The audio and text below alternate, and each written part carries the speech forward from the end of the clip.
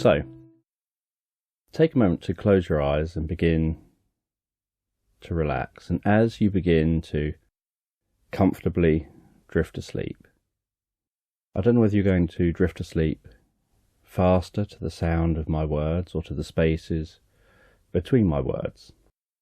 But as you begin to drift asleep, I'm just going to tell this sleep story in the background. And you find yourself walking along a seafront. And you're walking along a sandy beach. You got the sounds of a distant meadow on one side of you, and beyond that meadow is some woodland. And on the other side of you, you've got the sound of the ocean rolling in up onto the shore, gently rolling out again. And as you wander through that sand, you walk closer to the seashore, noticing the way the footsteps change and how they sound. As you walk from the dry, soft sand down into that damp sand nearer the shore, where your feet make a slight sloshing sound in the sand as they push that sand down and pull some of that sand up like a slight vacuum under your shoe or under your foot.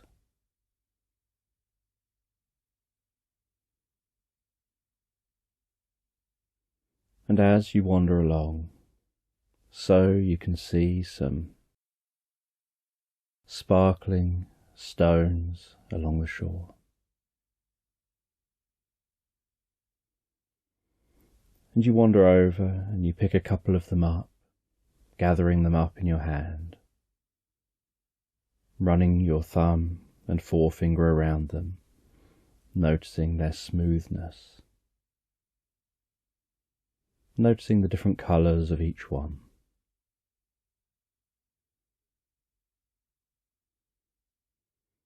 And as you continue walking, you get a handful of those stones, noticing how these little bits of glass have been shaped over many years, broken up, rolled around, and through simple wear and tear of the ocean, they've worn down to be incredibly smooth.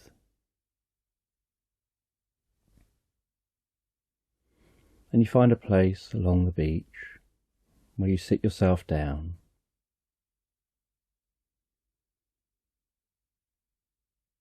You create a small campfire.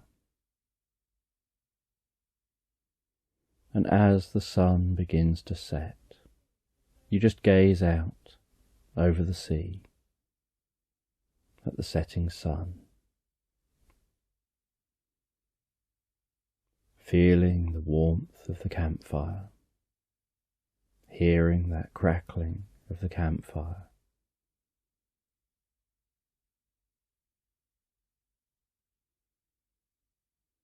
And as the sun lowers down over the horizon, so you can look in another direction, seeing the moon appearing in the sky.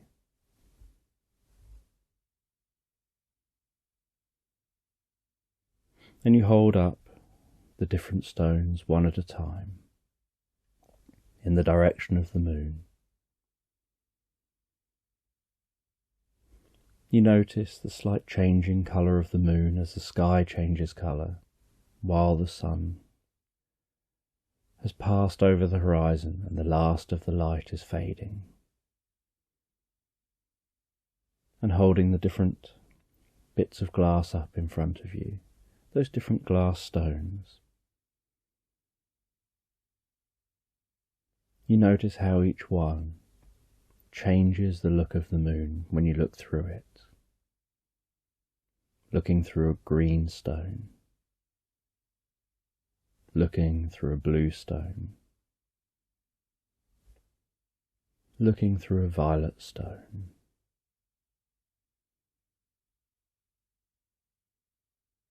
You then just rest back near that campfire, gazing up at the sky,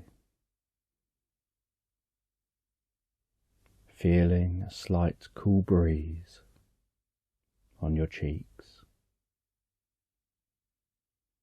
as you watch those stars very slowly circling overhead. See the occasional shooting star streak across the sky. Getting a glimpse of perhaps a slight glow in the sky. As your eyes begin to close, you begin to drift comfortably into a reverie. And while you drift into this reverie, your mind starts focusing on the sight of that moon through the different coloured pieces of glass. And as you focus on that sight of the moon in a different colour,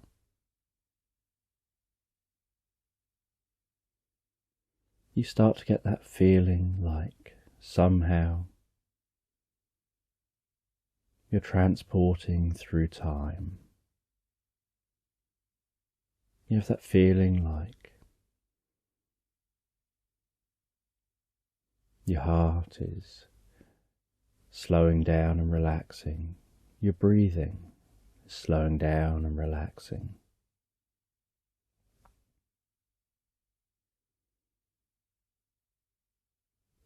And a sense within you, almost like you're somehow synchronizing with the past. And you don't know what's happening, or how, or why, or whether this is just part of a reverie. But you feel so comfortable going with the experience. And you have that feeling of your hands resting on grass in a meadow. You have a feeling of the sun beginning to rise and warm your face, beginning to see light through your eyelids, smelling the flowers of the meadow.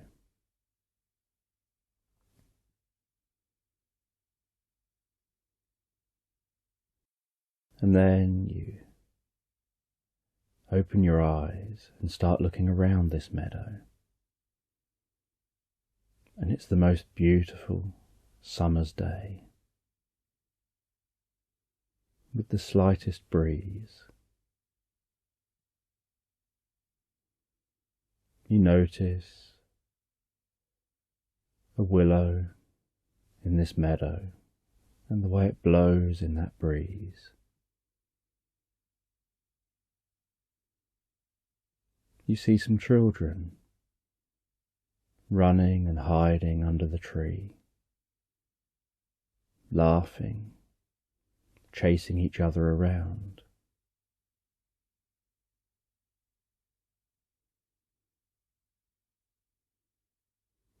You see some parents sat down on a blanket.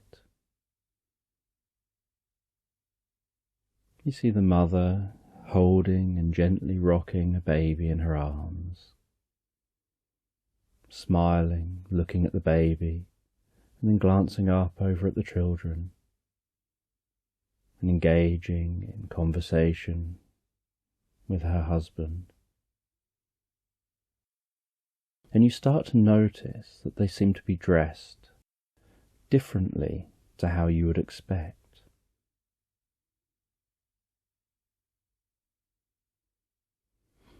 And you realise that they appear to be dressed as if this is perhaps the early 1940s, maybe even the late 1930s.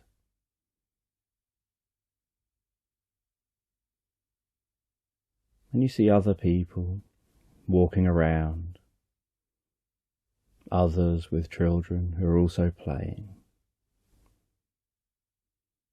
And everyone looks so happy around you.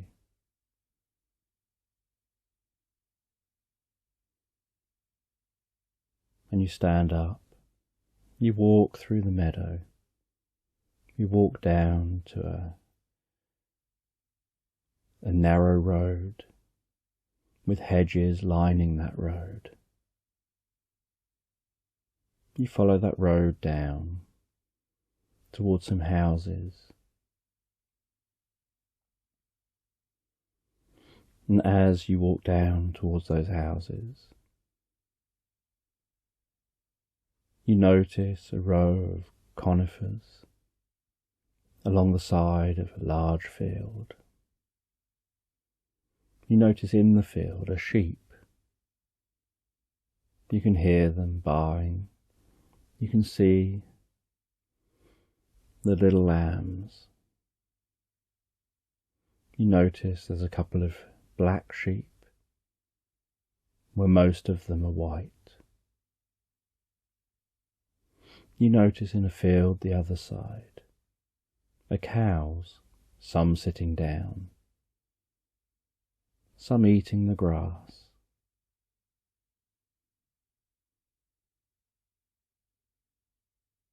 And as you continue walking toward the houses, so you just have this feeling like this is just the most beautiful and perfect day.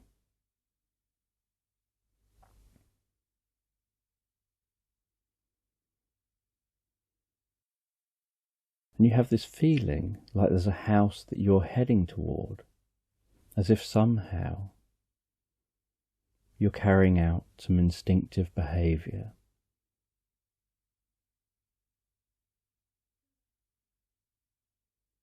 And while you walk down between the houses, you can hear someone mowing a lawn.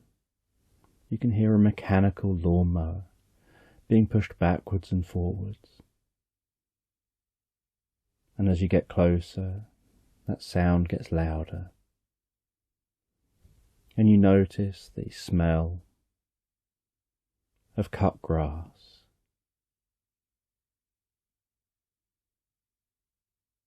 And as you near the gardens of these houses, so you hear even more country birds. You see in the gardens butterflies flying from flower to flower, bees going about their business.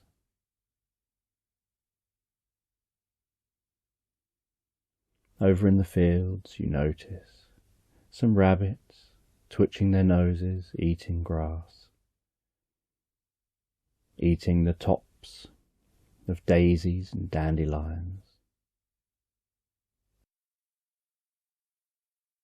And then hopping a little way and being very vigilant.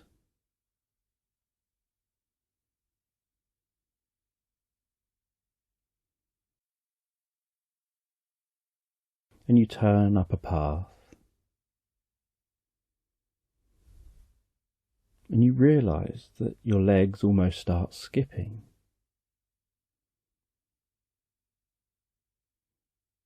And you skip up that path toward the front door of a house, and the door's open.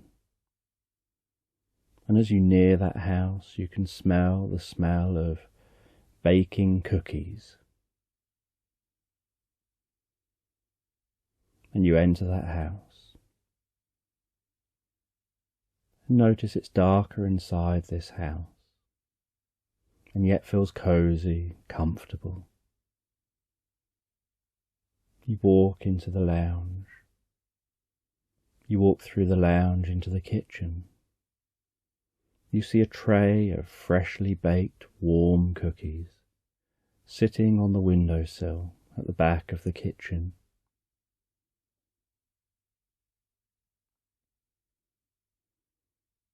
You see a woman dressed in a long dress.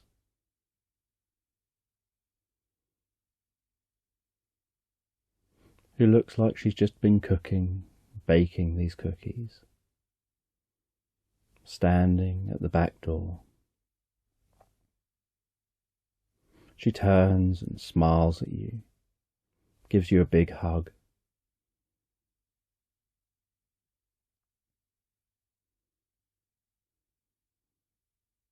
You see a cat walking in from the garden that comes up and starts weaving its way around your legs, around your feet. You can hear it purring at your feet.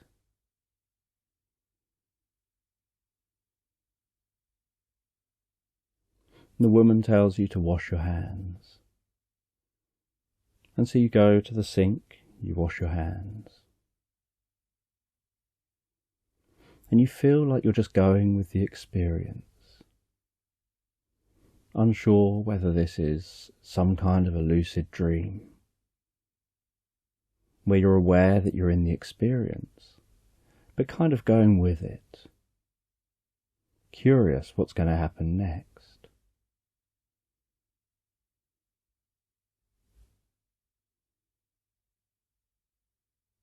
And you see, as you're washing your hands, that out in the back garden are some chairs and table.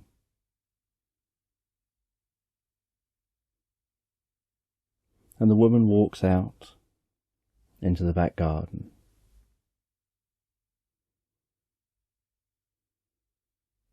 And she calls you out into the garden as well.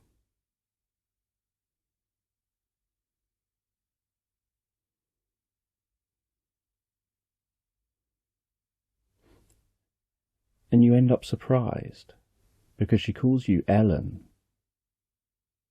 and yet you know she's not your mum.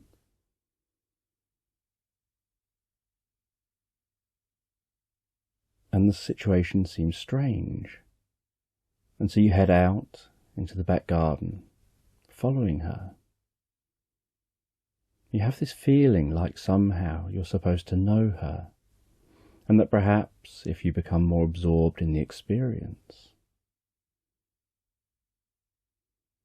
things will make sense.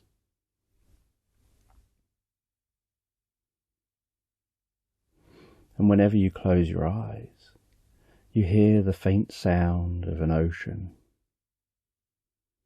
And you hear that with each blink. But when your eyes are open, you're here. And you realise that you're a small child. And you head out into the garden.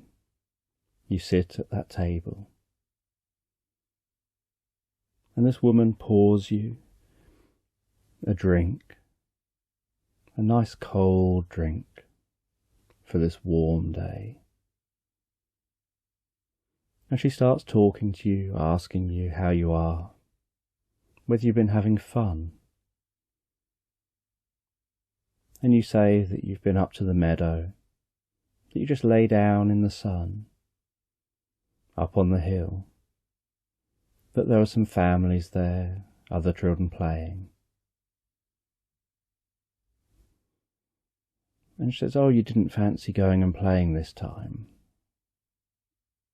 And you respond that you just felt like relaxing for a little bit, that it looked fun to be running under that willow tree. But you liked the warmth of the sun on your face, just lying back, the feeling of the grass under your hands, your arms, and just having a moment to relax.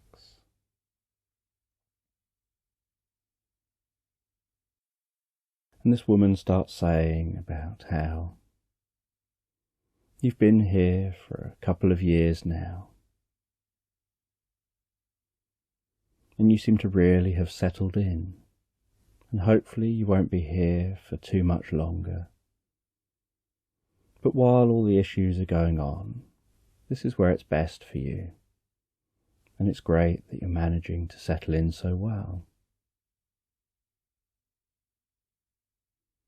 And you start to realise and get flashes of memories.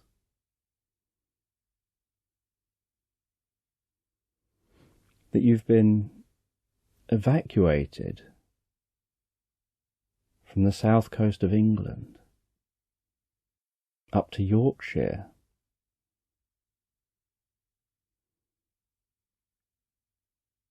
because there's some fighting going on that your parents want you to be safe from, and you suddenly remember that. And then you smile and remember that you're here and that this is a fun place to be, that you like being able to play with these children, these friends of yours you've been making here. You like that each day seems to be sunny. You like all of this countryside and how friendly all these people are.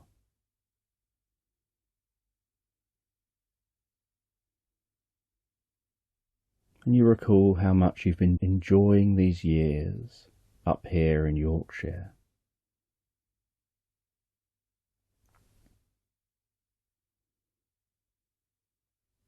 And after your drink, you wander down the garden.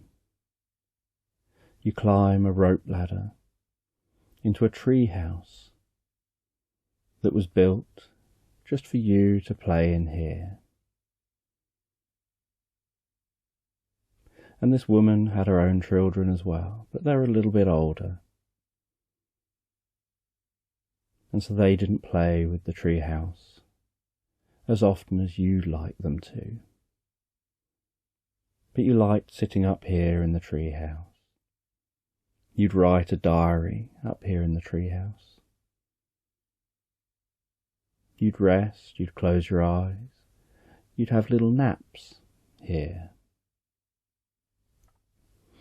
And sometimes the cat would come up and join you.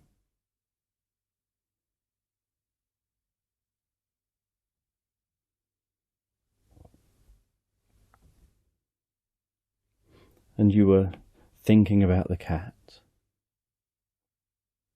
and wondering why they decided to name the cat Tiddles. But just as you were wondering why they named the cat Tiddles, it looked up at you so lovingly as it jumped up into the tree house, scrambled in.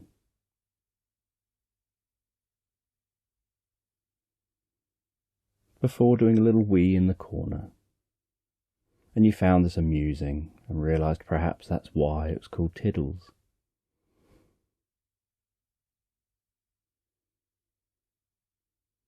And a part of you was aware that this isn't you, and was also aware that you were aware of who this is. Almost like two brains in one body.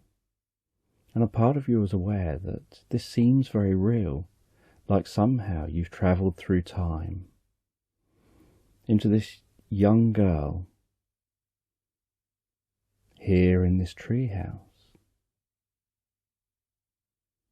And you noticed that she had her child humour that so easily gets lost as people get older.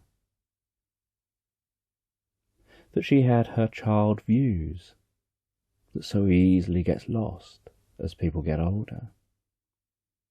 She had an innocence to her views, and a way of seeing each moment as being a moment, and being able to be in the moment and enjoy the moment, and enjoy the simpler things in life.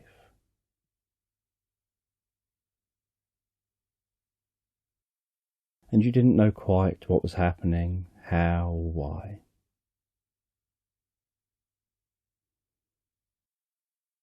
And that night you went up to bed. You settled down into the bed up here. And as you closed your eyes and began to fall deeply asleep, so you could hear the sound of waves in the distance. You could feel the warmth of a campfire as you drifted and floated deeper and deeper asleep. And in the morning you could feel footsteps on the bed as Tiddles jumped up on the bed, scrambled over to you, and all but sat on your face to try and wake you up. And you opened your eyes and looked up at Tiddles, and together you headed downstairs. You went and had breakfast, and you could see a little pile of post on the table.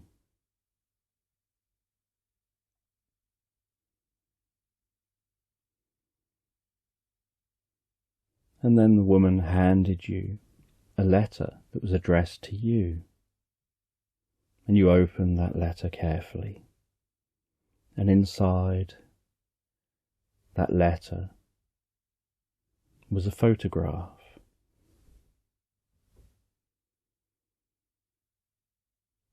And it was a photograph of your father in a bunker.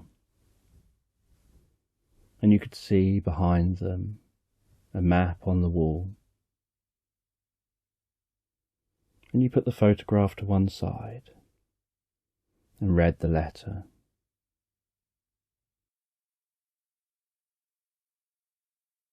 And the letter spoke about how much they loved you. It spoke about how they hope you're enjoying yourself, how they hope that the weather's nice, how they're doing well and looking forward to when they can see you next.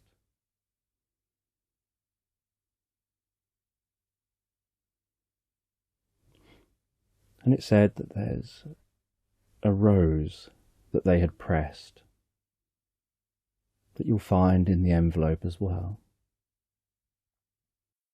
and that they want you to keep that rose next to your bed,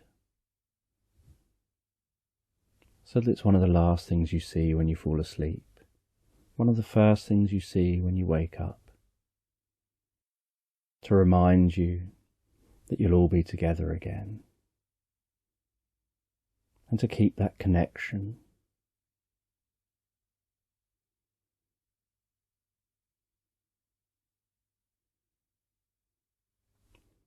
And you take that rose out, you take a look at it, you feel it in your fingers.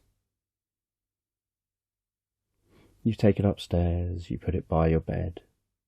You stand up, the picture of your dad, next to your lamp.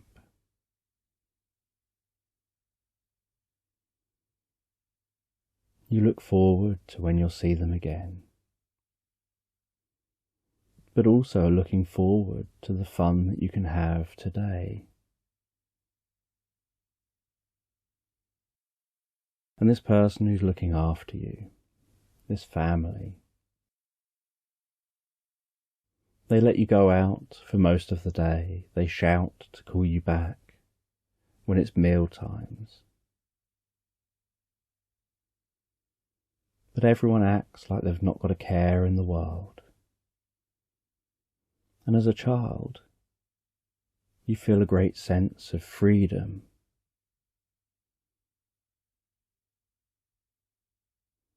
And so you run out the front door, you run down the road, you run into a meadow, you play with some other children. You head along the edge of a stream near a meadow. You carefully walk along the edge of that stream. Carefully walk over a fallen down log that crosses the stream. And you head into a farm a little way away from where you live.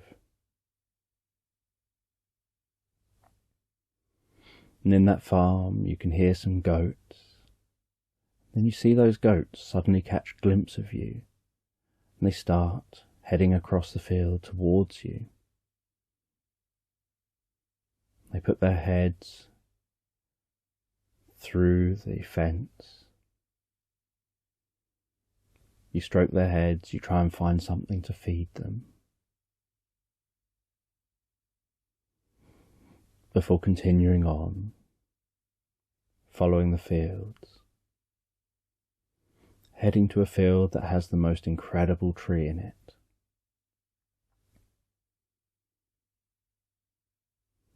And as you near that field, so you see the largest horses you think you've ever seen. Giant hairy horses. And you see a farmer carefully attaching a cart to one of those horses. And this cart seems to have some kind of a plough at the back of it. And they start walking it to a field and then walking it through a field. And they lower that plough down. And they walk with it through the field as it ploughs that field and churns that mud up.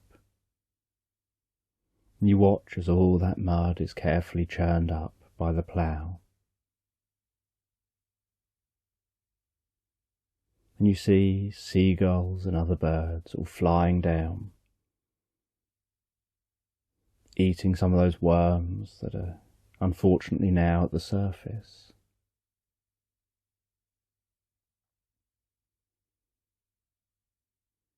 And you feel like you could watch this farmer working all day long, but the other children with you want to go to this tree.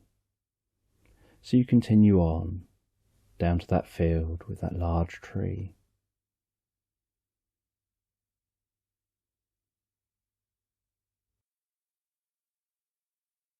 And that field is down where the stream goes and meets a river.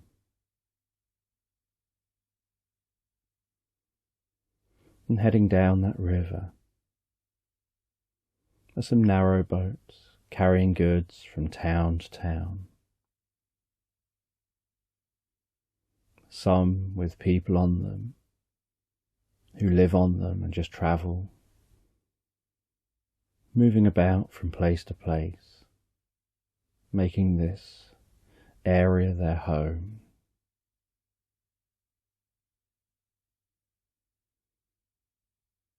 And you go into that field and you see the most beautiful, enormous oak tree. And this oak tree looks a bit scraggly in places, like it's been here longer than time itself, which to you as a child is perhaps not that long, but it looks like it's seen so much life.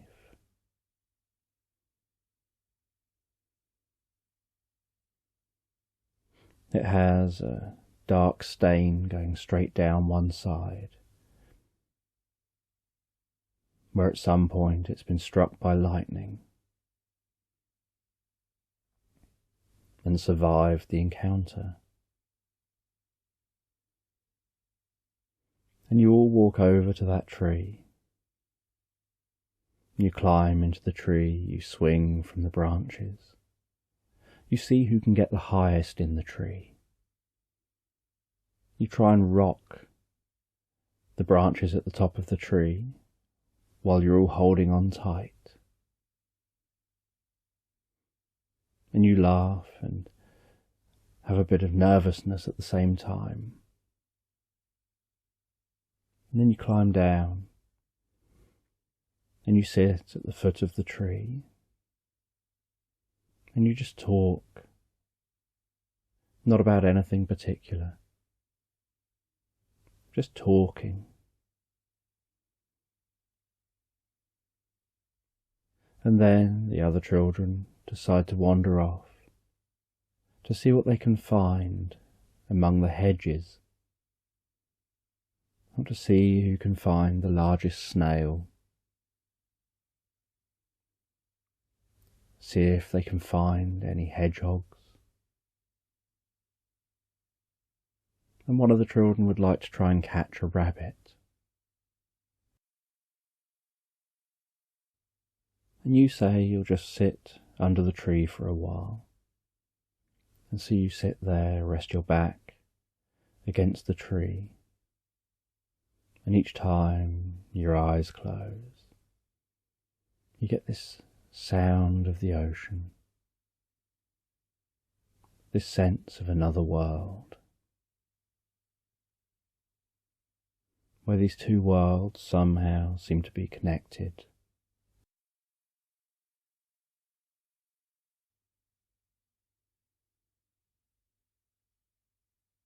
And while leaning against the tree, you start to notice almost like the tree is beginning to vibrate slightly. And so you stand up and turn around. You touch the tree with the palm of your hand, feeling the bark of that tree under your hand.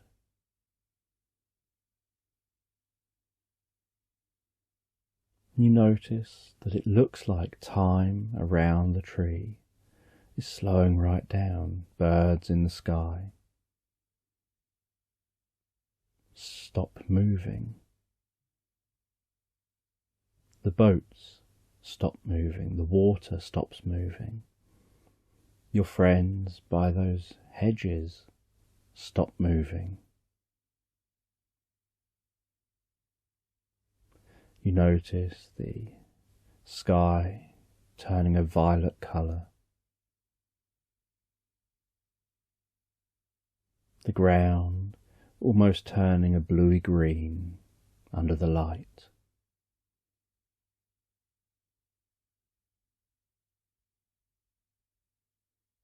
And then you notice that around you and around the foot of the tree, toadstools seem to spring up,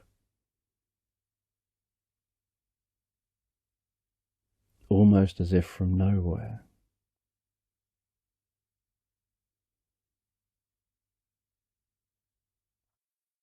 And you're curious what's going on.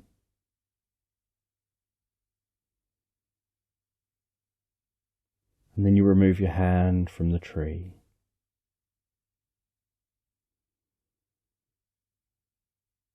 And as you do, you notice somebody incredibly friendly wandering out from inside the tree. And they're dressed almost like some kind of a wizard, but not in any bright kind of robes. But they do look like they've got a cape. And they look like they've got a tall staff. And you think to yourself, it looks like the ideal walking stick. That everyone needs a good walking stick when you're out in the countryside. And theirs looks so perfect for the job. And time seems to still be stood still, except for you and this person. And they explain that they're a hermit, that they like to keep themselves isolated, away from others, and their role is to protect nature, the environment.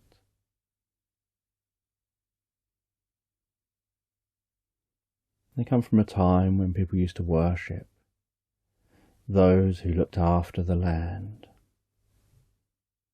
when people used to believe that there were spirits that looked after the land, and that although people were wrong, that there weren't necessarily spirits.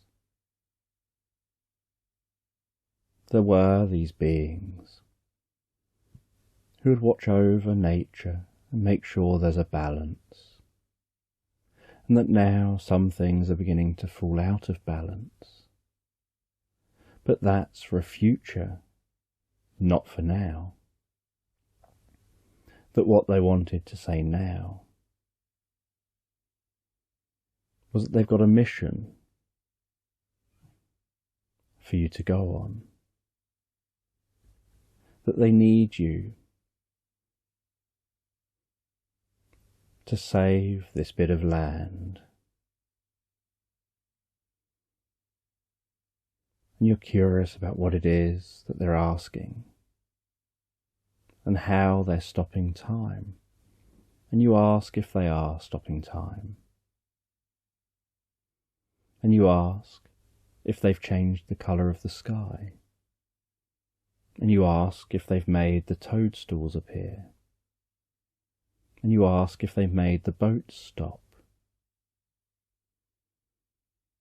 And they respond in a bit of a crabby way, and then apologise. They don't really talk to people that often, so all these questions become a bit too much for them. They explain that they know that you have a connection through time. That it happened that the two yous happened to fall into sync with each other. That you were both doing the same as each other at different times. And yet through time, your brainwaves synchronized. Your consciousnesses merged. And it means that you're in a unique position to be able to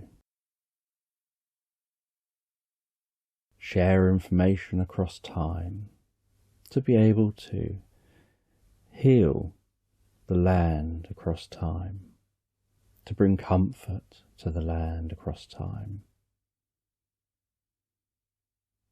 And that you don't have to know, as either you, exactly how any of it works.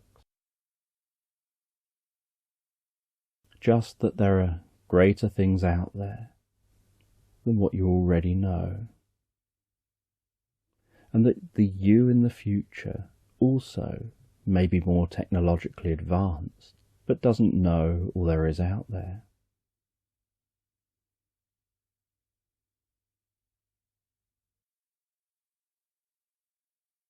And the child responds, just accepting what's said. And the adult has more questions, but goes with the child's consciousness. And this hermit explains that there's a secret location that once it's night time, where you can make the journey alone, you can head to that location. And there's something you'll find there. And you'll know what to do when you get there. They then tap their staff on the ground, head back into the oak tree. The sky changes back colour. You can hear your friends. You can hear the water, the boats, the rustling leaves. You can see all these toadstools that are now bright red surrounding the tree. You walk away from the tree. You ask your friends about the experience, whether they shared the experience. and to them it seems like time stood still. You wonder for sure whether you'd had the experience or not. But you know those toadstools definitely weren't there. And after you and your friends finish playing here, you all begin to journey home. And as you journey home, they're all looking around excitedly, while you're in your own mind, curious about what you've got to do when everyone's gone to sleep. And you arrive home, and that evening you eat your evening meal. You spend some time talking with the family here before heading up to bed. And Tiddles sits on your bed with you, and you pretend to go to sleep. And then you open your eyes and you sit there a little longer. And you look over at that photo, at the rose. And you sit there longer still, until the whole house goes quiet. And as the house goes quiet, so you carefully sneak down the stairs, sneak out the front door, close the door behind you, and head out into the night. And you start heading to where you were told to go. And you don't think there's anything special there. You head in a different direction to the way you normally go, heading down the street and off a footpath, heading into the woods. And you walk through the woods, hearing the occasional sound of the odd bird, the rustling of the leaves, noticing just the slightest dancing silver rays of moonlight occasionally reaching the floor of this woodland.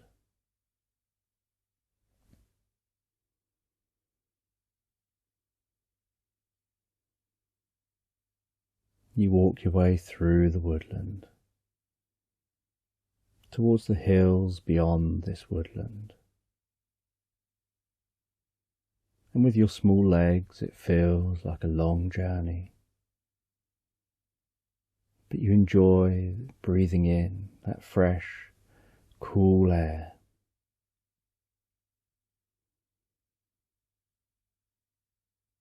You enjoy hearing these sounds at night you don't normally get to hear.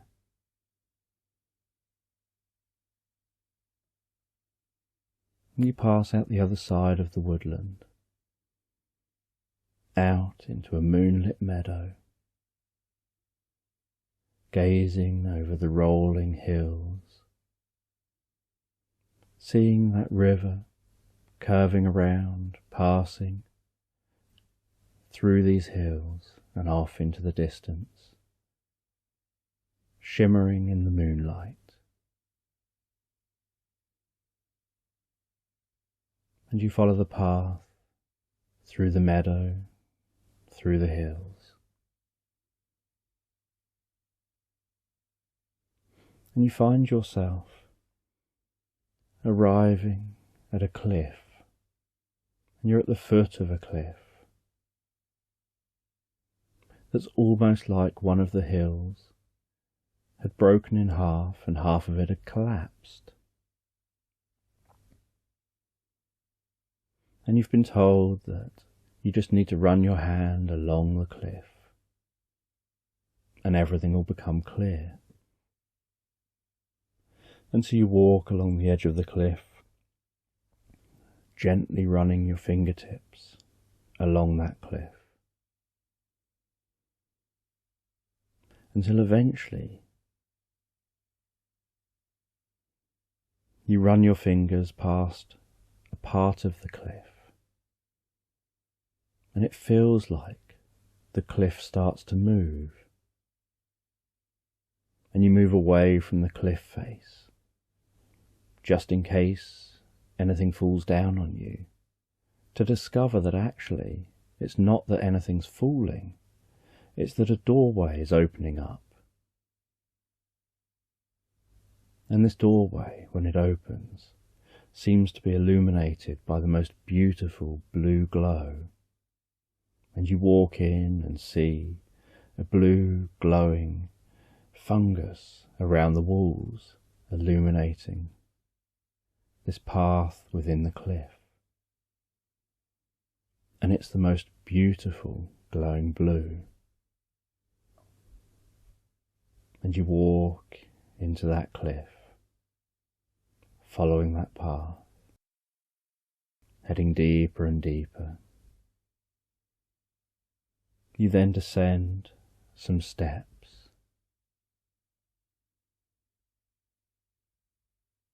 and as you descend, you notice how the air pressure seems to change, how the sound seems to change, and you find yourself in an open space, and in the centre is a glowing blue pool of water.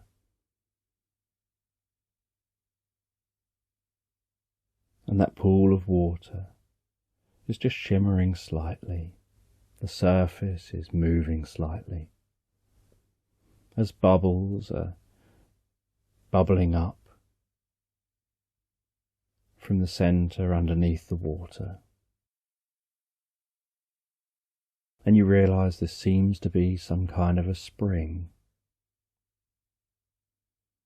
And you walk over to that spring.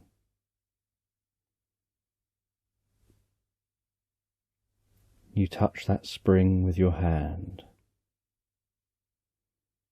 And as you touch that spring with your hand, so you can feel how cool that water is, and you notice that blue surrounding your hand, glowing around your fingertips, around the palm, around the back of your hand. You lower your other hand in, you see the same happening to that other hand. You lower those hands even deeper into the water, and you can feel the surface tension of the water around your wrists, feeling the coolness of that water, the calmness of that water, almost like that water is beginning to pass healing coolness in through your hands, comfort through your hands, as if that's spreading up through your hands and round through your body, comforting, calming, relaxing through your body, as if somehow it's helping you become one with this cave, with this open space. And as that blueness begins to pass around your body, so you begin to feel even deeper relaxed. And the deeper relaxed you feel, the calmer you become, and the more serenity passes through you. And each time you blink, you hear those waves and the crackling fire, and you realise that the you there is beginning to glow blue and relax and calm and feel comfort throughout the body and deepen that connection. And then you notice that the fungus around the walls, the blueness, is increasing in intensity and is beginning to spread. And that the fungus, the strands of it, are stretching out, meeting with itself, until it's covering the entire wall. And then the whole wall around the outside starts glowing and pulsating blue. And then you hear a deep, throbbing sound pulsating around you as that blue light is pulsating.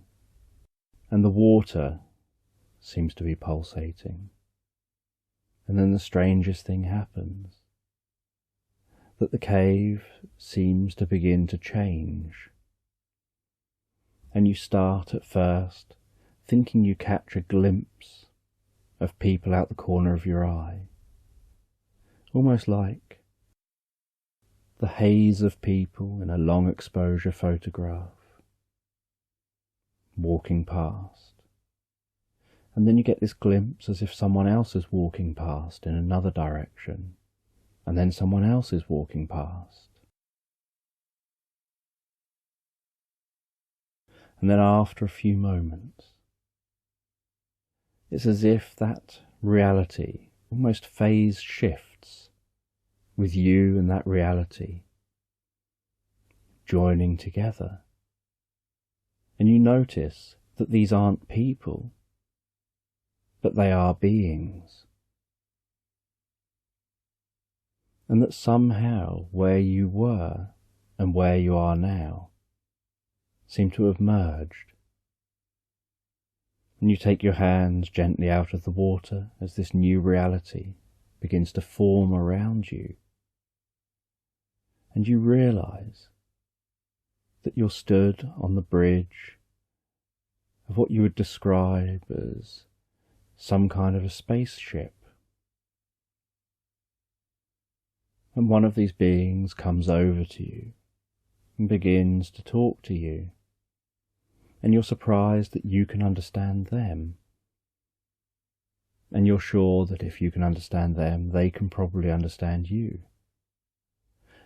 And they ask you what your name is.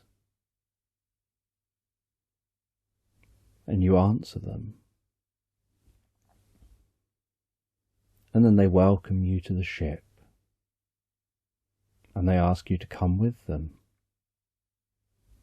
And you have so many questions for them.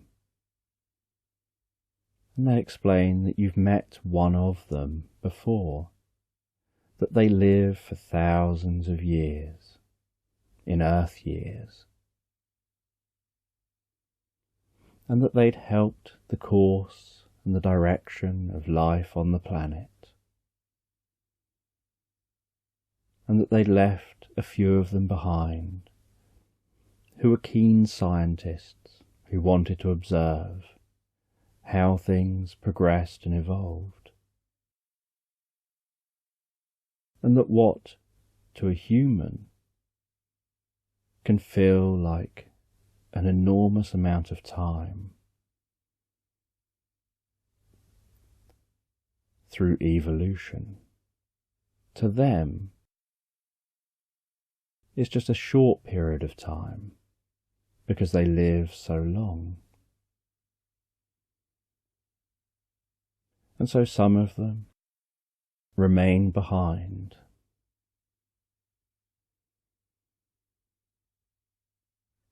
And that they chose you to pass on a message, because they couldn't themselves travel to the ship. Part of being left behind was that they had their research posts, and they can observe from those research posts. And they have their ships, but they're not expected to go to their ships unless it's absolutely necessary. And clearly, the one that you've met trusted that you would be better placed to pass on the message than them having to find their way to their ship. That there's something different about you, and you explain that there's two of you here, that may not make any sense because it doesn't to you. But there's two of you here, and that they said that made you special somehow. And this alien spoke about quantum entanglement and about some strange properties that can occur. And that although what's happened here isn't exactly that, it's within the realms of what the you on the beach can understand.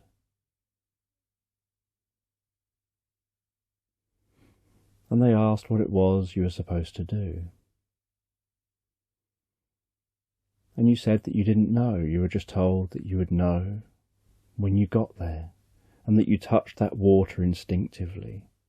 You just felt this compulsion to touch the water.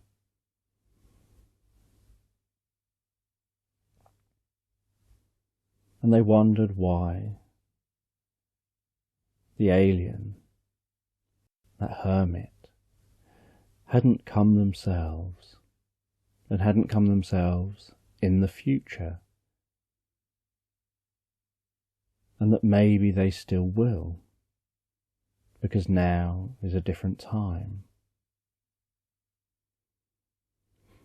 And as a child, you were confused. As an adult, you were slightly less so, but still slightly confused, because you hadn't even considered that maybe that hermit could still be around at the time the adult is around. And they reach out and they ask if they can just do something, just access through time by making contact. They touch the side of Ellen's head and they relax, and Ellen feels that deep, comfortable relaxation, feels her breathing softening and relaxing. As the you on the beach begins to also feel that deep relaxation and connection, and then begins to feel the voice of this alien in your mind, and notice this alien scanning your mind, and the alien scans and detects what it is that they needed to know.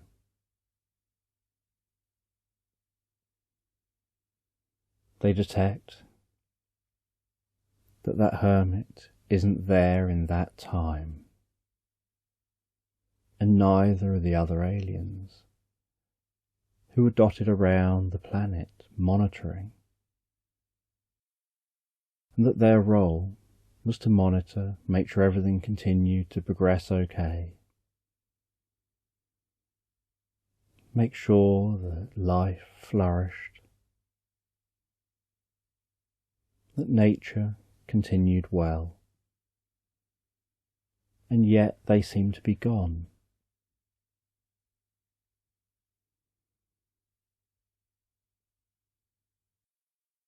And the alien wondered where they had gone in the time between one mind and the other, and so probed and explored, and then discovered that something had happened that had made them no longer around, and that this needed to change, and that's why they'd used the you and the girl to be able to pass on this message, to show that they had a future that was ending soon. The alien then removes their hand.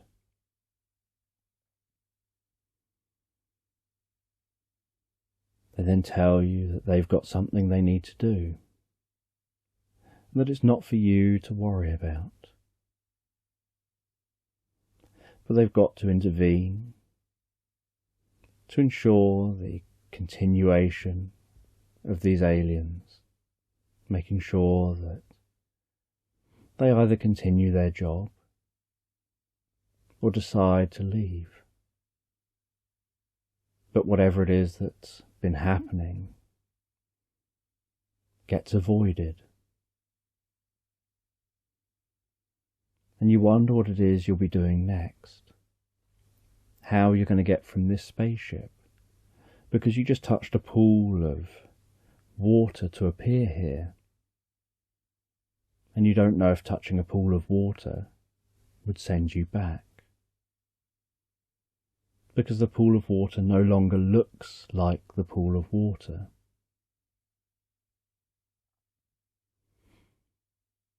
And the alien walks you to a screen that looks like a giant window and says that they'll be taking you home themselves.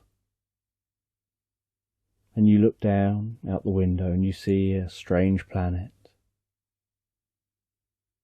You see 2 moons in the sky. And then in almost no time at all, the spacecraft shoots off.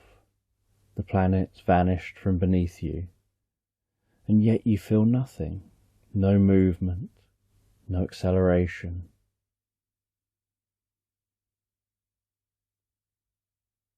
And then in almost an instant,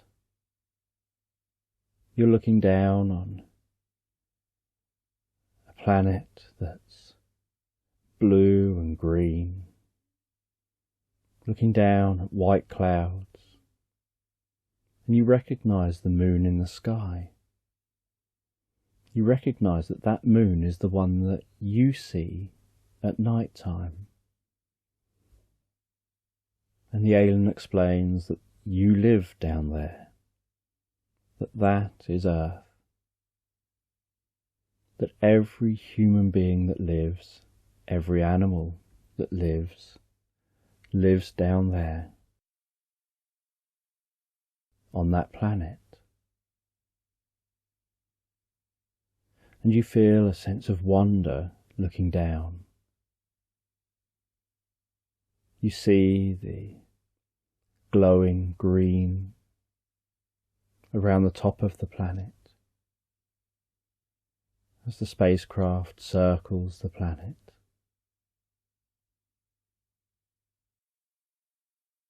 You recognize from maps where the United Kingdom is. You see that it's still in night time, and that it's just from some of the lights in some of the areas that illuminates just enough to recognize some of the shapes that make it up.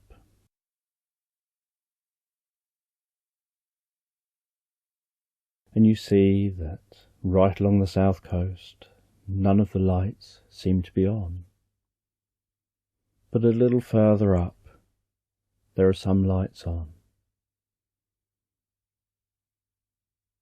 And that spacecraft flies down, heads to near that cliff, lands in a field. You exit that spacecraft, wondering what they're going to do and what it is that's happened between now and the future.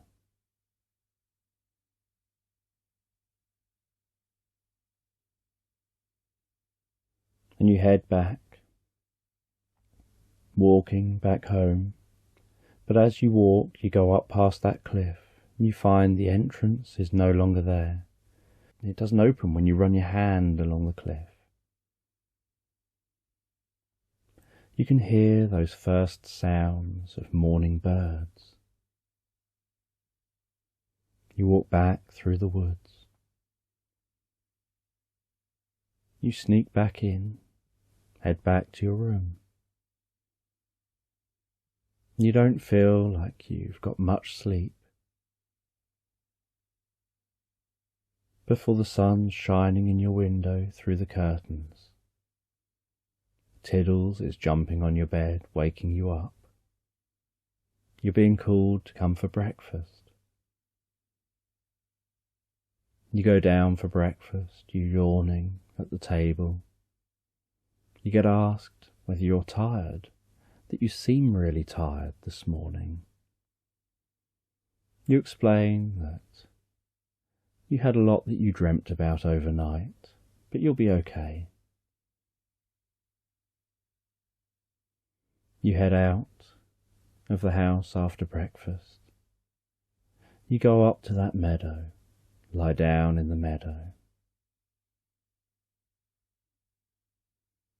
And you drift into a reverie under the warmth of the sun, hearing children playing under the willow tree.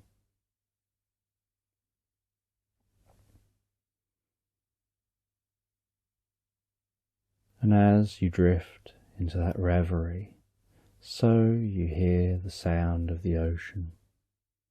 You hear the crackling of the fire. You feel the warmth of a morning sun. And you wake up on that beach.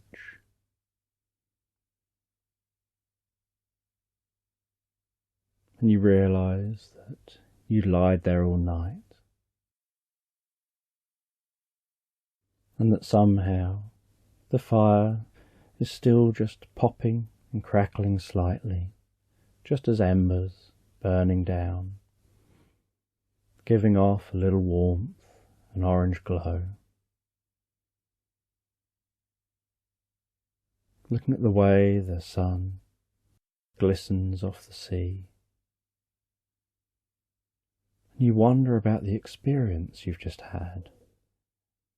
Whether you've just been in a reverie and yet it feels so real.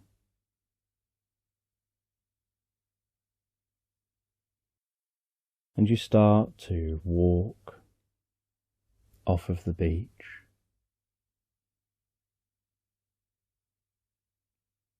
You head home, and once home,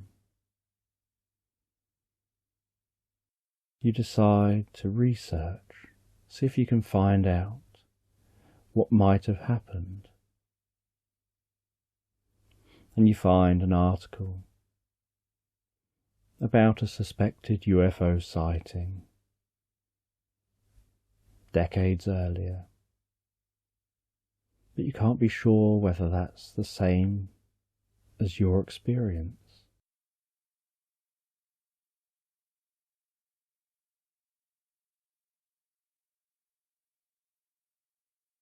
And then when the post arrives, you pick it up off the floor. You go to your dining room table. You eat some breakfast, and while eating, you open the post, and you see a handwritten letter. You open that handwritten letter, and as you do, a pressed rose petal falls out onto your dining room table.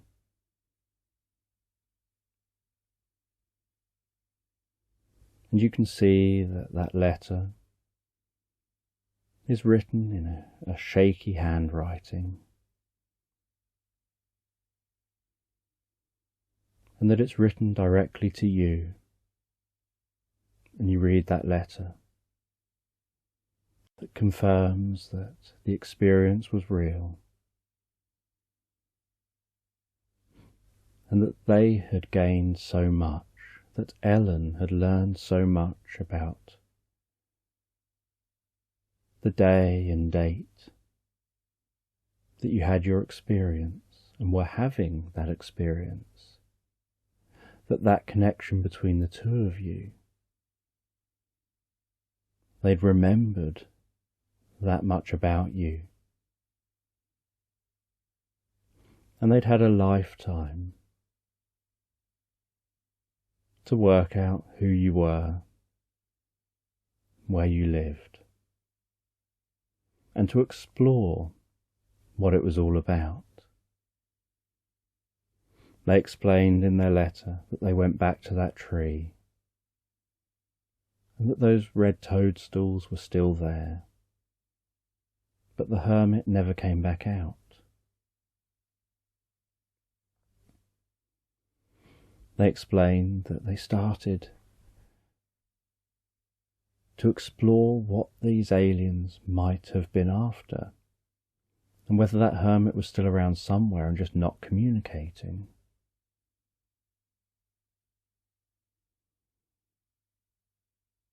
They couldn't find a way back into that cliff, and they assume it was opened just that one time for them.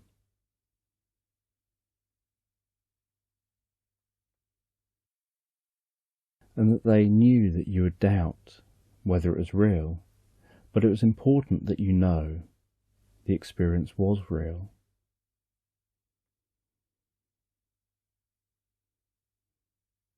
They said that they'd found something that's included with this letter, that's on the back of that rose.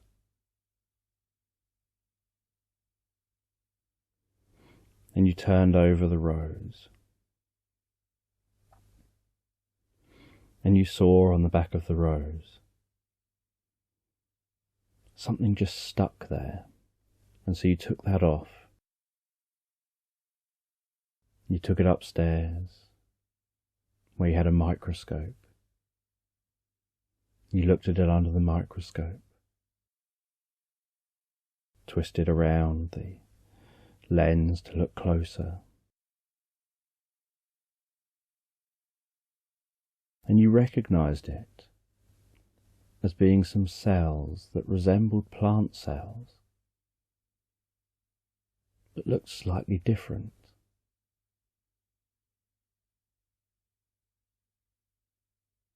And you carried on reading, and the letter explained that these cells are connected to the aliens, to their life,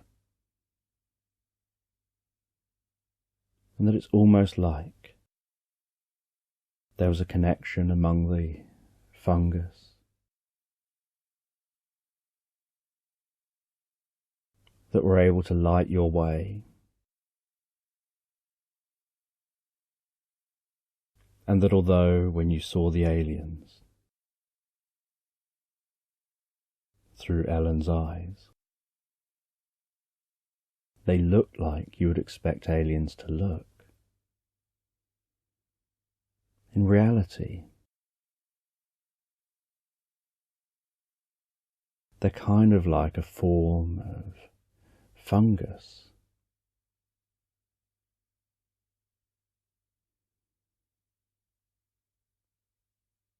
And you get really curious about this.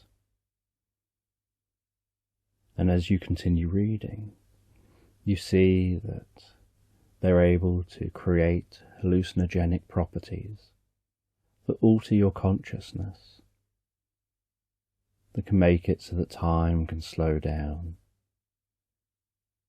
so that your perceptions can change.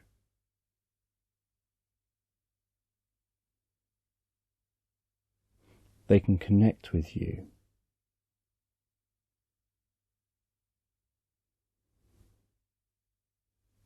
And manage to almost attach to your neural network, to be able to read the neuronal impulses.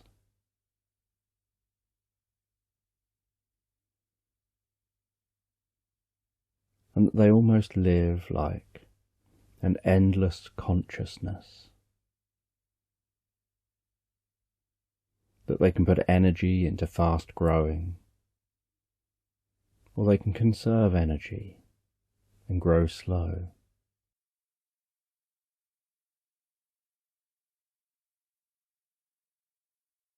But they can't really move much.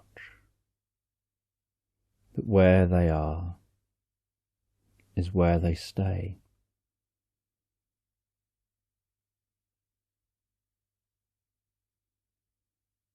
And the letter explains that this is what the problem was. That suddenly advancements in technology, in development, overtake all locations.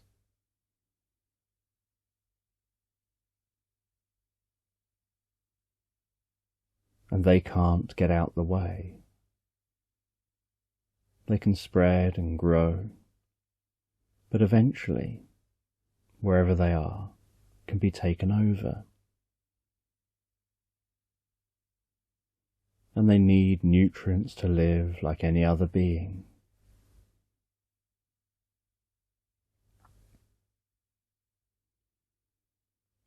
And that after that experience on the ship, the aliens came down. They had recognized what was going to happen, how there was going to be an explosion of humans around the planet, and the impact this was going to have on where the alien observers were, and that they were helpless to defend against this impact. That they might be able to defend for a while, but being unable to move quickly, just being able to spread out.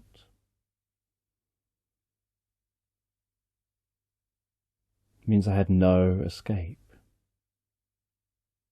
So the aliens came and rescued all of those researchers.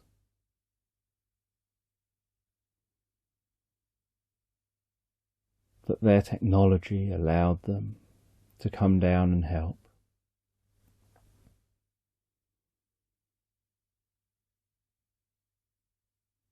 And that within each one is a core of the consciousness, and that's what needs rescuing.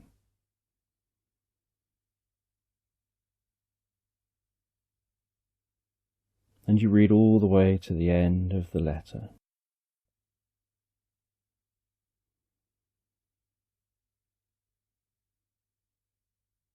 And then attached to the back of the last page, you see some photos. And they're photos of Ellen as she grew up. Photos of Ellen reunited with her mum and dad.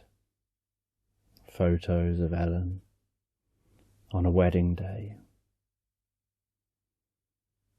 dancing, eating a meal, going on holidays. And you look through those photos, feeling that deep connection with this person that you existed with for a while, but barely knew, and yet felt you knew her well. And you really appreciated being able to look through those photos.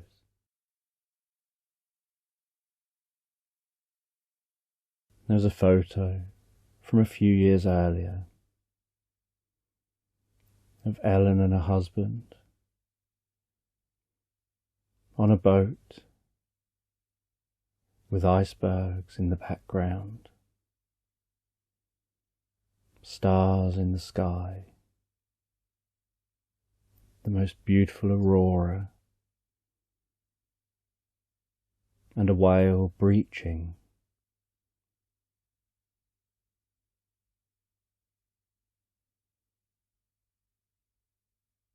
And just signed off, saying it's been a happy life.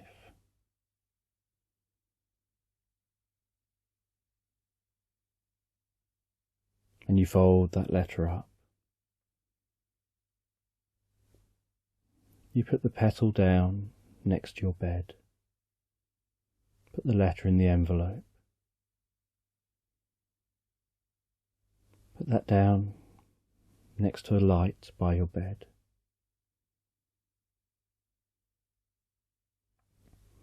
You go and sit downstairs in the living room, listening to a tall grandfather clock ticking away, letting you know that it's approaching the middle of the day. You feel somehow satisfied that you've been able to help somehow through a conscious connection beings you didn't even know, that somehow situations just seem to occur and you can be grateful for things you didn't even know you had to be grateful for. And you wondered whether, when you look up in the sky, those aliens are up there somewhere looking back down at you, whether they pay attention to who you are, that they met Ellen, and you wonder how much of you they know.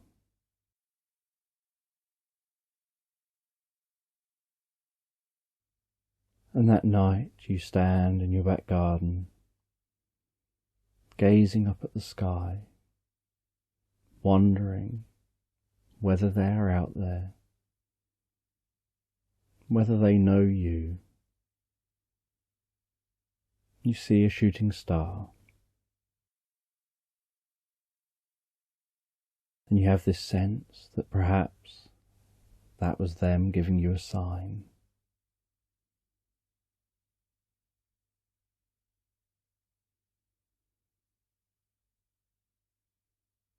And then you see the strangest thing. You see what looks like a tiny dot in the sky, floating, drifting, down towards you. And as it drifts closer, you realize it's getting larger and larger. And then you notice it's not that it's getting larger and larger, it's that it is large and it's getting closer and closer.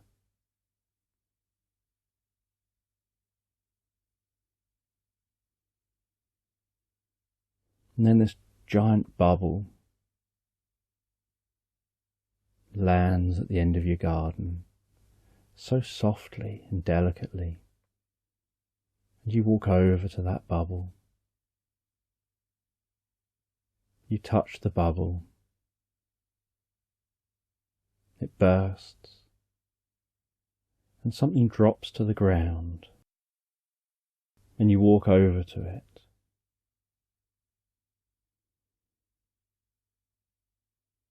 And you see this red toadstool just lying there on the ground.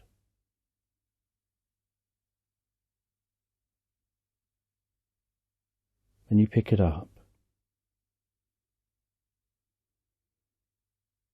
And as soon as you touch it, you get this connection with those beings. And they thank you for your help. They say that you should be really careful with this toadstool. You can plant it, and it'll keep growing as long as you look after it. And you can scrape off little bits of the red side of the toadstool, cook them up in some food, and they'll help you to explore consciousness, to connect with the nature of reality, begin to explore the wonders of the universe, and that this is the gift to you from them, and that as long as you don't do too much damage, it'll continue to grow and continue to be able to be eaten in small amounts for you to explore that consciousness. And so you plant that up. You place it on a shelf. You know that friends will often ask when they visit why you seem to be growing a red mushroom in your living room. And you know you're never going to say exactly why, but like that it's a bit of a talking point. And you go to bed that night, feeling satisfied, comfortable, looking forward to drifting and floating asleep. And as you close your eyes, you drift and float asleep and begin to connect with the wonders of the universe, having had a little of that mushroom before bed, drifting, floating, relaxing into the most pleasant, dreamlike inner experiences, so comfortably, all night long.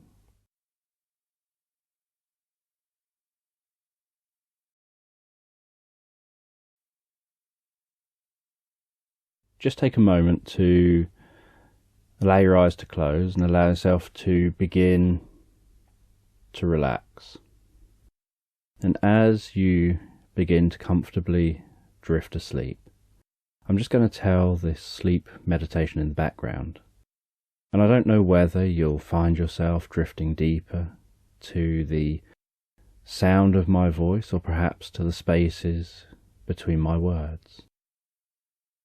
And as you begin to drift comfortably asleep, you can have a sense of walking through a forest. And you're walking through a forest high up in the Arctic Circle. And while you walk, you're sheltered from the wind. You're wrapped up warm and cozy. And you can hear the sound of the wind. You can hear the rustling of the branches of the trees. Noticing some snow occasionally falling down from those branches as they move. The crunching sound of each footstep.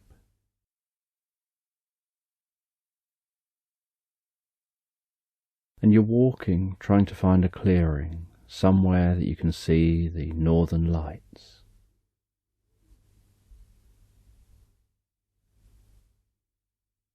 And you can feel your warm breath with each out-breath you take.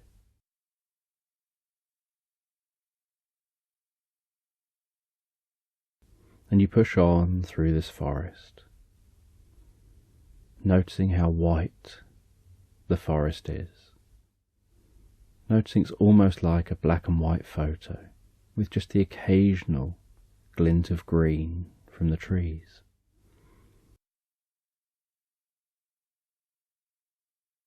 And as you continue to push through the forest, so you can begin to notice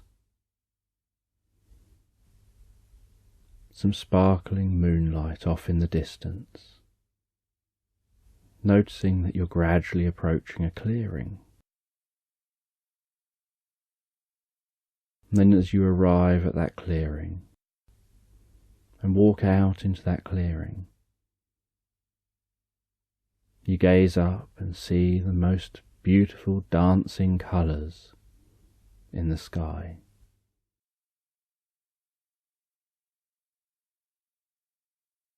And you watch those colours as they move and dance.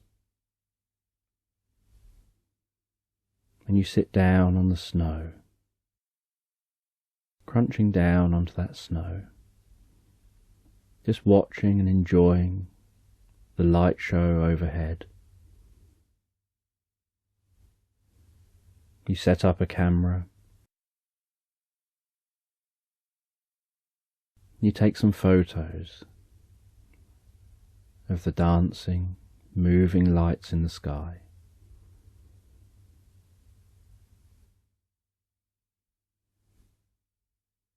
And after taking some photos, you continue to just sit and relax, noticing the way the moonlight seems to give a slight blue tinge to the surface of the snow. And then as you gaze out towards some snowy hills, you notice that there's a polar bear and a polar bear cub walking up and over one of those hills, illuminated by the gentle light of the moon. And you see that adult polar bear slide slightly in the snow while walking along that hill. And then walking to the peak of the hill.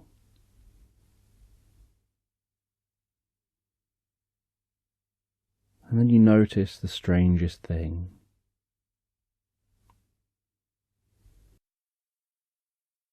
That the polar bear seems to sit down in the snow. The cub sits down in the snow. And then that light show in the sky begins to change. The lights begin to fill more of the sky, almost like they're lowering down to the ground. The light becomes more intense and appears more energetic. And while watching that, you notice that it looks like the light is coming down towards that polar bear. And you pick up your camera, zoom in on the polar bear to get a closer look. And while zoomed in on the polar bear, you notice its fur standing up on end. Almost like it's got static electricity flowing through it. And you can see the light jumping down, almost like little sparks, little zaps of electricity jumping out the sky onto that polar bear. And you notice how the fur on the polar bear begins to change colour and starts to have colours cycling around, almost like a light show within the fur of that polar bear, as if somehow that polar bear is channeling the energy from the sky down into itself, and somehow storing all that within its own fur.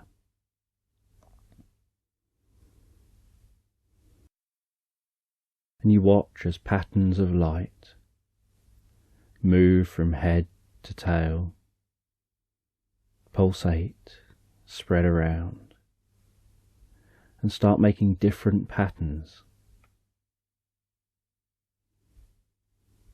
Almost like there's rhythm or music playing within that polar bear.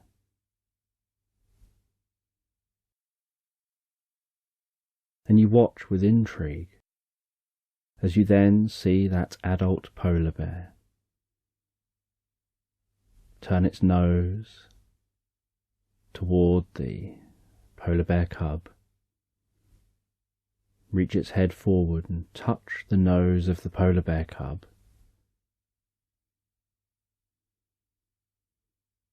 And it's almost like a spark of static electricity jumps to that polar bear cub.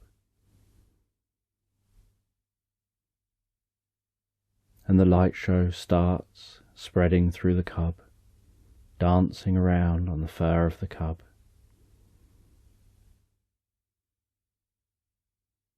And you take some photos, knowing that later you won't believe your eyes.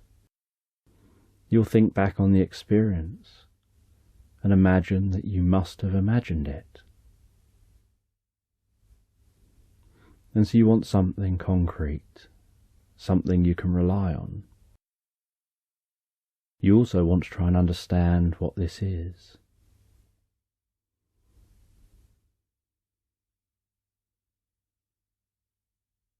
And after a while of watching those polar bears flash with different light, watching the way the light reflects off the snow around the polar bears,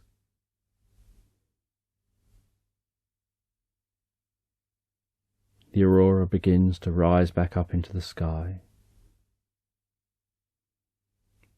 appears less energetic, and goes back to normal, and yet those polar bears still have dancing light pulsating through them. And the polar bears stand up and continue walking along the hill, and you decide you're going to follow them, but you keep your distance. So you follow those polar bears as they walk down the hill. As they begin to follow a trodden trail, it looks like they've probably walked this reasonably recently before. And you keep to the tree line, and you keep your camera out. And every now and then you zoom in, get a closer look of those polar bears, take a few photos. And then you notice a white fox come running out of the trees, and suddenly get startled at recognizing that there's something out here, because it wasn't expecting you to be there. And so it freezes for a moment, and with your camera out, you quickly zoom in, get focus, nice bit of background blur, a bit of halo from the moon, and quickly take a photo, and then another and another. That even under this low light, with the fox being white and the moon being bright, you don't need too slow a shutter speed. And then that fox turns and darts back into the woods,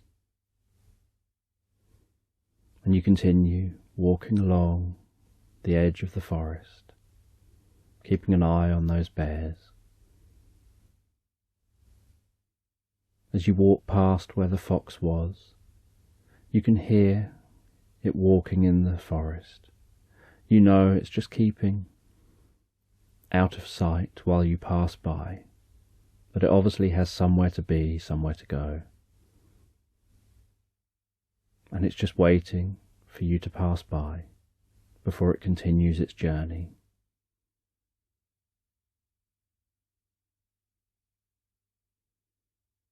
And you notice, while following those bears,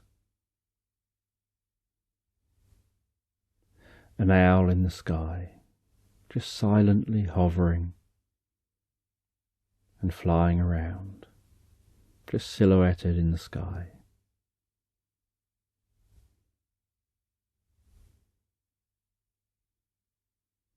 And you track that owl with your camera.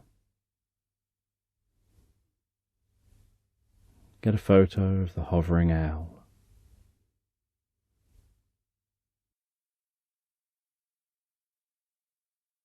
And you know that photography is about capturing moments that others miss.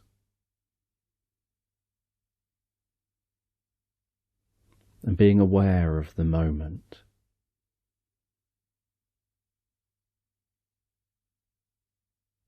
Keeping your focus open.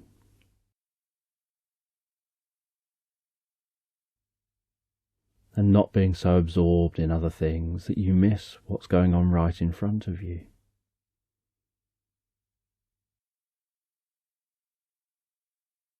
And so you take time to capture all of the unexpected pleasures that you see, taking each opportunity.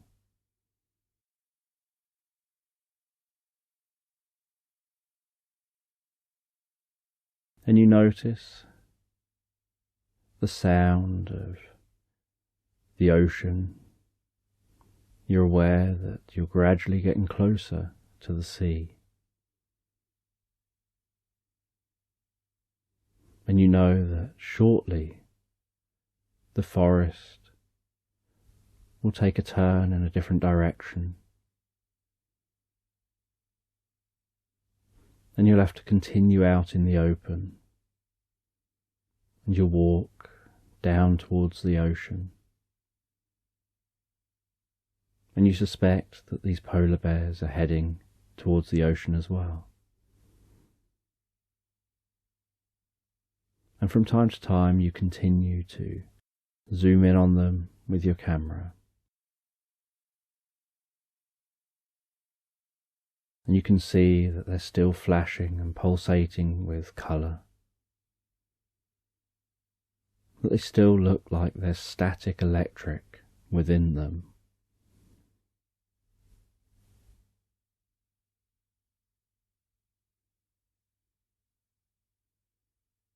And the ocean gets louder and louder as you get closer and closer. And those hills eventually turn into a cliff.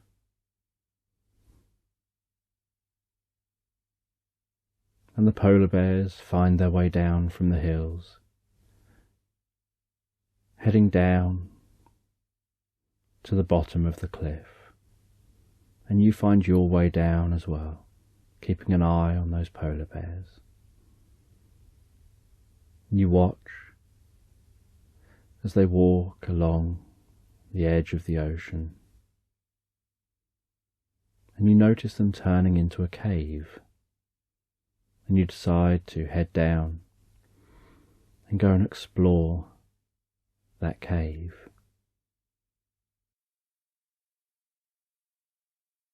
And so you follow those polar bears. You carefully and quietly enter the cave. And as you walk into the cave, so you notice the sounds change.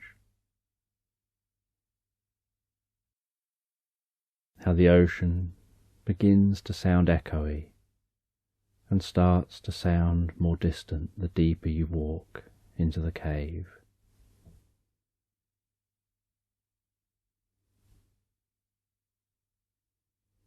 You use your camera to illuminate your path as you walk toward where you know those polar bears are.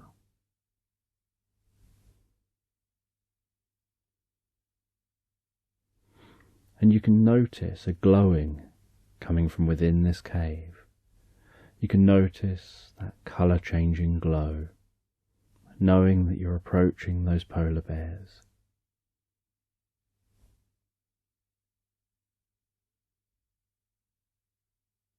And as you get nearer to the polar bears, so you notice this cave opens up into a chamber, and around the outside of the chamber is a glowing moss.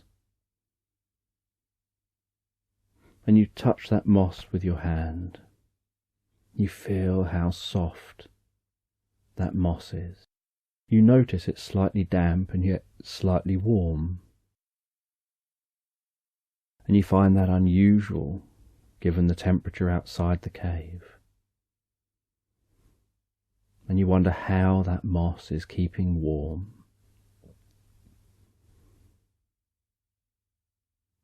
And you can see those bears sat in the cave, huddled up together, both glowing and having pulsing colours in different patterns.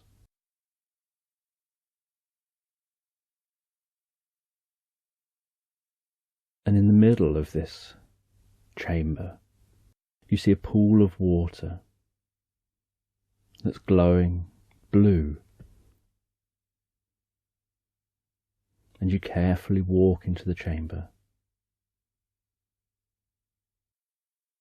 And something about the experience makes you feel safe around these bears. You have this sense like they've noticed you and don't care that you're there. Like they've just clocked you, got a bit of an eye on you, and trust that you're no threat to them, and they've got no intention of being any threat to you. And you walk to that water, and you notice that that water feels warm. You notice there's a slight steam, a slight bit of water vapour coming up, where it's almost like being at a spa. You have this sense that you could climb into this pool of water, relax down into it, and you'd be so warm and comfortable. And this water's bubbling just ever so slightly.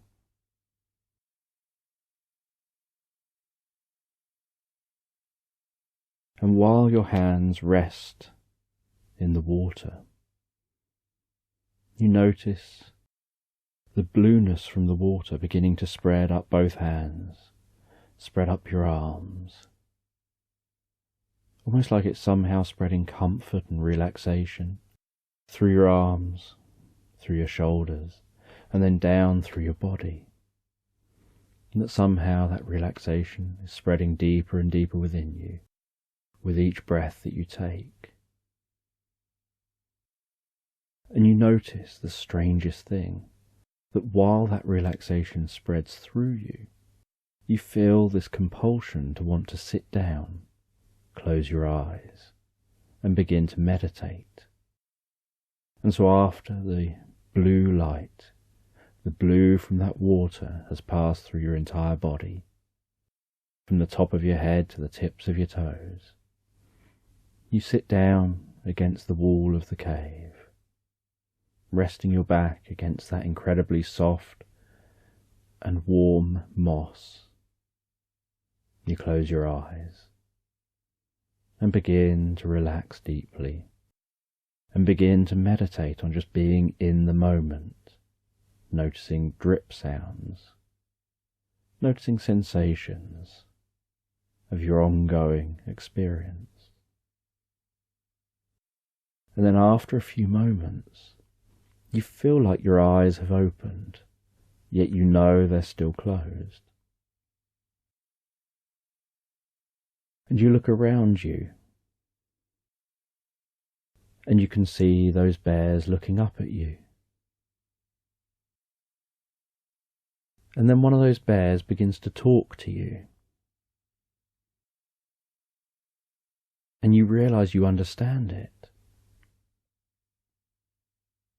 But you notice that because of the state of mind you're in, you're just remaining mindful. You don't attach to the fact that the bear is talking and that you understand that bear.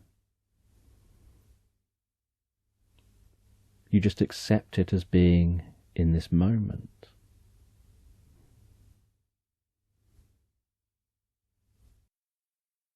And the bear explains where you are and explains what's going on. They explain that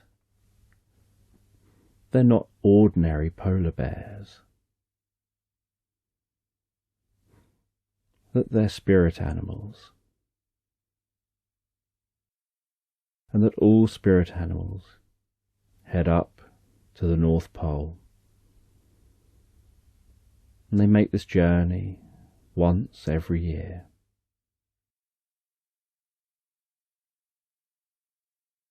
And they reinvigorate themselves with the energy from the universe.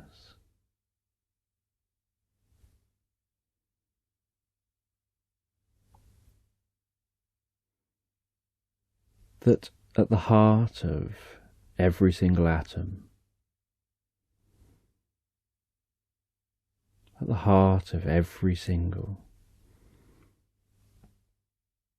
wave of existence, the most fundamental thing is the seed of consciousness.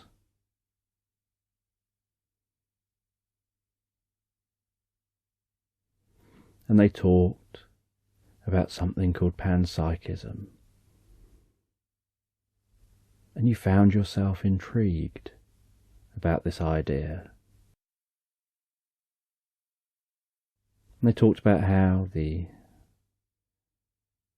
information is passed through the electromagnetic field, and that they've got the ability to absorb that information, and it's passed through the electromagnetic field from the universe down to clusters of galaxies, down to individual galaxies, down to planets, following that chain from universe through galaxies, through stars, to planets, a chain of information that connects everything, like a giant web throughout the universe.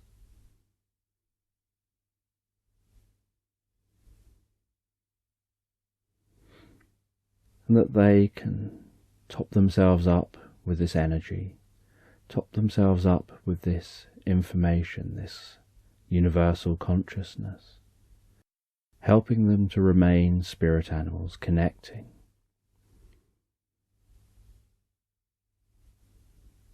with the rest of the universe. Almost like they're opening up a channel.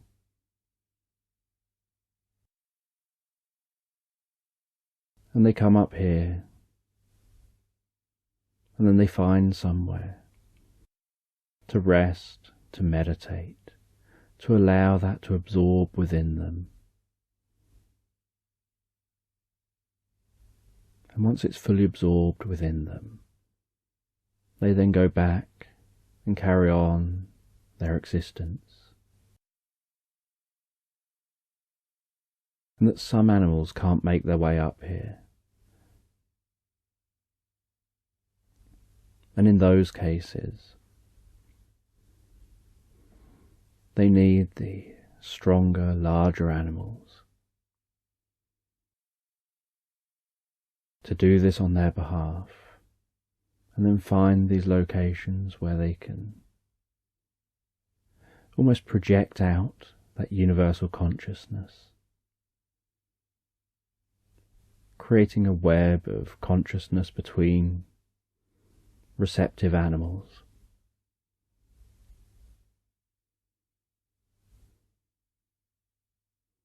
Where certain beings, like humans, just think that the animals seem to just know each other and somehow seem in sync with each other.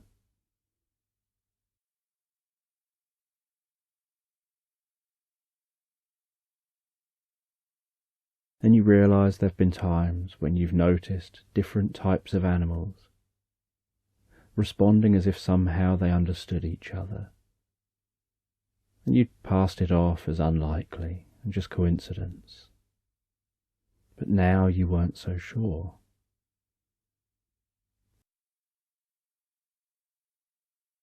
And the polar bear explained that this connection to a universal consciousness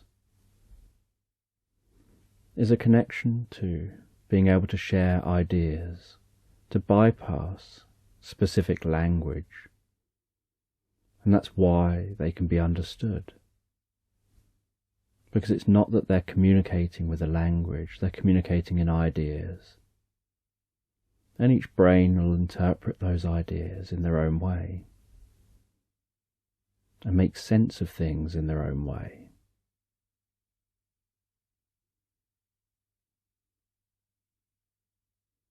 And that humans are one of the few creatures which aren't spirit animals. And that humans seem to think of spirit animals as somehow being invisible, spirit-like animals, when in fact they're normal animals in your everyday life that can project a connection upon you and with each other, almost like communicating through your spirit.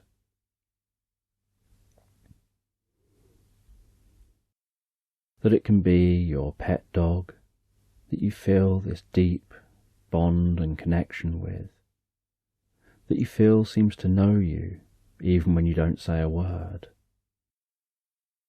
Or your cat that jumps up on your bed, snuggles up and nuzzles into you, as if somehow it knew that you needed a hug, or just needed that bit of attention. Or that can sometimes be sat in a corner, staring at something you can't see, where it's zoned out and it's connected with the wider universal consciousness.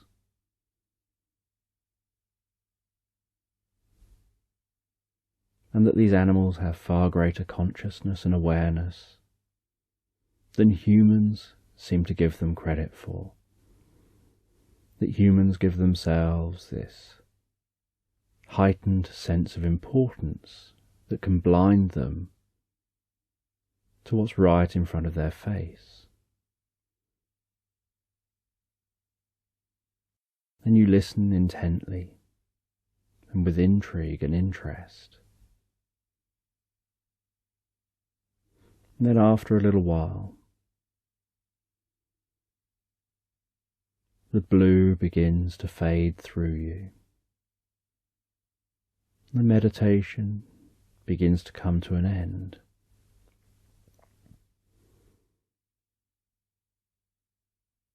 And you now have an awareness of actually opening your eyes in this cave, in this cavern. And you see those polar bears just sat there. You notice the colours are beginning to fade on their backs. The pulsing light is slowing down, and they look like they're about to fall asleep. And as they do, you leave this cavern and then you walk out of the cave. And you notice as you're walking out that you walk out into a sunrise, that the ocean has calmed right down.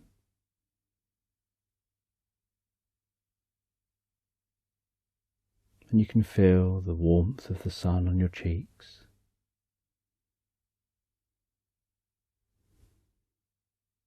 Noticing that that warmth of the sun is warmer than the coolness of the environment. You find your way back up toward that forest.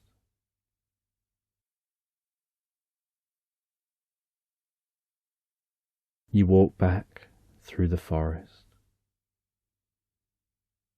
noticing the rays of light from the sun dancing on the path as the sun shines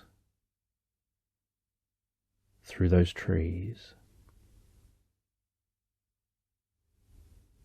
That slight mist as it warms up the snow.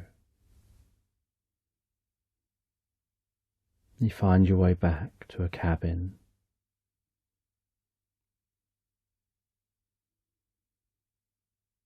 And in the cabin, you take off your outerwear. You light a log fire. Make yourself a hot drink. You sit in a chair by that fire, listening to the crackling of the fire, feeling the warmth of the hot drink in your hands, occasionally putting it up just under your nose, breathing into the cup a little, feeling the warmth from in the cup, and relaxing.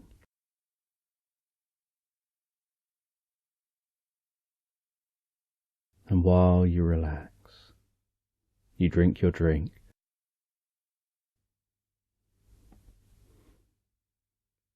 And then you realise you've been out all night. And so you just want to rest for a moment. You don't know if you'll fall asleep, but you just want to rest for a moment. So you read a book for a little while, sat in that chair,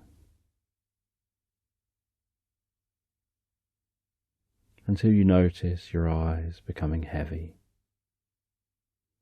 And as your eyes become heavy, so you close the book, place it down beside you, and let your eyes relax shut. And with your eyes relaxed shut, so you notice yourself dreaming of seeing those polar bears. Only in the dream, the polar bears run down that hill, and as they run, so they turn into beautiful and powerful looking white horses, which launch off the hill, riding on a rainbow. And you watch as they ride on that rainbow out over the ocean.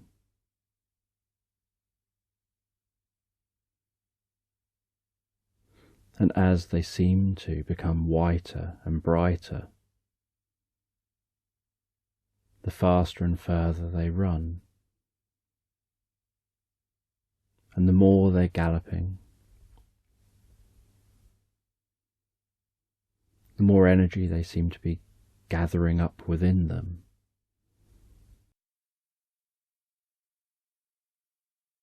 Until it looks like they're becoming denser and denser, almost like they're becoming more stocky. and then like they suddenly become elongated before disappearing in a flash, just leaving behind a trail of rainbow, off as far as the eye can see. And you start wondering about this dream and its connection with your experience, and whether this is part of your mind's way of understanding the experience, of helping you to process your experiences from the day.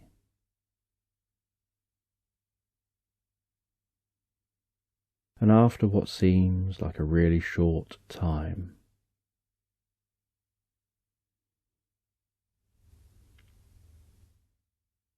you discover yourself waking up and realize that many hours have passed by.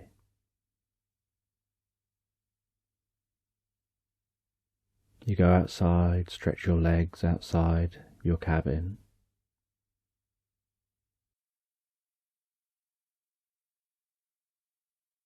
You walk around to the lake by the cabin. And it's just a small lake, but you gaze out over that lake, noticing the way ice has formed across most of the lake. But some parts the ice has cracked, and you can just see the waves of the lake sloshing up against the underside of the ice and onto the shore.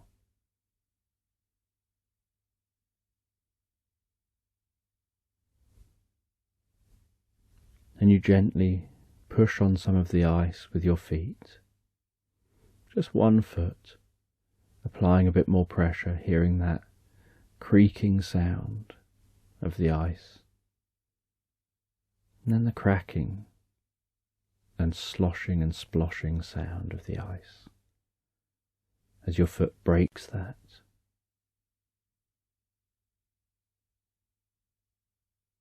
And you do that a few times, just stepping on the bits of ice.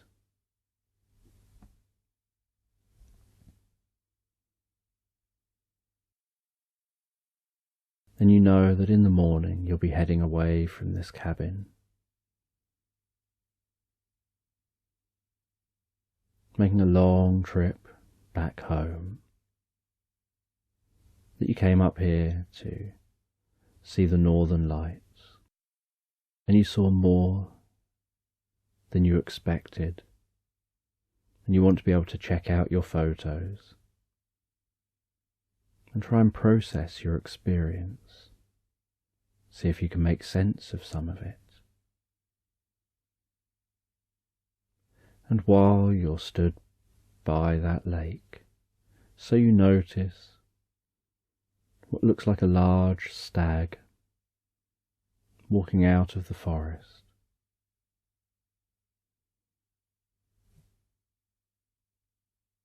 And a bit like you did, it stands on the ice a little bit, breaks the edge of the ice, but then the stag puts its head down, has a little bit to drink. And you wished that you had your camera out on you here and now. You know you have to just remember this moment as that stag heads back into the forest, and you head back into the cabin.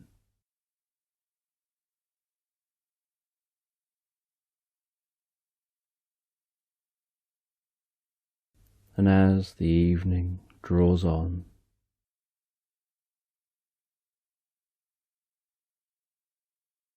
you have something to eat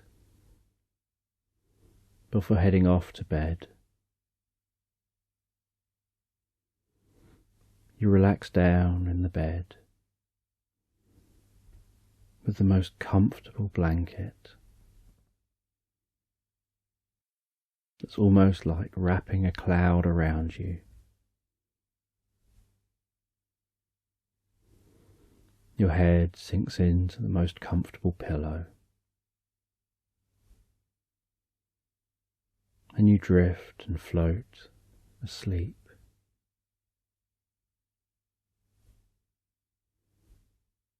And the next morning, you wake up ready for your journey home. You get into your car, begin your journey away from the North Pole. You travel down through the white, snowy land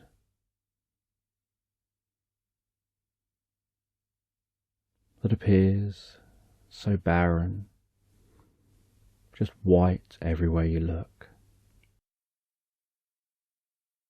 And after many hours of driving, you begin to notice more and more greenery. You become aware of the rise in the temperature. You begin to notice fast flowing rivers, waterfalls, and on the quiet roads, you take time to look out the windows, drive at a comfortable speed while observing the world around you.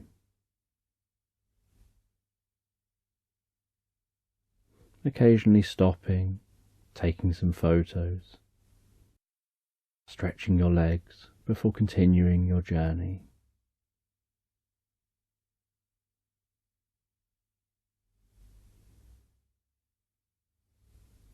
And after most of the day, as nighttime sets in,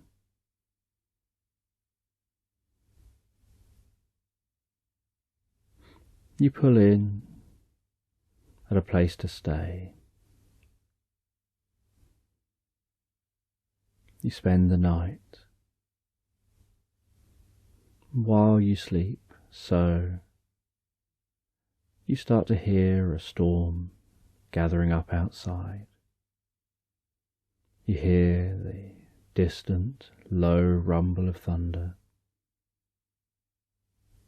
noticing that help you drift deeper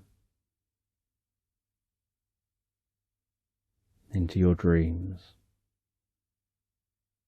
noticing the occasional comfortable flash of light outside, hearing the sound of the rain on the window,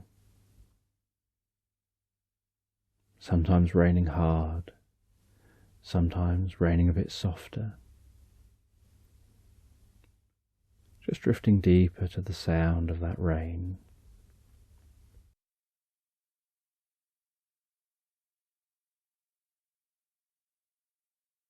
And the next morning, awakening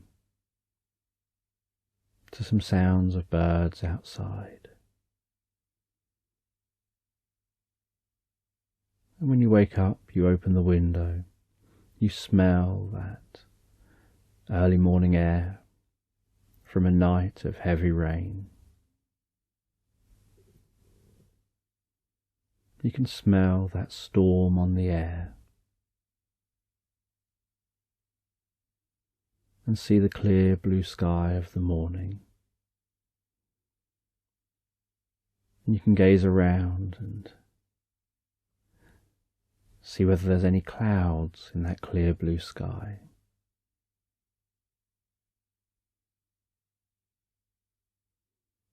And you have some breakfast before continuing your journey. You get back into your car, continue driving along, hearing the sound of the tyres against the wet road.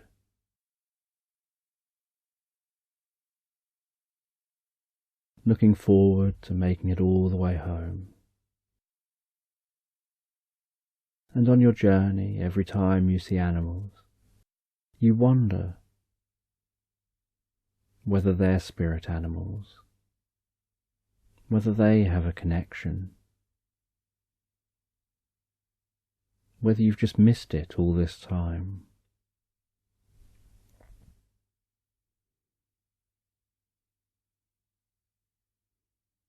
And you continue driving, and around you things continue to get greener, more lush. The air continues to get warmer.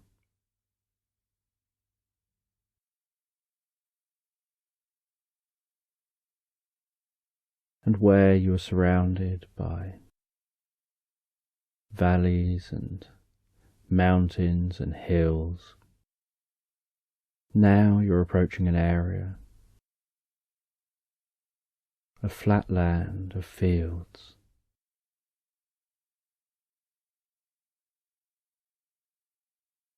And you drive through bright yellow fields with the sweetest smell.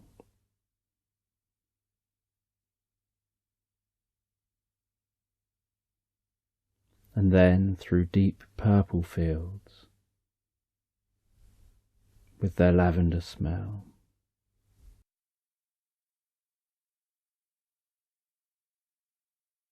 You drive through fields of corn.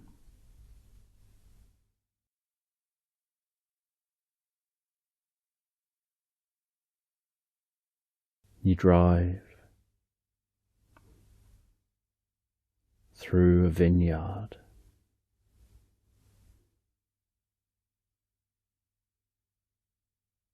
And can smell a distant smell of wine being produced.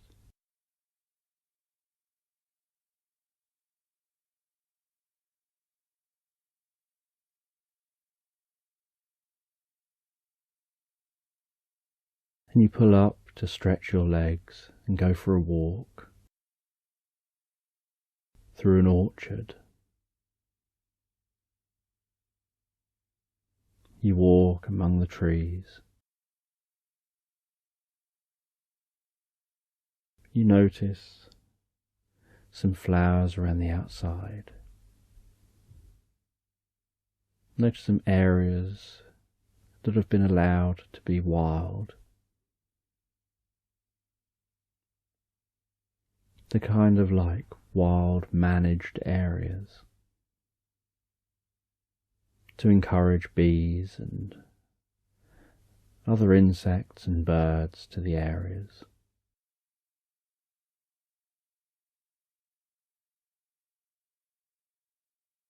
You notice the daisies in the grass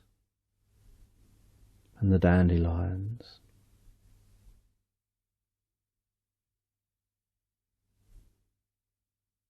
And you carefully pick one of the grey dandelions, noticing the white oozing out of the bottom of the dandelion.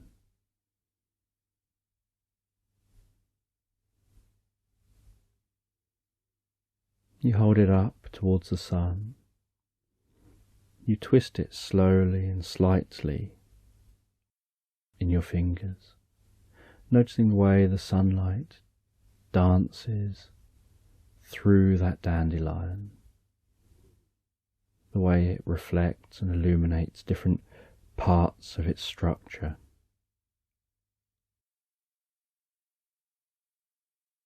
And then you carefully blow the top of that dandelion, just as a breeze is passing by, watching that dandelion spread out from in front of you, knowing that you helped to spread life.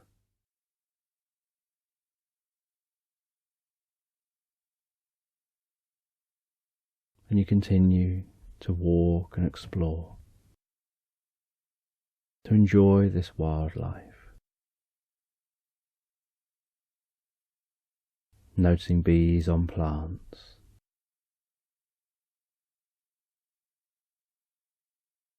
hearing the sounds of birds, seeing a couple of larger birds just circling overhead, catching warm updrafts of air.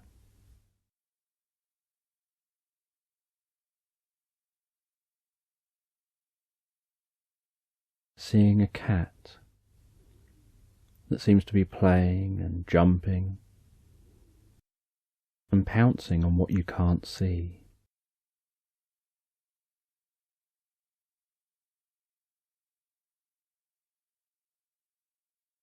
And so you watch that cat for a little while.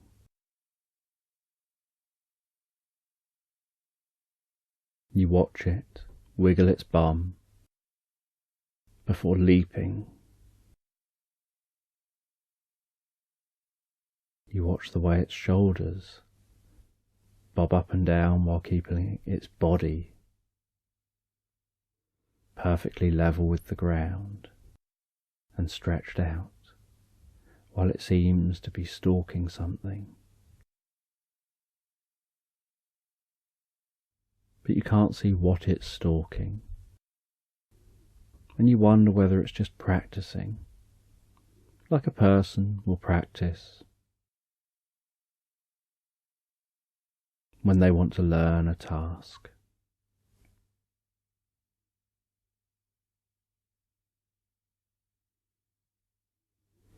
And then, as if the cat just suddenly lost interest,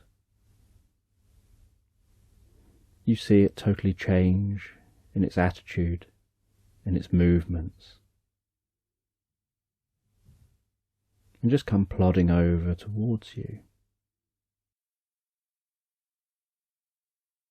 And it wraps itself around your legs, through your legs, purring. And you crouch down, you stroke the side of that cat. It turns itself around your hand. It seems to decide to lose its ability to walk and just lifts its leg up and then flops down on its side and lets you stroke its belly and grabs onto your hand with its paws without letting out its claws.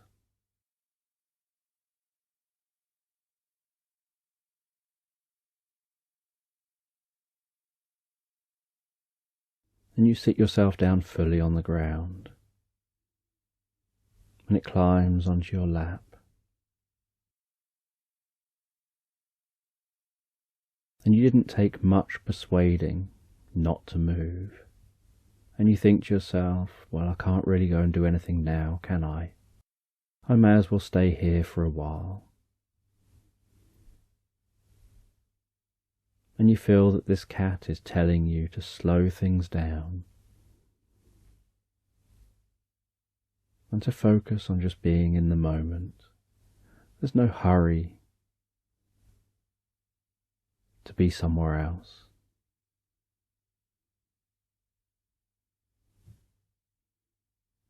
And you start thinking about how, as a child, all you want to do is grow up and be an adult. And yet, when you become an adult, you often wish that you could be younger again. And the older you get, often the younger you wish you could be. You wish you could be a young adult, perhaps even as young as a child.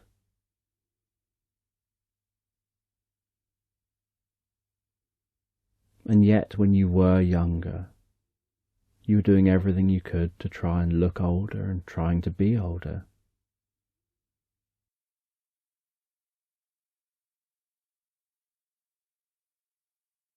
And you start thinking that this cat is almost teaching you that you don't want to wish your life away. You want to enjoy where you're at. Enjoy stroking that cat. Enjoy just this moment, this connection.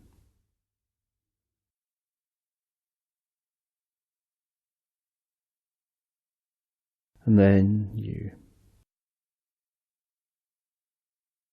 hear some sounds coming from by a little barn. And as those sounds appear, so the cat jumps off your lap and starts rushing towards the barn.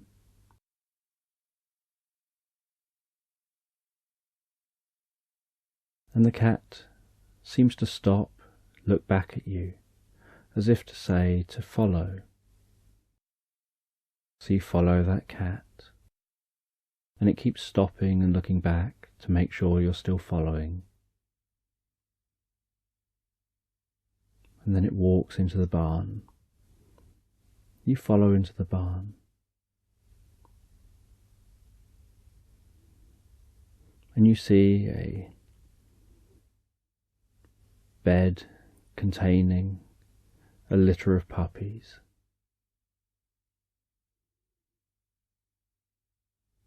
And the cat goes over and is tending to those puppies. It picks some of them up and puts them back at the bed. And then you see a dog walking in. And the cat and the dog seem to be working so well together, looking after those puppies. You wonder what their relationship is.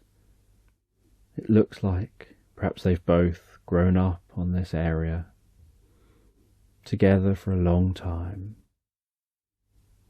They're almost like best friends.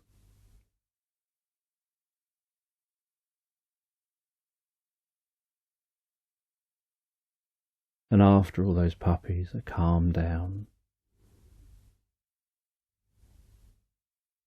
and the dog has fed those puppies, and the cat has helped to feed those puppies by bringing some food over,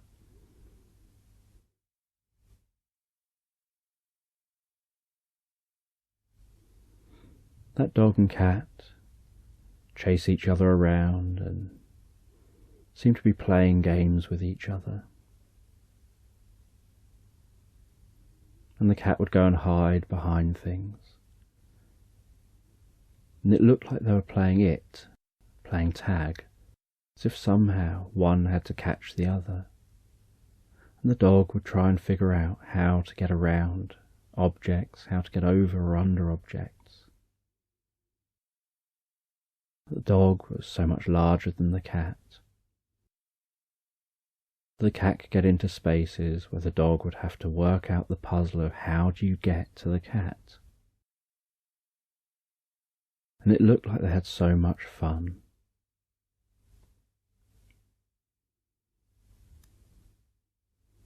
In the same way that you can have fun watching them, seeing their relationship, aware of how different they are,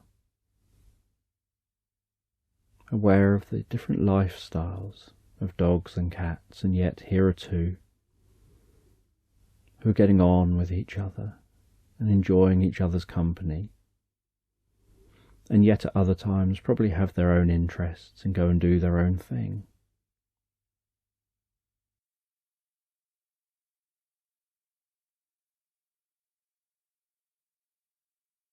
And while you're just silently sitting there watching, enjoying being in the company of these animals,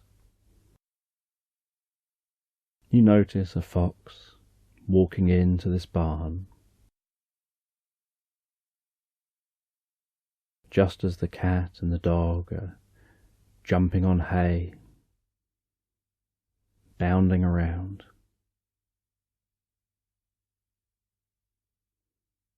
And you wonder whether the dog and the cat know the fox, whether out here in this area,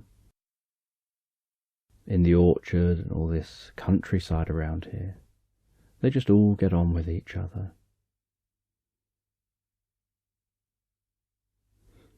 And the cat jumps up and sits on the fox's face. wrapping its paws around the fox's head. And the fox submissively lowers its head down to the ground. Then the cat gets off. And then the fox and the cat nuzzle their heads against each other. The fox rolls onto its back. The cat jumps onto its belly. Then the dog joins in and the three of them play.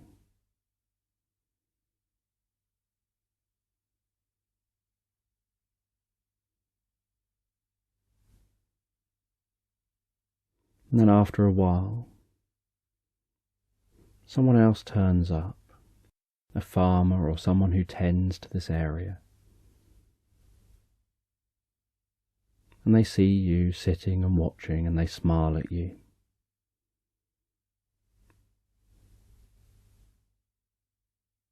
And they engage in conversation about how you seem to be enjoying what you're watching. As if this isn't something you see every day. And they said that they're often working, but when they're not working, they'll sit outside, they'll drink a drink, and they'll just watch the animals interact and play. But it's almost as if they all know each other. They all know each other's habits, routines, what each other like.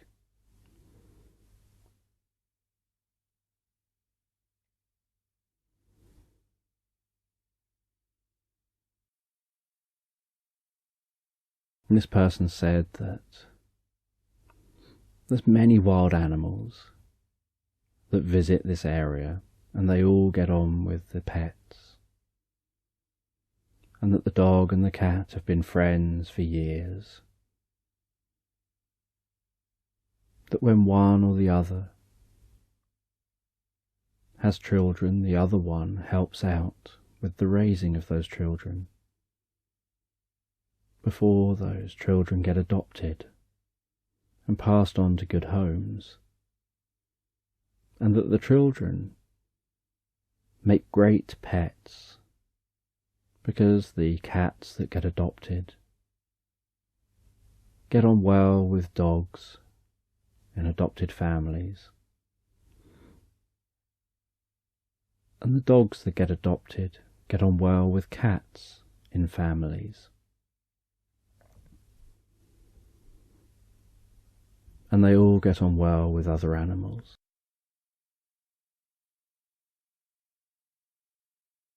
And you're invited in to come and have a drink, to explore the home of this person.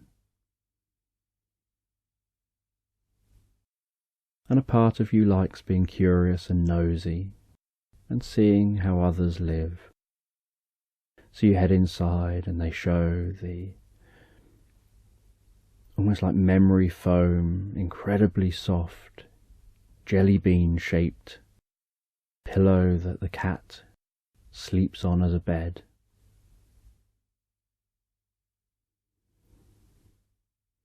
They show where the dog sleeps. And you think to yourself that the dog seems to sleep in a more comfortable looking bed than you do.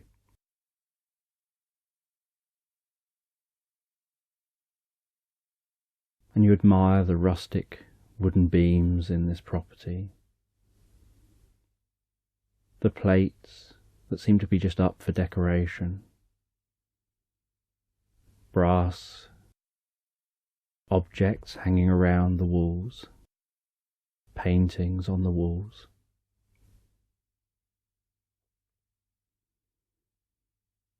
And as you walk through the property and out the other side of the property, you notice there's a back garden to this property.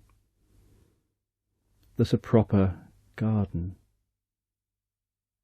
that you had imagined that perhaps there would be an orchard surrounding the whole property and that this property was just in the middle of an orchard. But they've given themselves an area that's a proper back garden with a hedge around the outside, a couple of trees in the garden, and a pond in the garden. And they ask you if you'd like a cool drink, and the two of you sit down by the pond. And they talk to you, and you talk to them. You share something of your journey. You don't tell them about the psychedelic polar bears, because you don't know how they would take that and what they would think of it. Or about the fact that you heard the polar bears speak to you. But you tell them about your photography, about seeing the northern lights, about taking photos of different animals. And they listen intently and with curiosity, while you're both not looking at each other but gazing out at the garden, watching butterflies flying from plant to plant, watching frogs near the pond, being still, just moving their chins, before suddenly leaping, sometimes landing in the water, sometimes landing somewhere else, noticing the water boatman skimming on the surface of the water,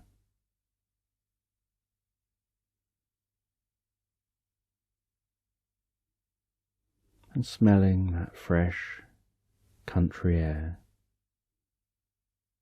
and feeling the breeze, and being aware of the moment.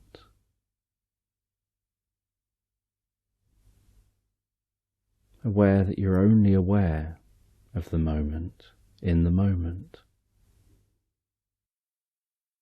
And while you sit there, you hear a noise behind you, and then notice the cat has come out to join you. And they don't know which person's lap to jump up on. They look at both of you, and you have this sense almost like they don't want to disappoint someone. So it walks under the table, where there's a little bit of shade, with just some sunlight shining down through the holes in the top of the table. Making some dappled light below the table. And they turn themselves around, rest themselves down, resting their cheek on their paws, closing their eyes and drifting asleep. You can see their stomach moving in and out as they breathe. And the two of you carry on talking for a while you drink your drinks and enjoy the warmth of the sun, enjoy the view over this garden. And you know that when you get home, it's in a city. It's looking at four walls. And when you go outside, you're surrounded by walls and roads. And so you want to savour this experience.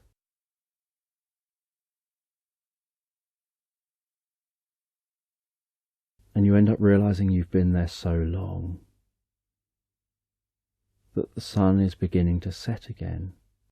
So you say that you really should carry on with your journey,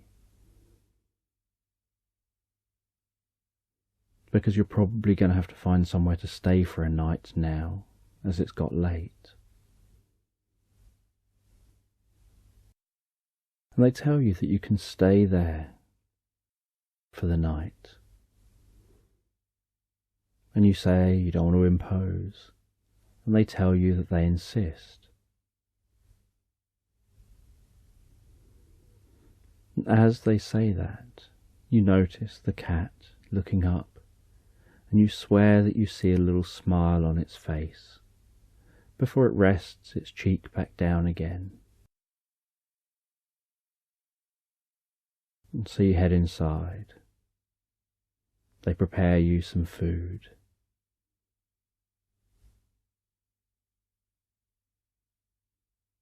You have a bit more conversation during the evening, and after the sun has set,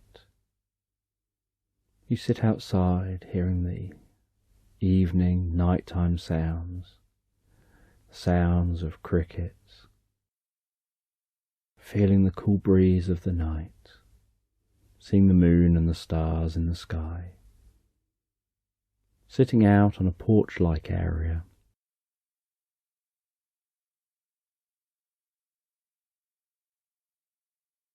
And you notice your chairs are comfortable, rocking chair that just seems to rock very gently and slightly. So while you're talking and listening, you find yourself just gently rocking. And you feel like you're going to rock yourself to sleep if you're not careful. And so you rock for a while before saying that you really should take yourself up to bed.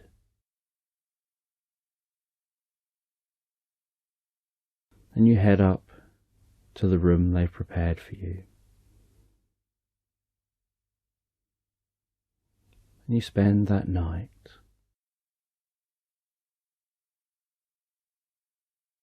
And the next day, you wake up feeling like you've had such a wonderful night's sleep, feeling so refreshed, revitalized. You head downstairs, hearing some noise. You find they've made you the most wonderful breakfast. And you notice that there's a child there as well. And they say that it's their niece who's come to visit. And over breakfast, the niece is messing around with some makeup. And you get told that they'd received this little makeup set as a birthday gift. And the niece says that they're not very good at doing their own makeup. They prefer doing makeup on their dolls and on their teddies.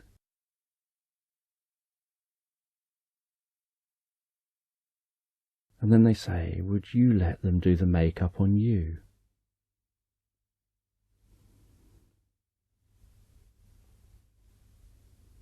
And because you think this will make them happy, you think it could be fun, you let them do your makeup. And you see their smile. You see the way their eyes smile at you as you allow them to plaster makeup over your face. And there's no mirror in front of you, and you have this mental image that you probably look like a clown. But all you can see is the smile on their face, the memories you're helping them form.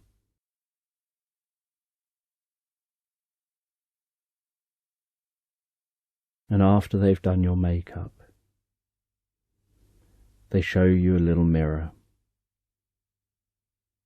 And you realize you were right in what you were thinking the makeup was going to look like. And you smile and you say that they've done a great job. And they say, will you wear it for the rest of the day? And you think to yourself that normally you're quite sensible. But it could be interesting to create experiences that make others happy and laugh. And so you decide to say, yes, I'll keep this makeup on all day, knowing that it'll be interesting to see if anyone comments on it, knowing that it might make others smile or laugh and bring happiness to others. And you thank your hosts for letting you stay, for the food, for the conversation. You agree you're likely to keep in touch, that you'd love to visit here again.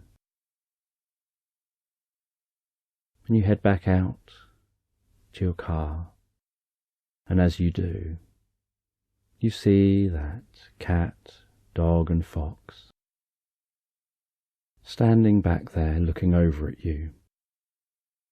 And you get in your car and you continue your journey home. And while you continue your journey home, from time to time, you catch a glimpse of yourself in your mirror. And it makes you smile. Each time you see the way that makeup was applied.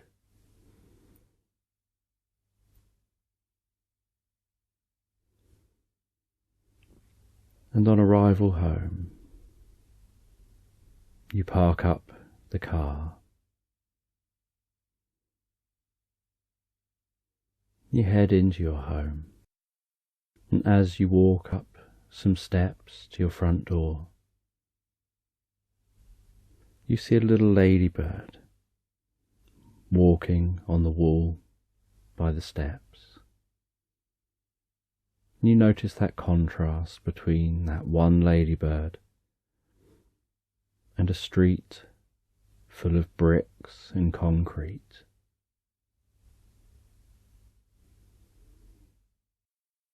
And it gets you thinking about being back out in nature again, and about your next journey you look forward to, and you let yourself in and you go into your home, you change into the most comfortable pyjamas. You put on slippers that are incredibly fluffy on the inside. You wrap a dressing gown around you.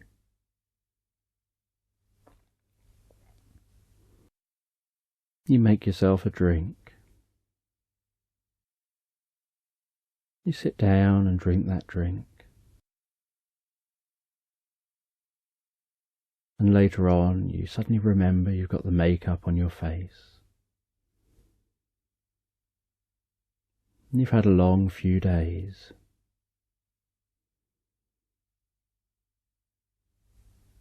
So you go and have a warm shower. You wash that makeup off.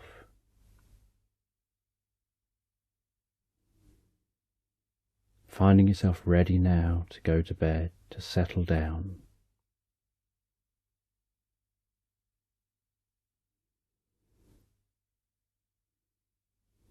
So you sit in bed, reading a book,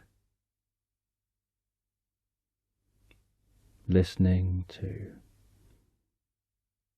some soft music, helping you relax while resting there, noticing the way a saxophone in the music is being played and somehow seems to reverberate through you, almost like it's falling into sync with your rhythms, or you're falling into sync with its rhythms. Either way you notice, it's helping you relax deeper. You notice with some of the lower notes your eyes just want to shut and drift deeper into the experience. And so you put that book down. You turn off the light.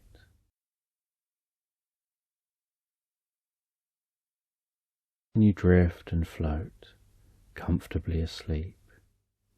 And while you drift and float comfortably asleep, finally home from your experience, you drift into pondering about the meaning of it, wondering about whether animals really are all connected, whether the universe is really made up of consciousness that just needs to be in a form that can be self-aware. And you find your mind floating to these thoughts and ideas,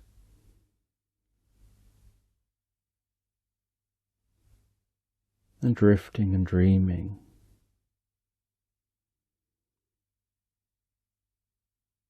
about the relationship between the animals that you've met on your journey, and the connection those animals seem to have had with you since you've been up and met with those polar bears.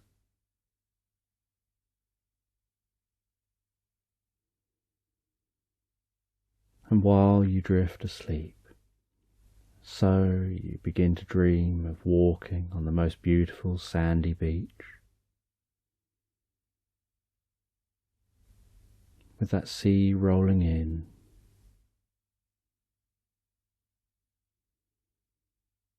with some spray of sea foam,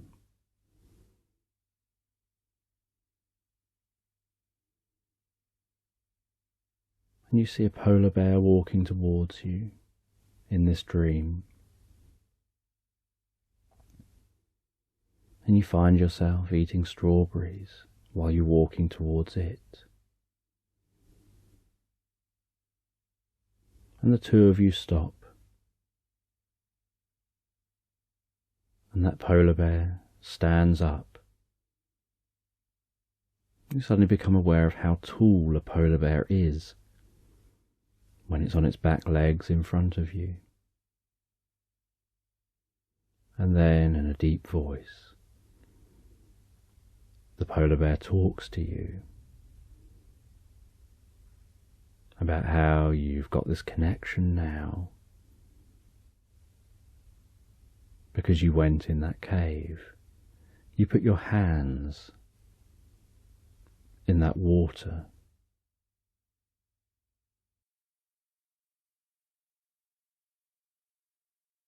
and the polar bear tells you to hold your hands out in a receiving position, almost like a cup. And you do this. Then you notice twinkling and sparkling of light as something forms between your hands.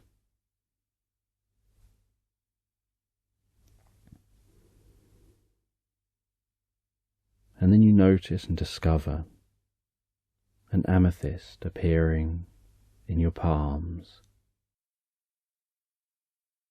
as that light fades away. Yet it seems to still maintain a slight glow, as if it partly seems to give off some light, rather than just reflect light.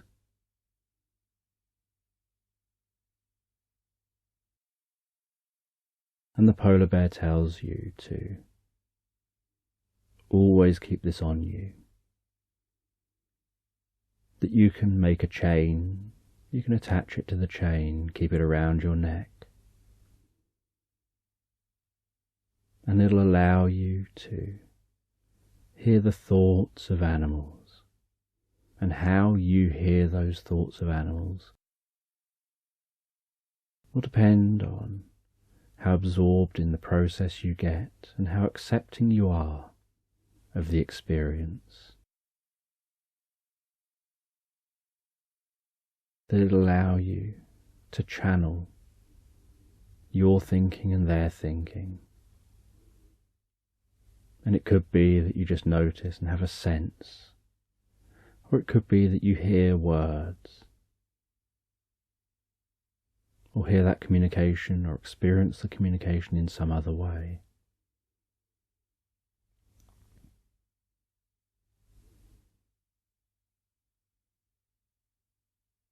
And you continue sleeping through the night.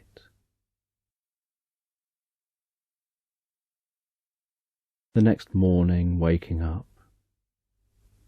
noticing beside you is that amethyst just sitting next to your light. And you know that was more than a dream. You know it was deeper than a dream.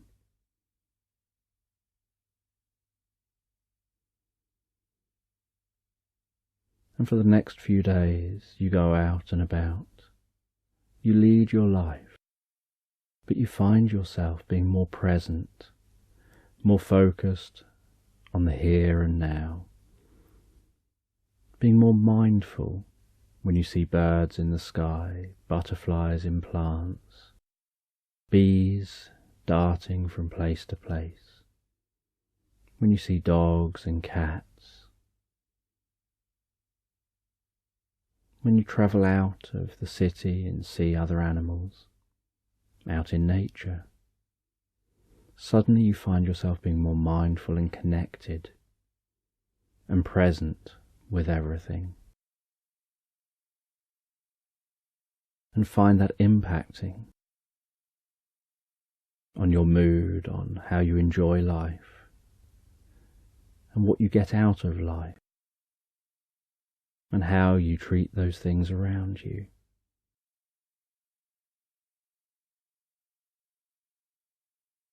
And one night you just drift asleep. You dream of all these connections. You find that your mind is beginning to really deeply understand all this, as if you're dreaming outside the universe in a way that you couldn't even put into words, that can only be experienced.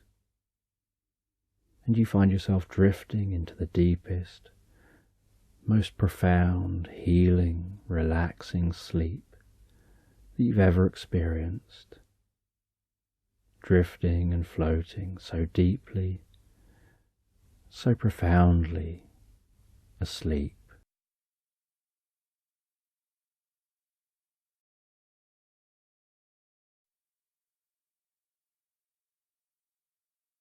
Just take a moment to allow your eyes to close and allow yourself to begin to relax.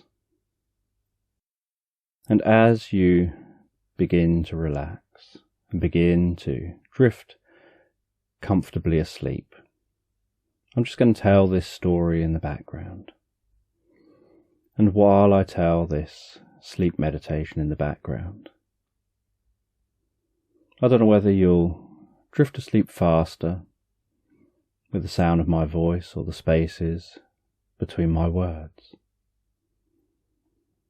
And as you begin to comfortably drift asleep, you can have a sense of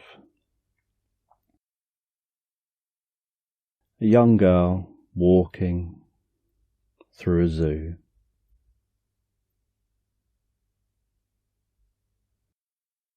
And she's walking through the zoo with her parents. And she excitedly runs up to the different enclosures and looks on at the different animals.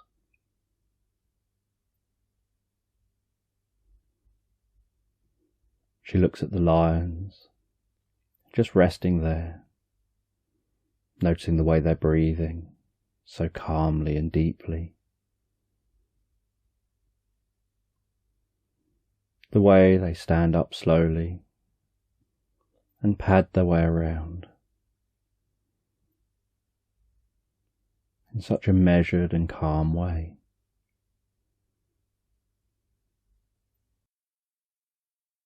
She looks in at some monkeys and notices how some of them are incredibly active, jumping around, climbing things, swinging,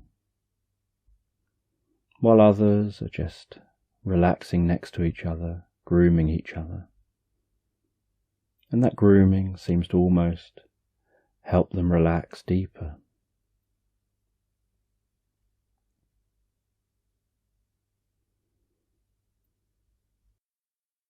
And she walks into what's a bit like a shed in the zoo, where it's darker and slightly cooler, and behind glass she sees snakes and spiders and all different animals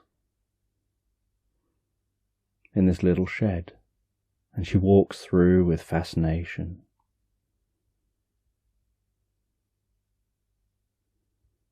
And she notices that in one of the rooms, which is even darker,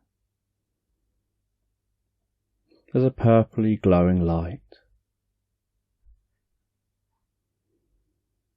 And around the walls there's fluorescent colours illuminated by that glowing light.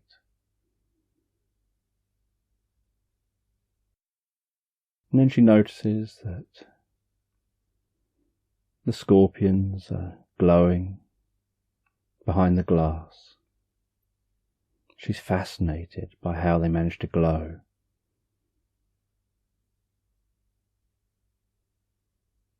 And she walks out of that shed, out of that building, and carries on exploring the zoo.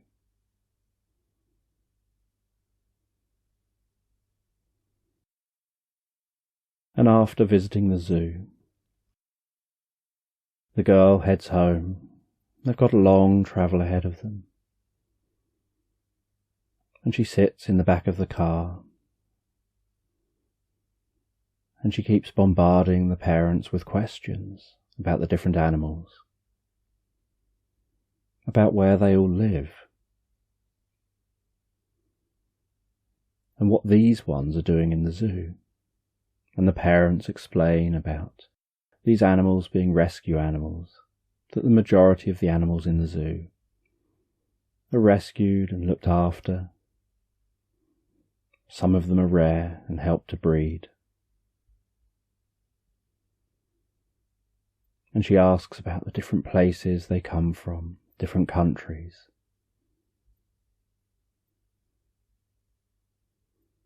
And the parents politely answer all of her questions.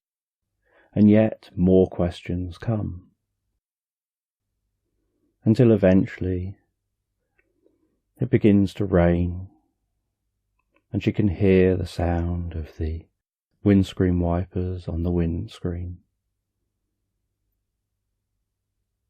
And while she's talking, she notices that her voice falls into a rhythm with the windscreen wipers. And that sound of the rain.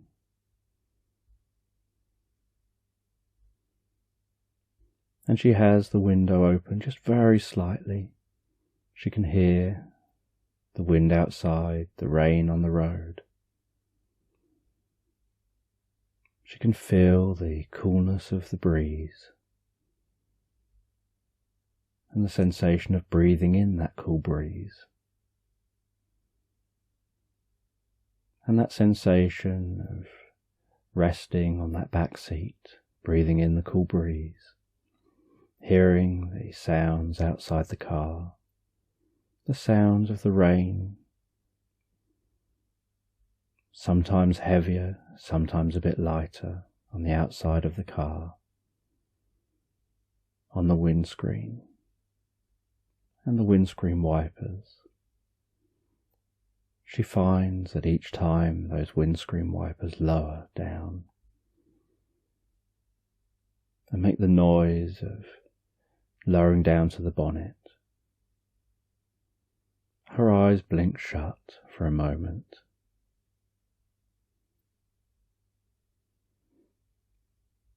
And then each moment her eyes blink shut lasts longer and longer. Each time the windscreen wipers lower down, and gradually she finds the muscles around her mouth, around her cheeks, and around her face begin to soften and relax, and she finds herself beginning to drift and float asleep. And as she drifts asleep, so she stops asking questions and begins to drift into a reverie and then into a pleasant dream, drifting and floating, resting on that back seat, floating into a pleasant dream. She imagines that she's walking through a vast open space where she can see buffalo roaming around, and she just wants to bury her head into their fluffy overcoat, wants to run her fingers through the hair, feel the warmth of resting against them.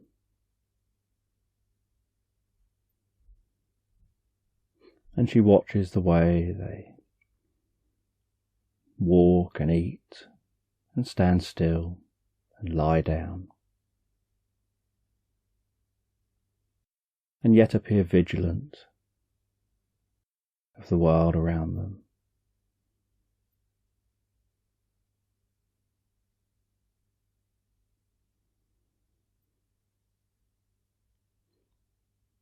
And she has this sense of walking amongst them, of them not paying her any attention, being totally comfortable with her presence. And she walks down to a lake, and some of them come to the lake and are drinking from the lake. And she puts her hand in the water, feels the coolness of that water, the sensation of that water touching her hand, that slight tickling sensation as the waves gently roll in and out.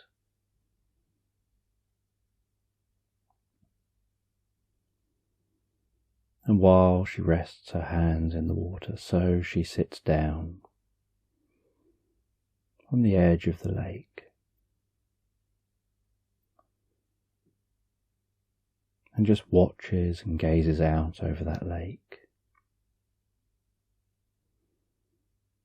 And she sees across the other side of the lake a small tree and a slight glistening on the side of the tree, just catching the sunlight. She finds her eyes locked on that glistening, sparkling speck of light over on that tree.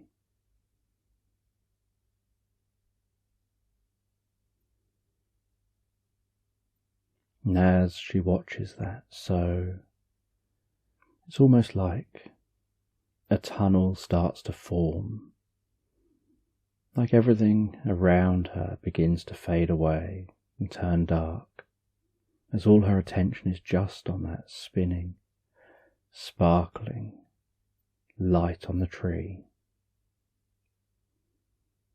And while everything begins to go dark around her, apart from that spinning light, so she has this sensation of floating towards that light, almost like she's floating out of her body, drifting and floating over that lake, feeling deeper relaxed. And as she notices herself arriving at the tree, she sees this small crystal hanging down from a branch, that's spinning in the breeze, catching the sunlight. And up close she notices the way that the light twinkles and sparkles with some rainbow colours. And she watches that up close, almost feeling her attention being drawn straight into that spinning crystal. And she begins to have this sensation like multiple stars are sparkling off of the crystal as she gets closer and closer,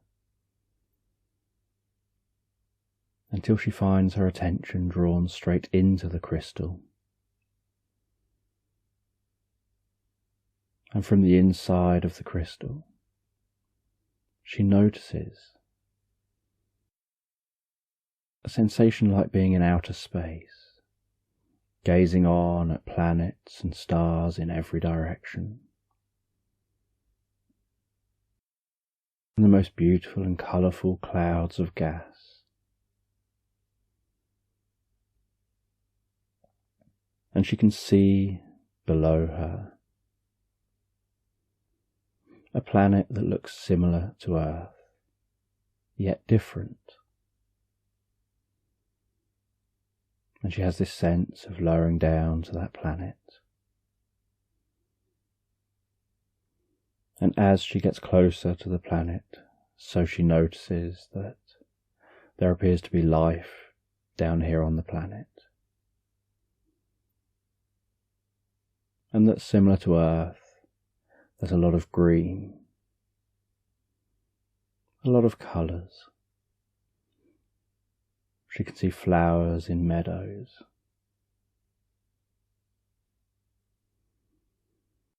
She can see different birds in trees and flying in the sky, none of which look exactly like they do on Earth. But she starts to have this intuitive sense that if this planet feels a lot like Earth,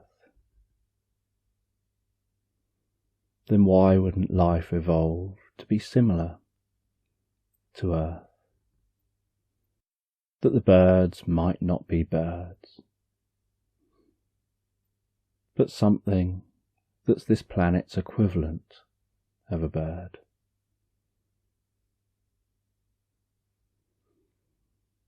That the insects might not be insects, but this planet's equivalent of insects.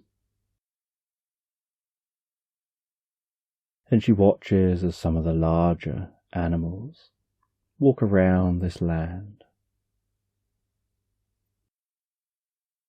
And she finds her way through this meadow, where she can hear in the distance the sound of the ocean. She walks to the edge of the meadow, where she's gazing down over a roaring ocean, seeing these long waves rolling in and gradually breaking on the shore.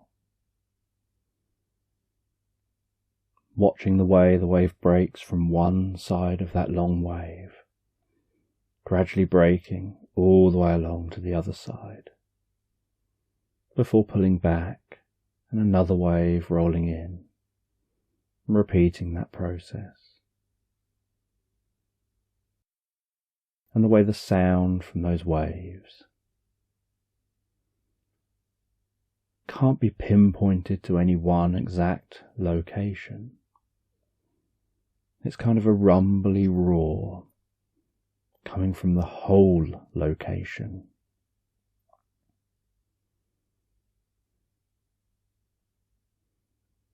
And she finds herself floating and flying through the air, floating down from that cliff down to the seashore. And down near those waves she can hear each part of the wave breaking on the shore, She gazes out and watches the way this water moves and flows.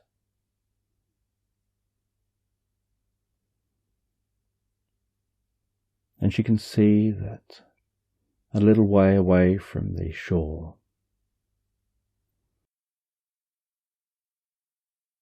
the water is so much calmer, a little way away from the shore. These waves just rise and fall gently. It's only as the shore begins to rise steeply, as that sea floor rises steeply, that the waves curl over and crash down.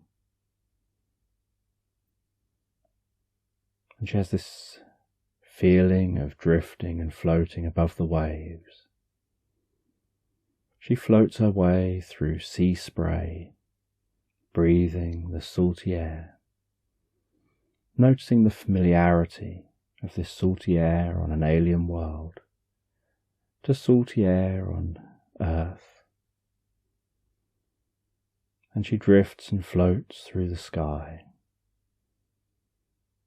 away from the shore, to where it's calmer. She stretches her arms out. She turns with her back to the water, and she gently lowers herself down, and she feels the water touching her clothes, soaking into her clothes a little bit. She begins to feel that coolness of the water, a comfortable coolness. As she rests down, feeling the warmth of the star in the sky, of this planet's sun on her face, while feeling the comfortable coolness of that water as she floats effortlessly and peacefully, as the waves gently bob her up and down. And she closes her eyes and relaxes to that feeling of bobbing up and down in the water. And she has this sensation that she's aware she's dreaming, and aware that she's lucid in this dream.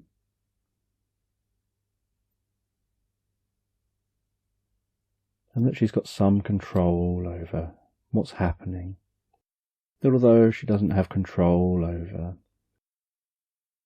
where her dream takes her, she has control over her actions within the dream. And right now, she's enjoying that sensation of relaxing, floating, bobbing up and down on that water, hearing the distant sound of the waves breaking on the shore, feeling the warmth of the sun, feeling the way the water tickles around her neck.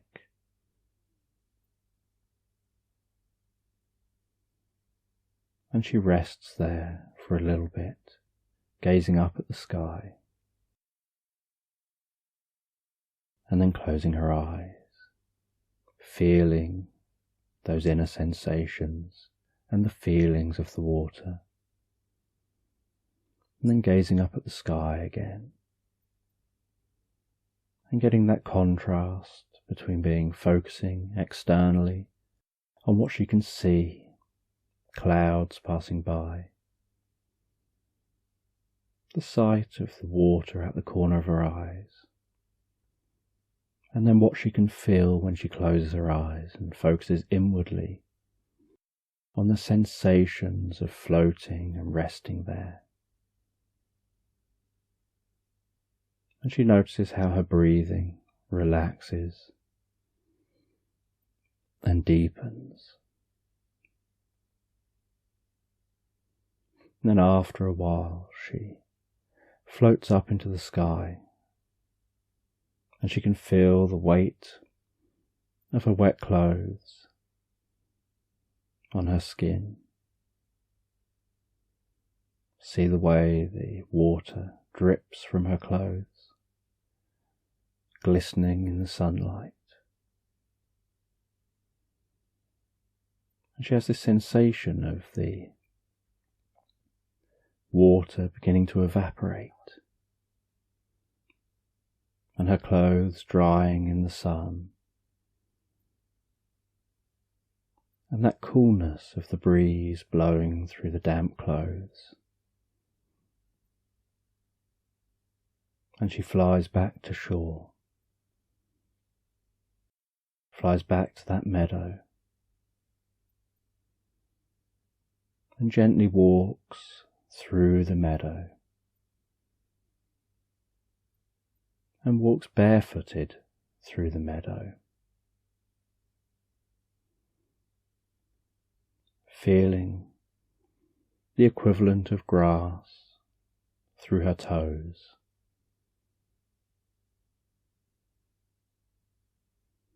breathing in the smells of this meadow, wondering where her experience will take her next.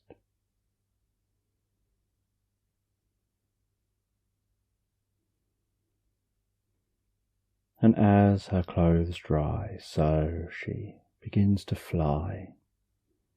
She flies out of that meadow, begins to fly up into the sky, higher and higher, surveying the land.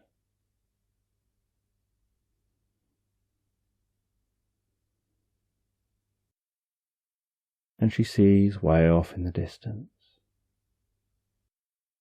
what looks like some kind of settlement. So she flies over to that settlement, lands down on a muddy path, walks along that muddy path towards the settlement,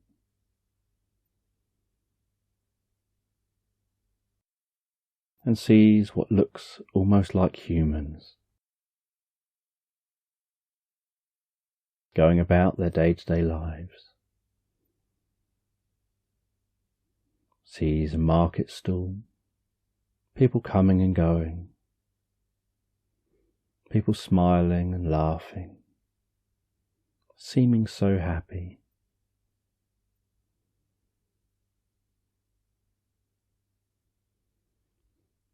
And so she walks through this town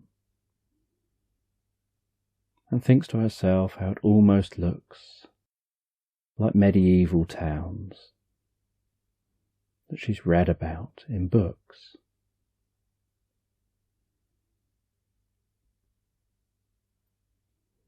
And she can see that there's a river flowing near this town.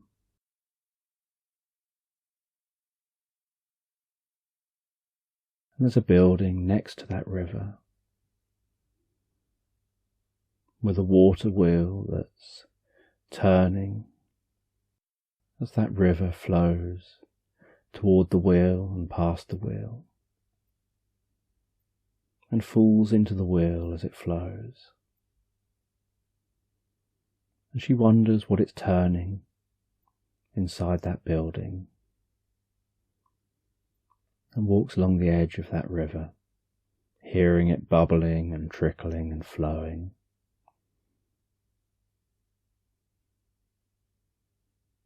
Seeing sticks floating, spinning, and racing each other down that river.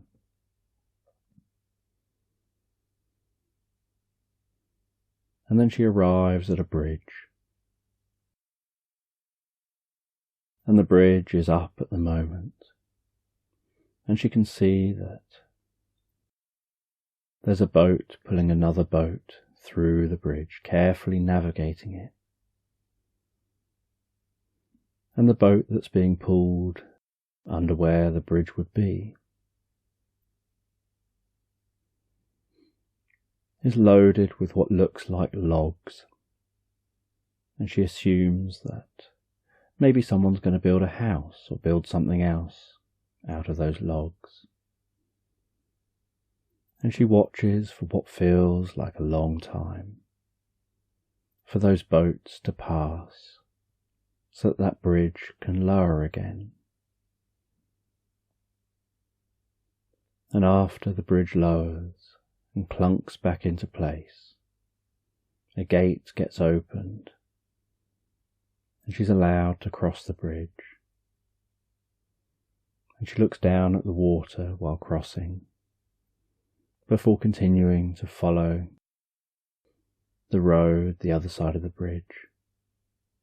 And she can see in the distance a white palace that seems to almost emanate light, that almost seems to glow. It's so white. And she walks toward that palace.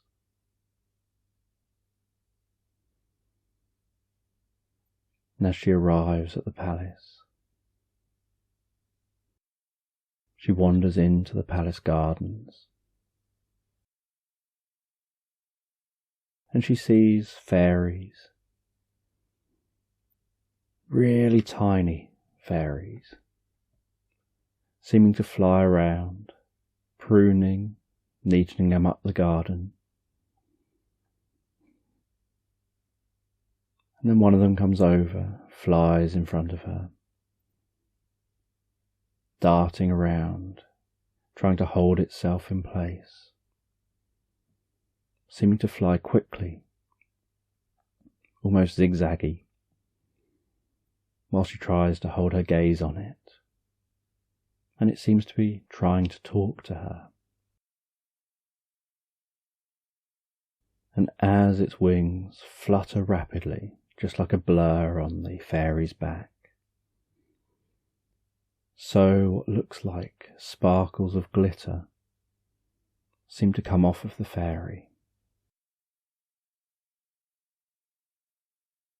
and a slight buzzing sound from the fairy. And the girl thinks to herself that this fairy reminds her of when she watches hummingbirds hovering around plants. And she holds her hand out.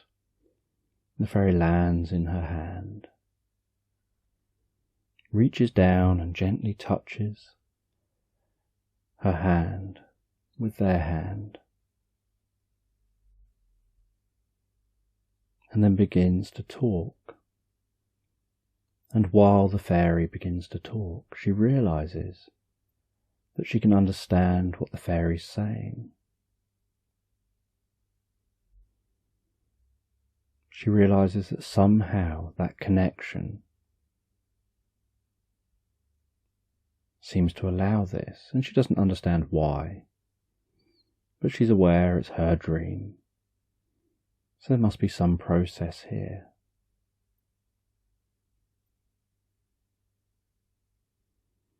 And the fairy explains about the land that she's in.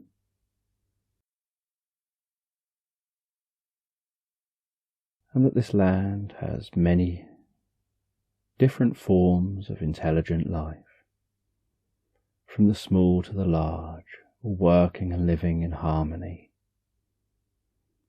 And that sometimes that intelligence may not appear so obvious. And the fairy talks about this land containing an intelligent mushroom. A mushroom that can't move around much itself, but is actually one giant organism that's so large that it's almost like a brain under the ground. And that it's seen the passing of many ages,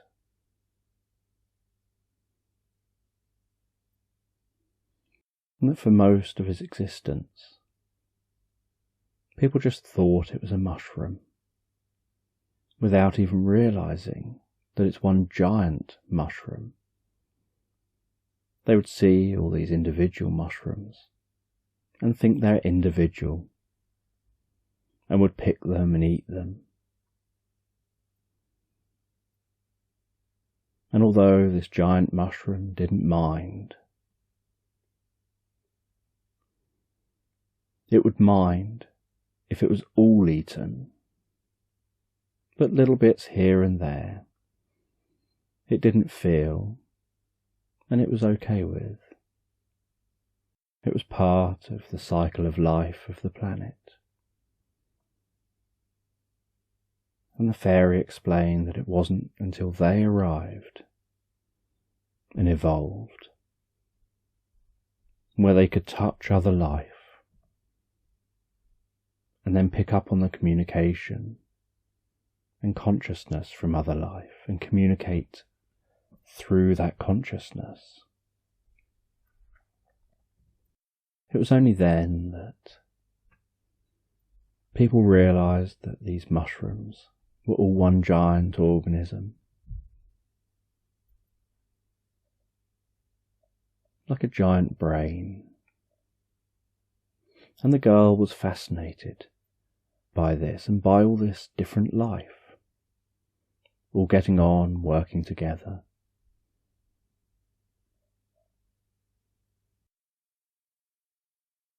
And the fairy guided her around the garden, and she met the different creatures in the garden.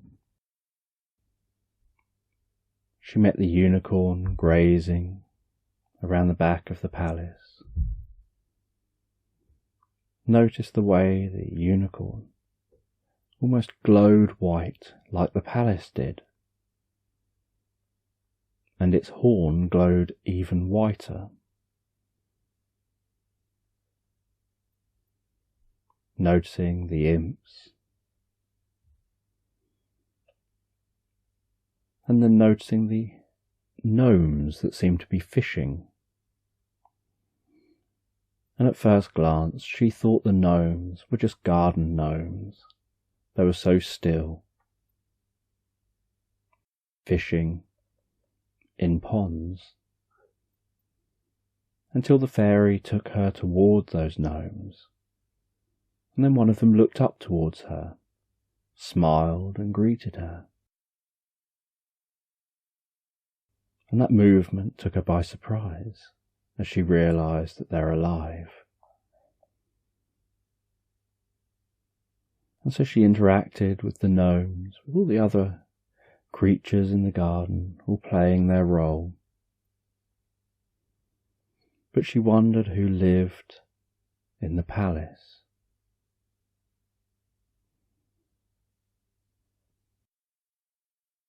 And the fairy spoke about how everyone here tries to be cooperative, kind, helpful, and that everyone just has a role. No one is higher or lower than anyone else. They all just have different roles to play. They've got different skills. The gnomes are great at patience and fishing. The mushroom is great at knowledge and wisdom. The fairies are great at darting in and out of flowers, pruning things, cleaning things up. The unicorn is great at keeping the grass short.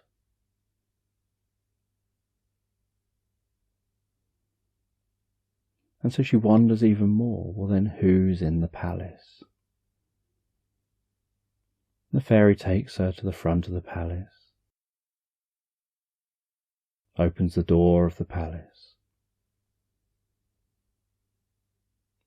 and she's shocked by how bright the inside of the palace is, how well lit the palace is, the way the light shines in the windows, creating beams of bright light, and the footsteps echoing as she walks into that palace.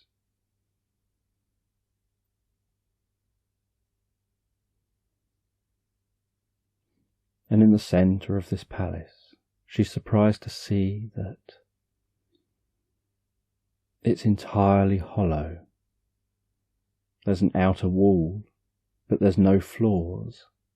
From the outside, she thought it looked like a typical-looking princess palace. A fairy tale palace. She imagined grand staircases, multiple floors. She imagined there'd probably be a high ceiling on the ground floor, but she didn't imagine that she could walk in, look up, and it'd be a vast empty space. But what she was surprised by was that in the middle of this vast empty space was an enormous tree. A tree that looked so old, that it almost looked like it was collapsing under its own weight. Like a really dense, solid tree. A really wide tree, stretching up high into the void inside this palace. And the light from many of the windows was shining onto the leaves of the tree.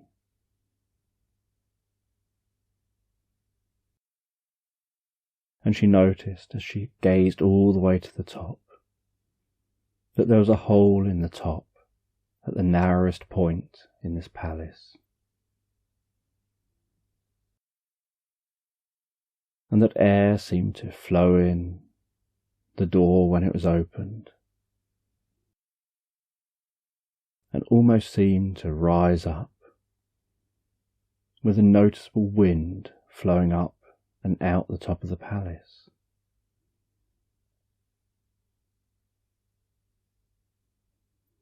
And she could see in some areas that the river flowed under the palace.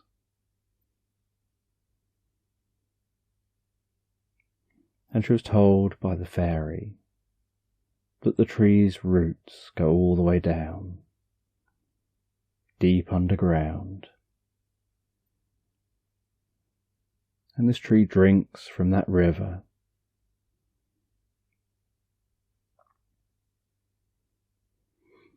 And she asks why this tree is here inside a palace. And the fairy explains that this is the tree of life, that there was a time when nearly everything here had died, when a previous civilization had got greedy, had decided it wanted more. It wanted more land to do what it wanted. It wanted to grow larger and larger. It started to destroy everything. And at first it thought it was making progress, making things better for itself. And to a point it was improving, it was helping itself. It was using its knowledge, its technology, to grow and expand, and to be healthier and happier. But then it reached a point where it fell out of sync with the rest of the planet, where the natural balance began to fade.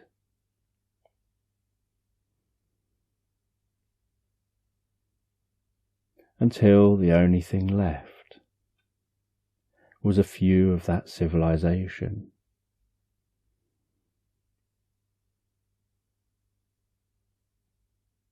And the only other thing left was a sapling. And so one of that civilization realized that they should help and try and restore balance. And so every day they watered that sapling, and the sapling began to grow.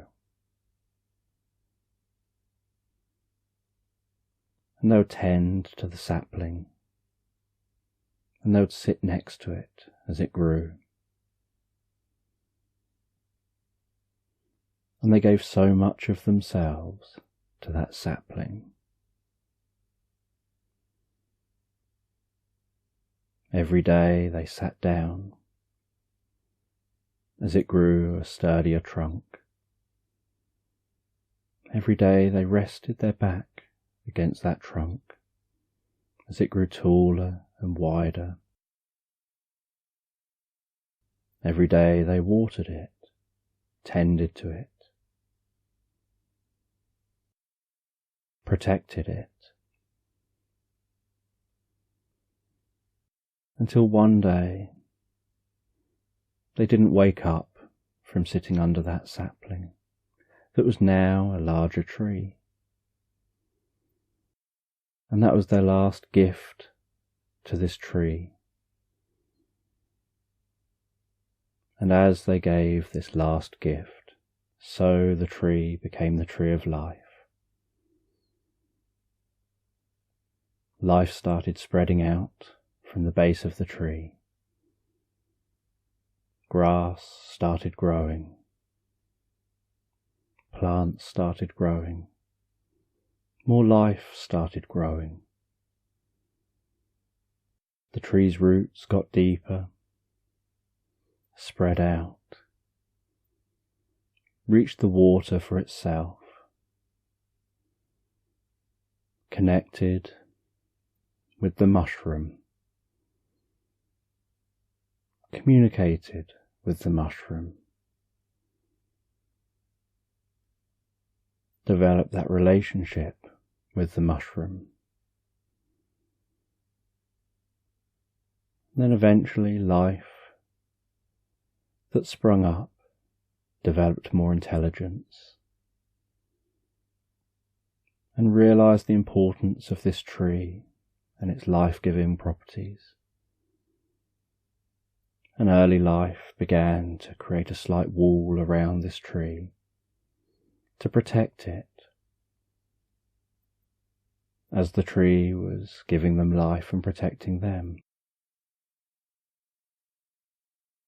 And then as thousands of years passed, more life would evolve and develop. This new life would create bigger walls and would value this tree more and protect it more, until eventually all life everywhere knew this as the tree of life, valued it so much that a palace was built around it, allowing the sun at different times of the day to shine in on its leaves, to be somewhere that stood out from all angles, that the palace was built to glow and shine, to be a beacon on the landscape.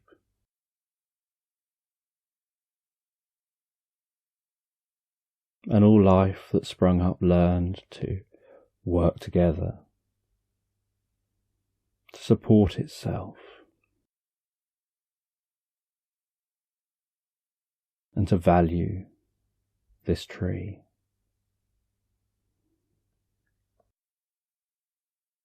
And although the girl was aware that this was a dream she was having, she found something profound about this idea, wondering whether it linked back to her experiences at the zoo, and how her mind was creating this, or whether there was something more to it. And she walked over to the tree and rested her hand on the bark of the tree, and she could feel that bark under her hand, the roughness of that, the life that tree had led.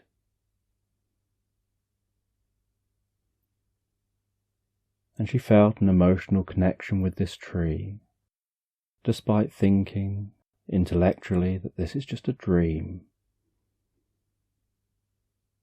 As that fairy flew beside her, and she sat down on the floor at the foot of the tree, in the light of the sun shining through a window. And she thought to herself about what this tree would have seen over those thousands and thousands and thousands of years. How things would have changed, whether the tree, digging for water with its roots, influenced the path of that river over those years.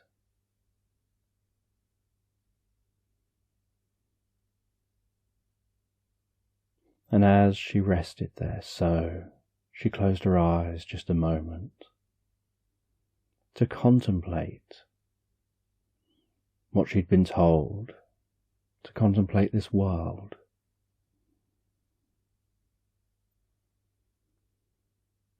She wondered whether anything like that could happen in reality, whether a civilization could come and go, and then what would happen beyond that civilization. How would a planet move on and progress? And while she rested there, relaxing under that tree, she started to hear the sounds of windscreen wipers and the rain on the car, and then began to be aware of being in that car again. And she lazily opened her eyes a little bit, feeling so calm and rested on the back seat of the car, relaxing with that rain sound.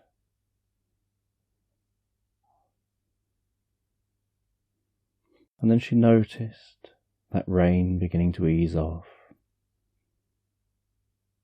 and the windscreen wipers were stopped.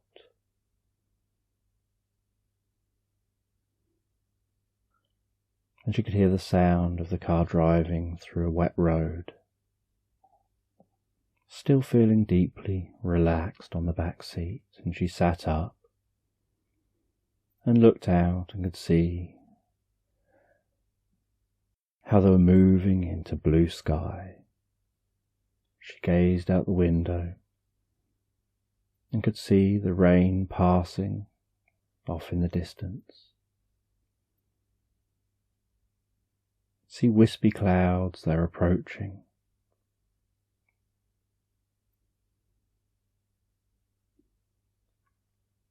And her parents felt she was unusually quiet, resting in the back of the car, unaware of the dream she'd had and the contemplating she was doing. And she carried on being that way for the entire journey home. And once at home, she was still quiet. She went into the house. She went up to her room. She sat on a small wicker chair near the window in her bedroom. The sun gently shining in on her face. A cat came in the room, jumped up on her lap, flopped down onto her lap, and she gently stroked her cat's belly while it rested on her lap, while she gazed out over her back garden, still thinking about that dream. still thinking about all those intelligent creatures. And she wondered about the intelligence of her cat. And she had this sense that her cat knew she was wondering about it, because as she wondered, it gazed up at her eyes, and then curled around her hand, and then wrapped its front paws around her wrist.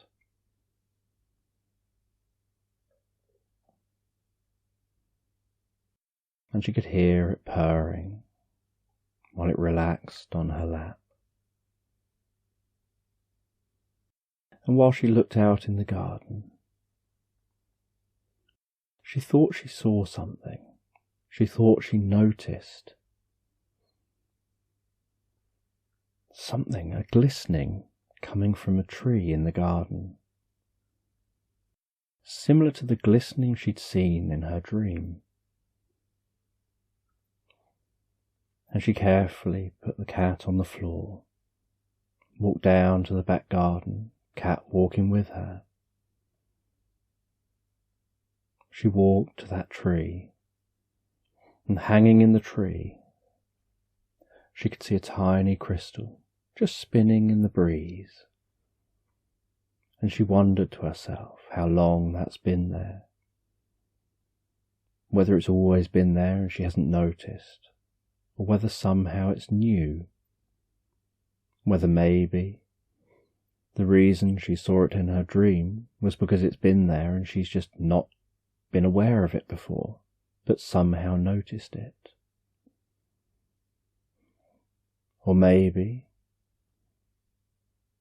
it's new because of her dream, and she gazed at it and watched it. And the cat just sat beside her. And then she reached out, took it off the tree and looked at it in her hand.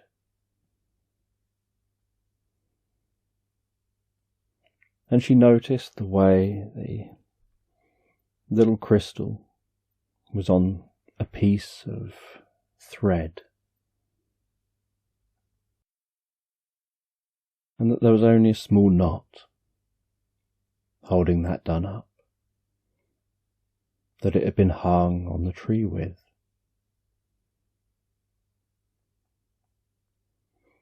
And so she carefully undid that knot. She crouched down onto the ground,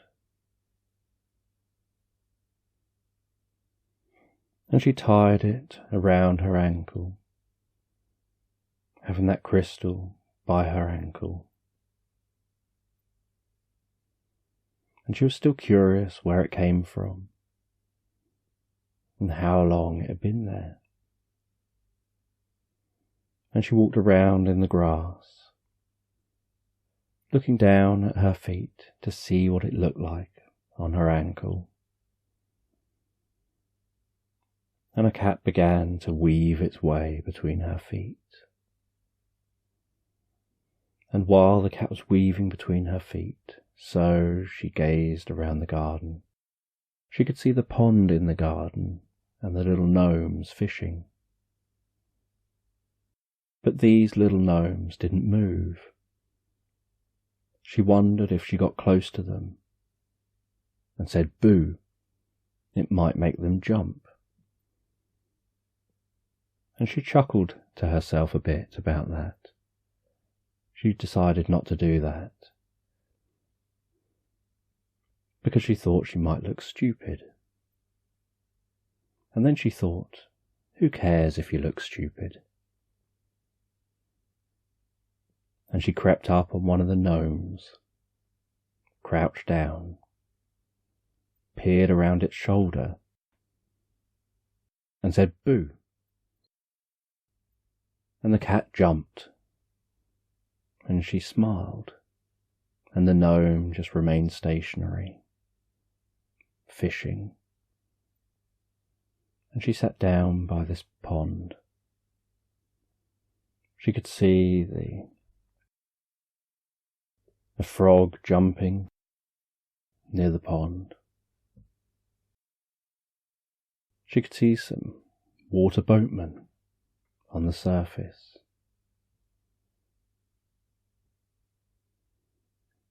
She could hear the birds in the background.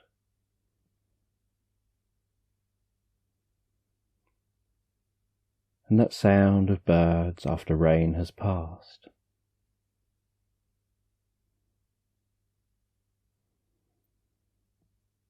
And she relaxed by that pond, and then noticed that that crystal by her ankle began to sparkle again. But this time it wasn't moving. And as it began to sparkle, so she noticed that the water of the pond began to swirl and move.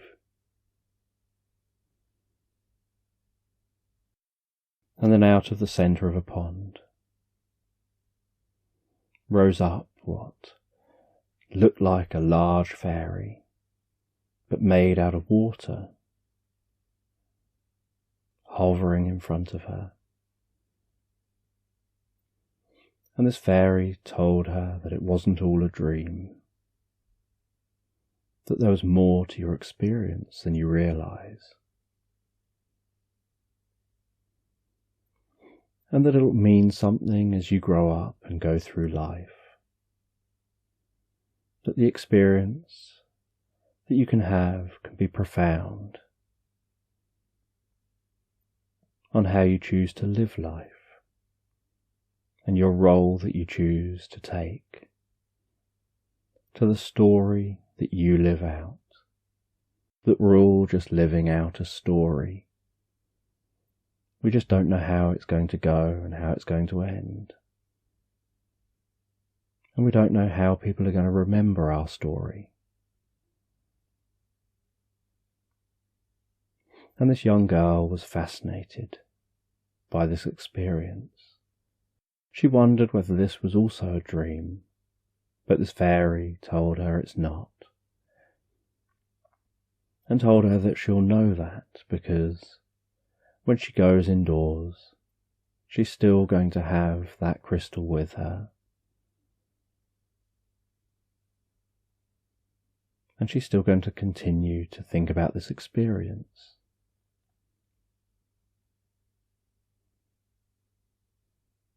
And then that water lowers back down into the pond. Ripples spread out, touching all sides of the pond, before gradually calming and relaxing.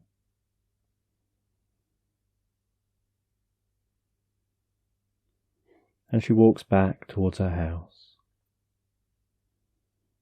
picks up her teddy bear from the chair outside the house, notices how wet it has obviously got in the rain. She squeezes its little arms, squeezes its legs, squeezes its belly, squishes its cheeks, to squeeze out some of that water, before walking into the house, hugging that teddy, with the cat by her feet.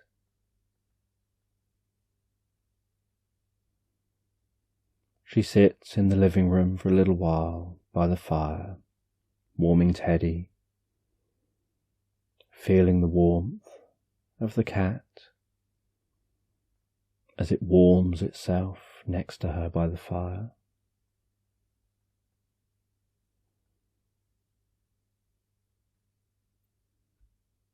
She eats dinner with her parents, still thinking about the experience that she's had. She starts talking to them about the dream, about what went on while she was in the car, and they listen intently, and they nod, and they engage in conversation, and they show fascination and intrigue.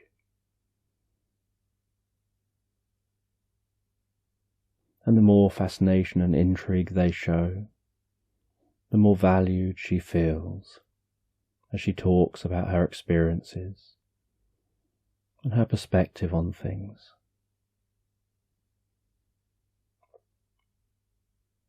And after a while, she goes and sits in bed, reads a bit of her book,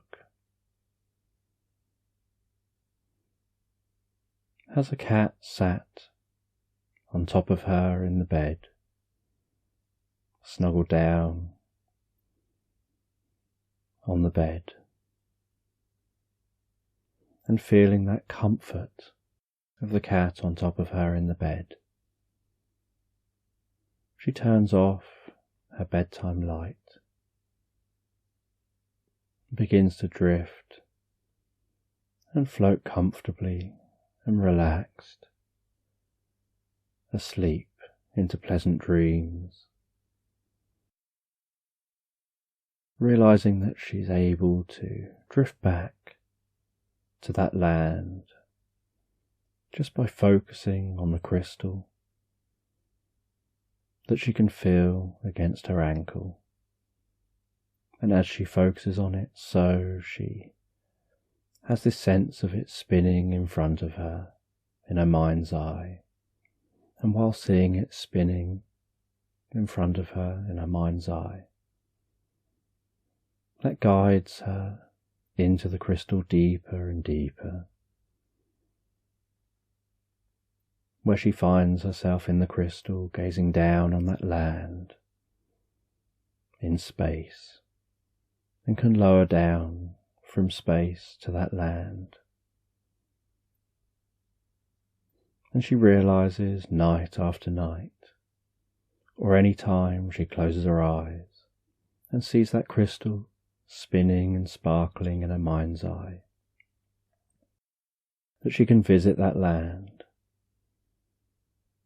and she makes friends in that land, and visits often as she drifts and floats and relaxes asleep.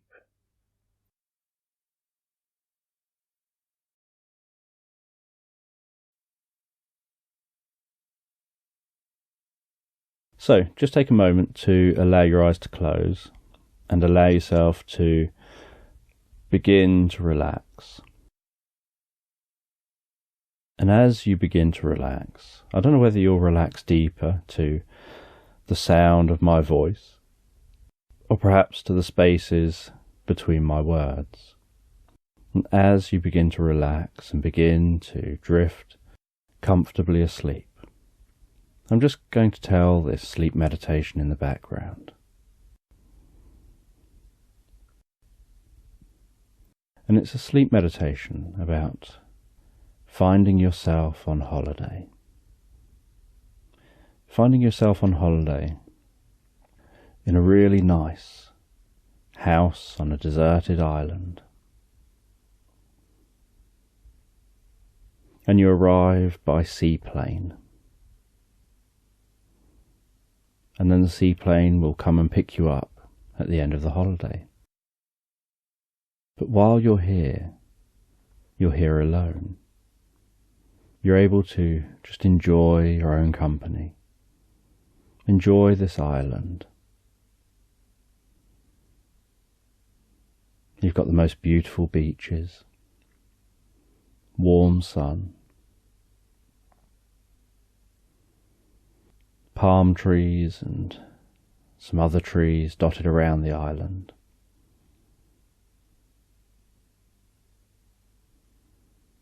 And in every direction you look,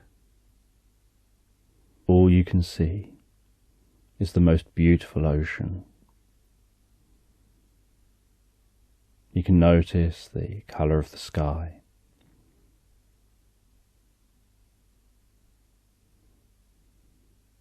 And the island is small enough that you can easily walk slowly around it in a day.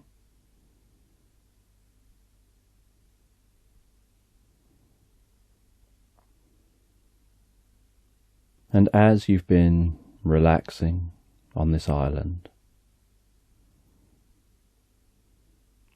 So you have read a few good books. You've laid out in the sun, enjoyed some of that warmth of the sun on your skin. You've swam in the sea, feeling the warmth of that sea water.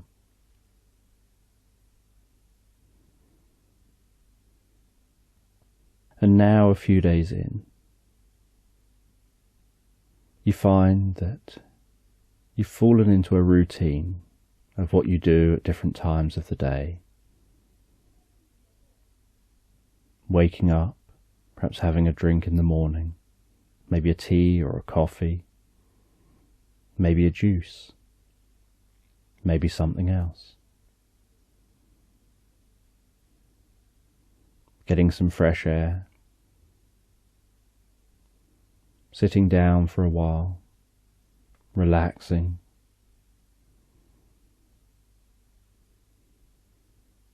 going for a swim. You've walked around the island.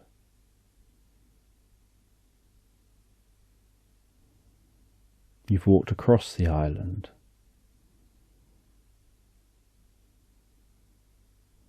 You've spent some time just lying on the bed, reading a book, with the window open, with a comfortable breeze coming in the window, and just the perfect amount of light.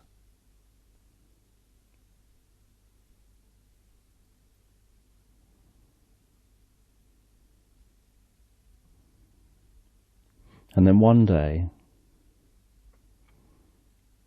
you're resting on the shore, gazing out to sea, listening to the waves lapping on the shore, watching as they roll in, watching the way the sunlight glistens on those waves as they roll in, noticing some seabirds in the sky, just hovering there, circling overhead. Perhaps the occasional cloud.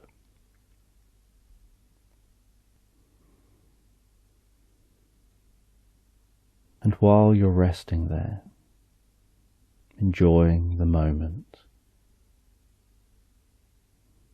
you notice the sound of footsteps. And you wonder whether it's just in your mind. You've been there alone for so long.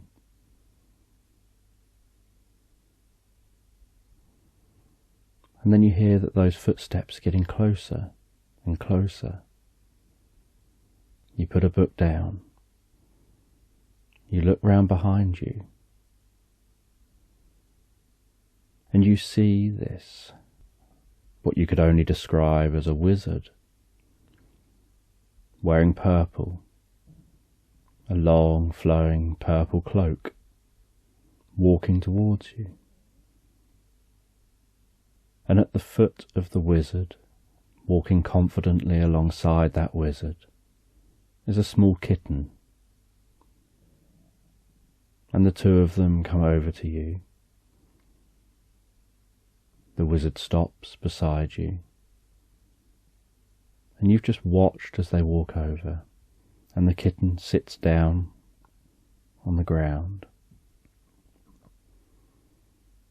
And the wizard says that your help is needed. And you don't know why your help is needed, but they tell you your help is needed, and they've come here to get you. And you decide that you'll see if you can help, you'll do what you can. And the wizard says, great, takes their pointy hat off, places it down on the sand, and then gestures with one hand towards the hat. And you look at the wizard, curiously, and they look at you and then gesture down again and look down at their hat. And you ask, you want me to step into the hat? And they acknowledge that's what they want you to do. And you step into the hat and vanish. And then they step in behind you and vanish, and just as they vanish, the wizard's hand grabs the rim of the hat and pulls that into the vanishing as well. And you find yourself in a field near a tree. And there's the most beautiful mist over this field. The sun's rising. The wizard puts his hat on. You feel very underdressed for this location. The wizard takes his cloak off his shoulders and places it around your shoulders. You still feel a little underdressed. The wizard lets you know that you can find something to wear shortly. And starts walking out of this field. And the air's cool and calm. And the sky is relatively grey, with just some sun rays shining low in the sky, shining just under that grey cloud.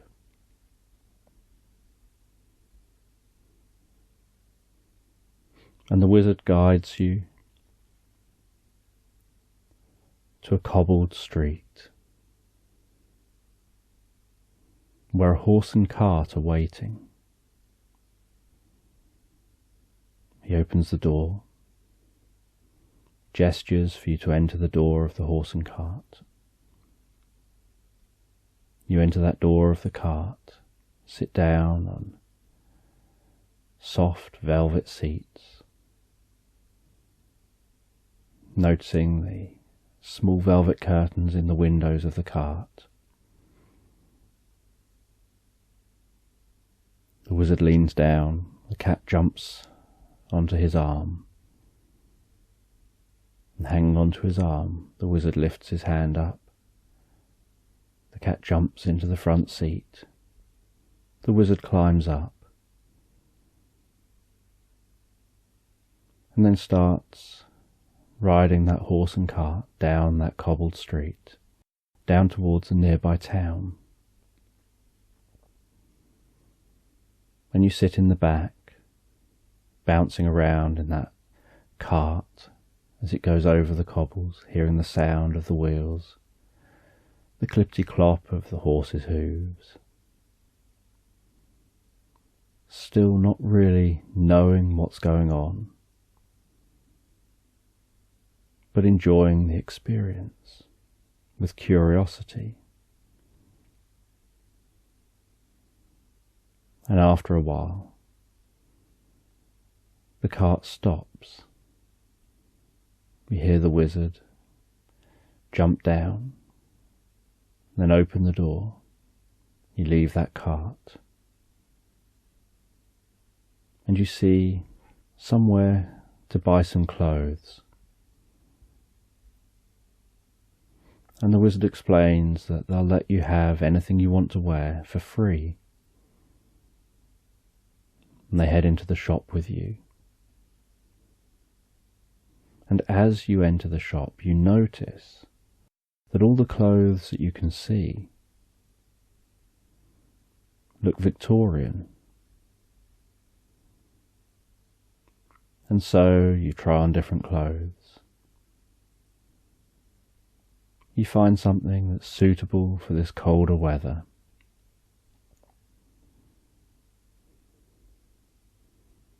And once you've found something and looked in the mirror and checked out how you've dressed, and you're happy with how you've dressed,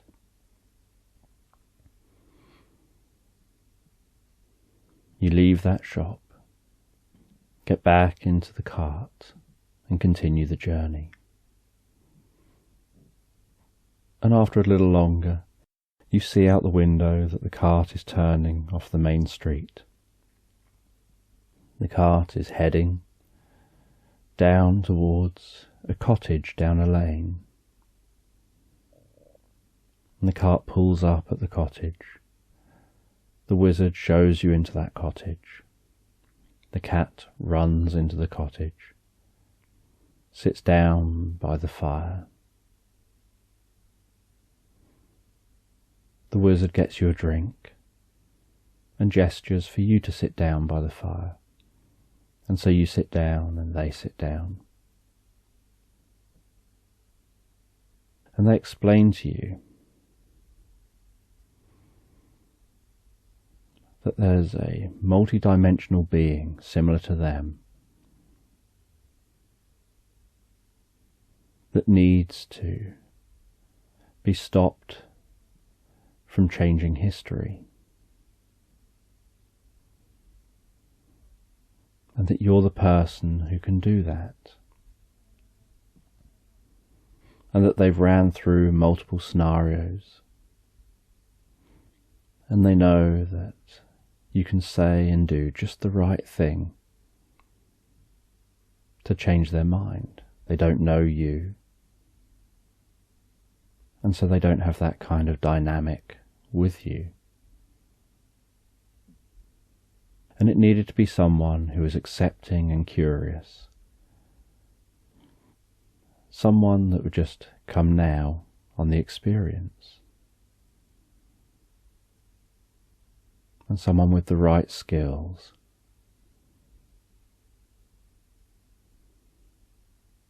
And you don't know yet what it is you're going to need to do. But they say for now, rest up in this cottage. And you'll know what to do in the morning. And then the wizard and the cat leave. And you sit and relax in front of that fire. You wander out into the back garden. And out in the back garden you take a look at the bluebells among the trees at the end of the garden. You can notice daffodils in the flower beds down the sides of the garden. Notice roses in rose bushes, standing above the flower beds, standing above those other flowers, all those daffodils. And you sit out in that garden for a little while. And as you sit out in that garden, so the sky begins to clear.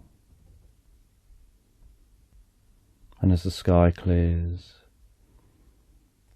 the sun's warmth increases, and you close your eyes and feel the warmth of that sun on your face. Almost like it's somehow charging you up.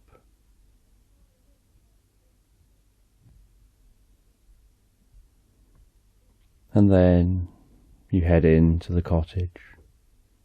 You continue exploring this cottage. You find the bedroom you'll be sleeping in. You look at the lamp beside the bed, noticing the different multicoloured squares of glass that make up the lampshade, and the way when you've lit that lamp, the flickering light dapples through the multicoloured glass, illuminating the room, with that light dancing around the walls, the ceiling, reflecting off of a mirror in the room. And then as the sun sets, so you relax down in that bed, begin to drift and float comfortably and relax to sleep. And while you relax asleep, you have this strange feeling. This feeling that the bed has suddenly flipped, as if your eyes are open. And you have this feeling like you're on the ceiling, except when you look down, that's the ceiling. But because you're in place where you are, it's just a feeling that something's different. Because from your perspective, everything looks the same. To your vision, everything's up the right way. But you've got this feeling like it's flipped over. And so you look out the window. And as you look out the window, so you notice that the world outside of the room is up the opposite way to the world inside the room.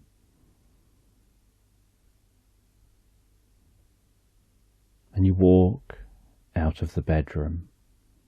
You walk downstairs. You open the door to walk out into the back garden. And as you do, you notice that it doesn't open into the back garden you saw before.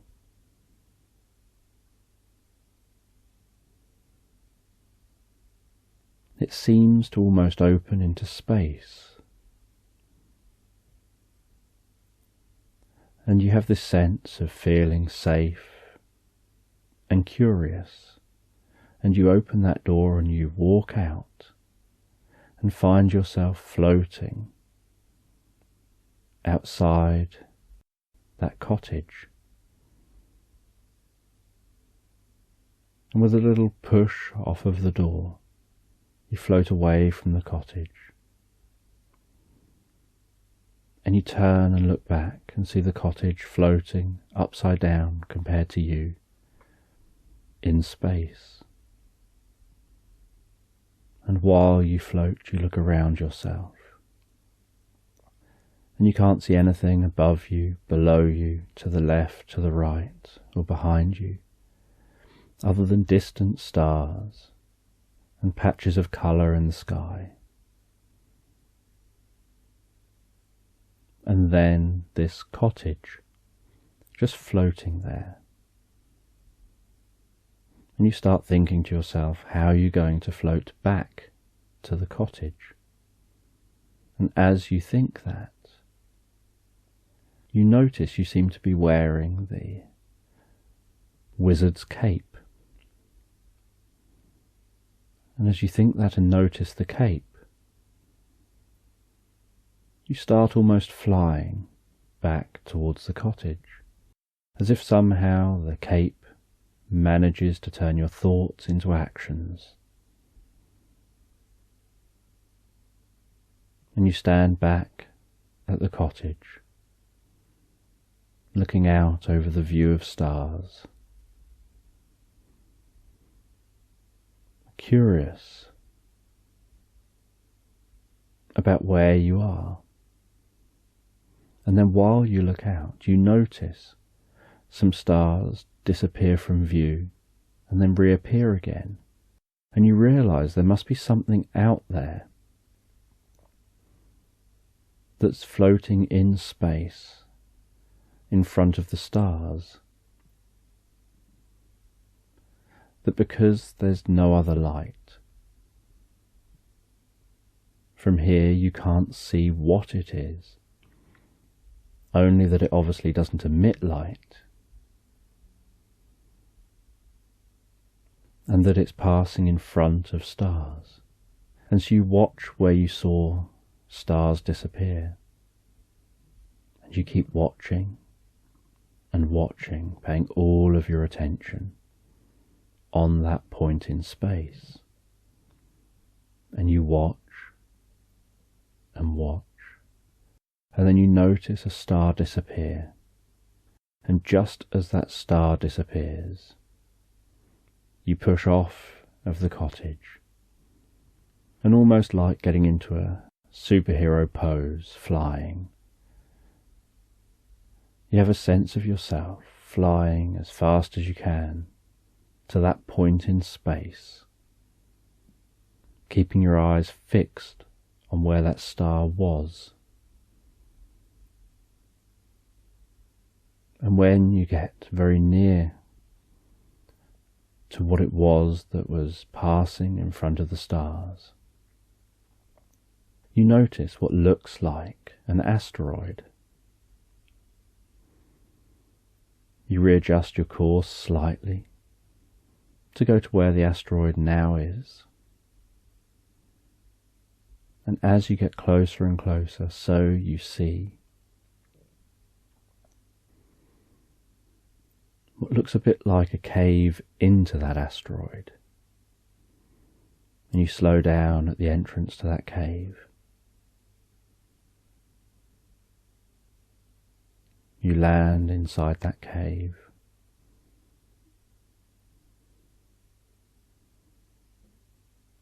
You realize that there's not enough gravity inside the cave for you to walk. And so again, you think about having enough gravity to walk. And as you think that, so you find that the cape enables that. The cape enables you to feel a sense like gravity as you walk into that cave.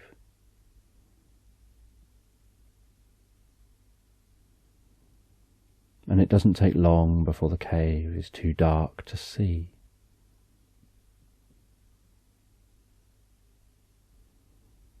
And you hold a hand out in front of you. You turn your palm upwards. You think to yourself that you want light. And a glowing electric blue orb of light appears hovering above your palm. And you notice the light dancing on the cave walls, your shadow dancing on the floor, on the walls, as you walk deeper and deeper into the cave. And deep in this cave you find a chamber, and in that chamber you have this sense of movement on the back wall, and you increase the illumination of that light. And as you do, it illuminates the back wall, and you see the most beautiful moving patterns, symmetrical patterns, dancing, moving, rotating on that back wall, almost drawing you in. And you watch as those patterns move and change and become one whole pattern again, and then seem to take on the form of multiple patterns as they move and change, before becoming another whole pattern. And the closer you get to it, the more you realize that this is more than just moving patterns, that there are patterns within the patterns within the patterns. And the closer you get, the more repetition you notice, and the more you discover that what you're looking at closer up resembles the patterns of the whole that were further back. Almost like a very similar pattern is there on every level, and you get as close as you can, and you squint and you really try to look as close as you can, and you notice that even squinting, the smallest scale you can see, the pattern you're looking at within the pattern that was within the patterns within the patterns looks incredibly similar to all the other patterns. And you have this sense that it's subtly different. But if someone showed you it, you would recognize it as that same kind of pattern.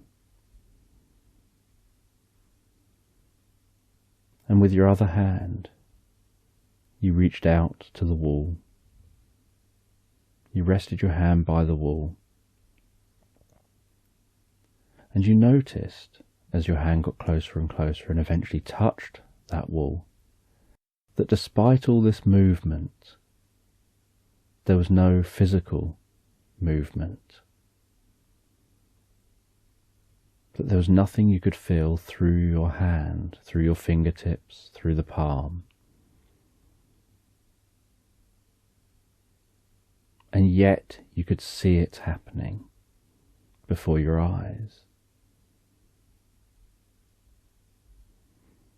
And then you noticed something changing, that where your hand was touching the wall,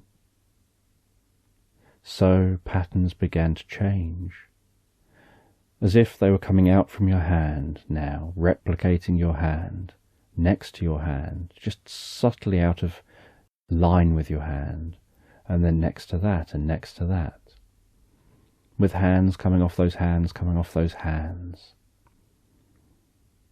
until the whole wall was full of a replicated pattern that just looked like your hand replicated multiple times on different scales. That no matter how much you zoomed in on it, it resembled your hand.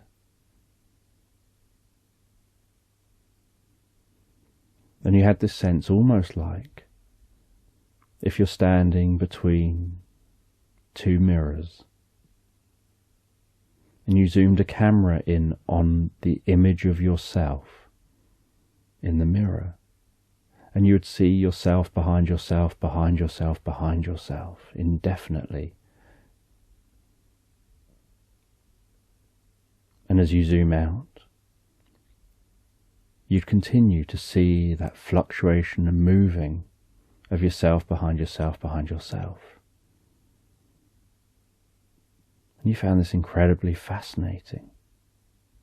Somehow, this wall seemed to turn things into patterns in a way you can't explain. And that the patterns seem to move. There seems to be some kind of energy here. And then you hear a bird tweeting and hear something fluttering around. And then find a little yellow bird that lands on your shoulder and starts tweeting in your direction, almost tweeting into your ear. And you have this sense like it's trying to communicate something to you. And then you realise it's trying to communicate that you need to pass through here. You need to work this out. And so you focus on your hand and you look at how the pattern evolves from your hand, how it moves from your hand. And you start moving your hand slowly and gently, noticing how the whole wall of pattern changes and shifts. And then at one point you get your hand just right, so that the patterns across the wall suddenly fall into sync, suddenly just look absolutely perfect and symmetrical. And you hold your hand in exactly that spot, and the movement stops while it's in exactly that spot. And then the wall seems to vanish, opening up into a dark area, and you walk through into that dark space.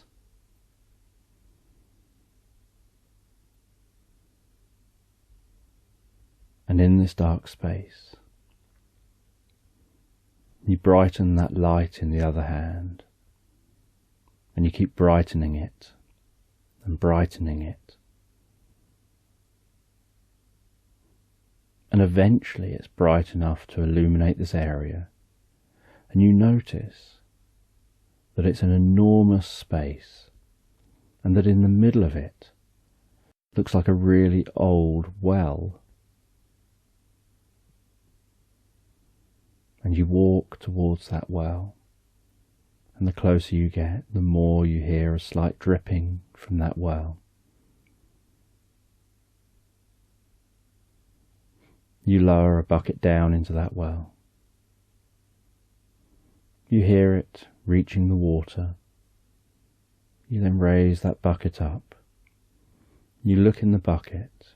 You see this glowing, electric blue water. You touch the water with your hand.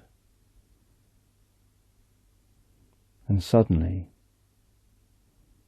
this whole space, almost like someone's painting in this space, in some kind of wavy painting, transforms into a vast meadow, where you quickly hear bird sounds appearing, feel the breeze on your face. Notice that town all the way down there.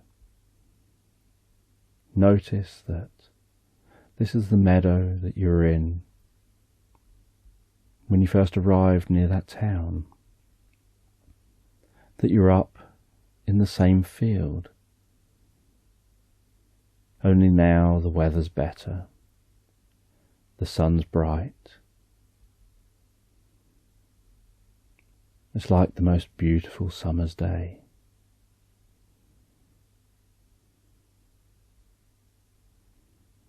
And you can see someone sat down on the ground by a tree. You head over to that person by the tree, and you can see that they look a bit lost in thought.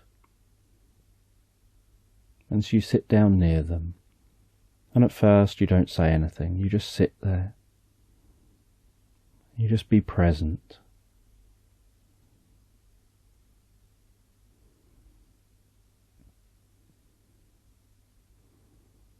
And then after a little while of just being present, you see them beginning to come back to the here and now, and see them beginning to move slightly, and then open their eyes, and they gaze over towards you. And they're not startled to see you there. They were aware you were there, they just weren't paying you attention.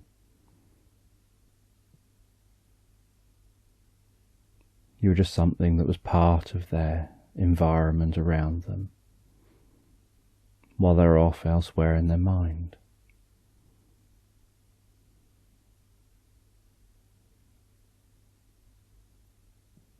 And you notice a certain sadness in their eyes. And you ask them if there's anything you can do to help. And they explain about how they'd lost control of their powers. They've had to isolate themselves here to try and protect everyone. That people had thought that they were starting to do bad things with their powers.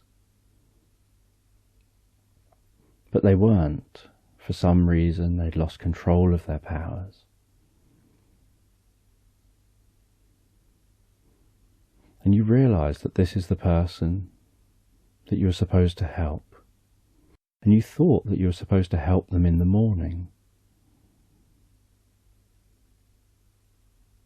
And they explained that it is the morning, that they're now well into the morning. And you sit and you talk with them and you listen to them as they tell you about their mind getting distracted, their mind getting so focused on other things that their body almost stopped coping and started doing its own thing separate from what they wanted it to do with its mind.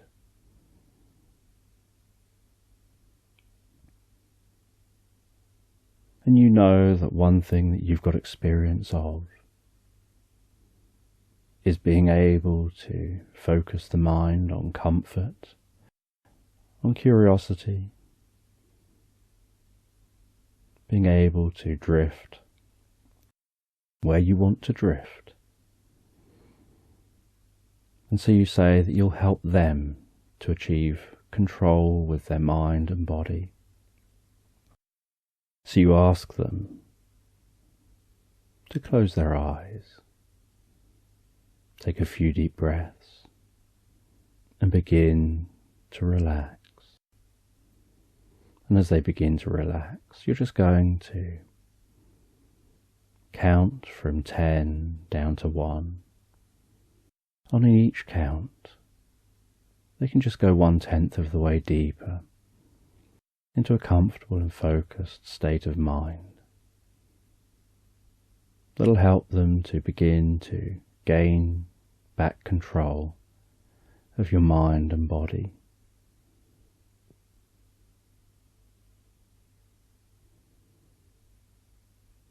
And you can have this sense almost like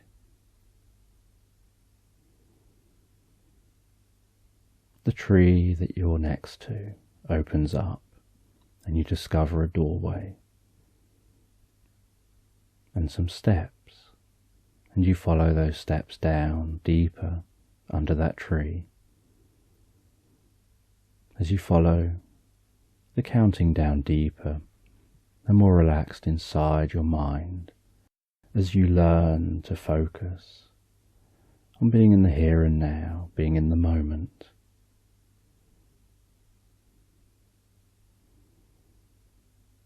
Ten, 9, 8, 7, and you notice their arms beginning to relax. You notice the way their breathing deepens and relaxes. You notice the way their facial muscles smooth out, the way their eyes begin to dance slightly under the eyelids, the stillness through their body, that sense that their arms are getting heavier and looser and limper. 6, 5, 4, 3, 2, 1. Finding yourself at the bottom of those stairs. As you walk into a room and you see a chair, and as you rest into that chair, so you notice yourself begin to drift inside deeper. And while you drift inside deeper, so it's a bit like you find yourself in a virtual reality machine, where your body is here in this chair, still, calm, relaxed, and your mind is elsewhere, focusing on curiosity, inner healing, and working through those areas you need to work through. And so you guide them through an experience of inner work, inner healing. And you can see them sat in front of that tree. You can see signs they're following along, drifting deeper, healing themselves. And they experience that experience of being in that chair and their mind wandering off onto fantastical and sometimes unusual experiences that they accept and follow with intense curiosity, knowing each experience is deepening and healing themselves through their mind and body, making all the necessary changes.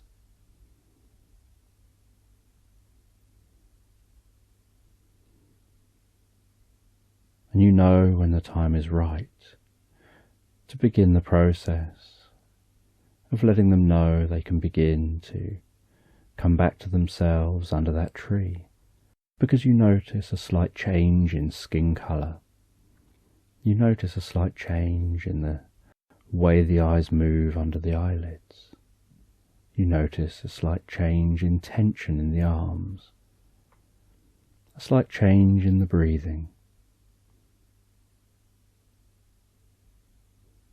And then you let them know they can take as long as they want to come back to the here and now under that tree over the next minute or so. And you give them that minute of silence to take as long as they want to come back to the here and now under that tree. And then when they're ready, they come back and you see their beaming smile as they open their eyes. And they let you know they feel a sense of peace, a sense of harmony through their mind and body. They feel that connection again between their thoughts and their actions.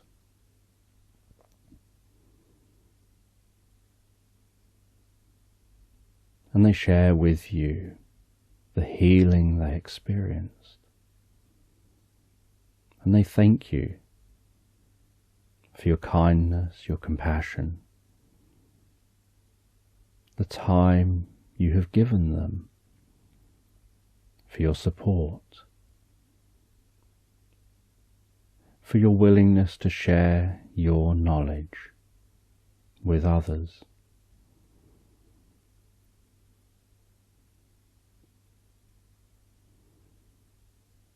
And they tell you that they'll be fine now and that perhaps you should go and find yourself. And you wonder what they mean. And they say perhaps you should go and find yourself in that cottage.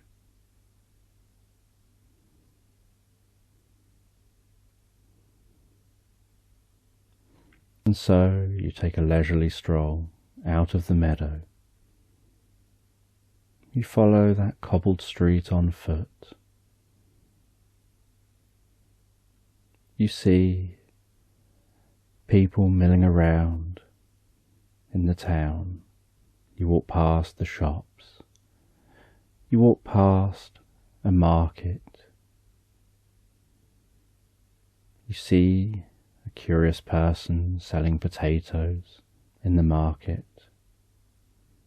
You head down a side street. You find your way to that lane. You follow that lane.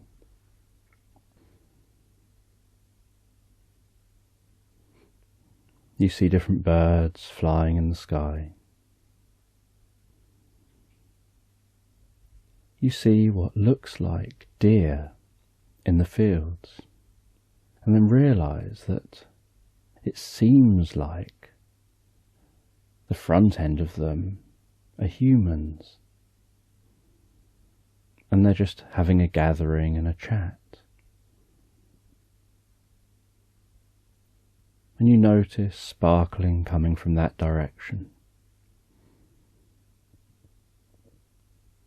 And you think you see other things over there as well. And then you hear a pheasant and watch as it flies up into the sky, noisily flapping its wings. You arrive at the cottage. You enter the cottage, you head up to the bedroom. And at the bedroom, you're surprised to see yourself lying on that bed, looking so calm, so relaxed, so peaceful. And you're curious because you feel like you are you, and yet you can see that you there. And you don't want to disturb them. You feel almost like it would be bad to disturb that you sleeping there. But you gently reach down to touch your head, just to check, and you notice that your hand goes through that you there.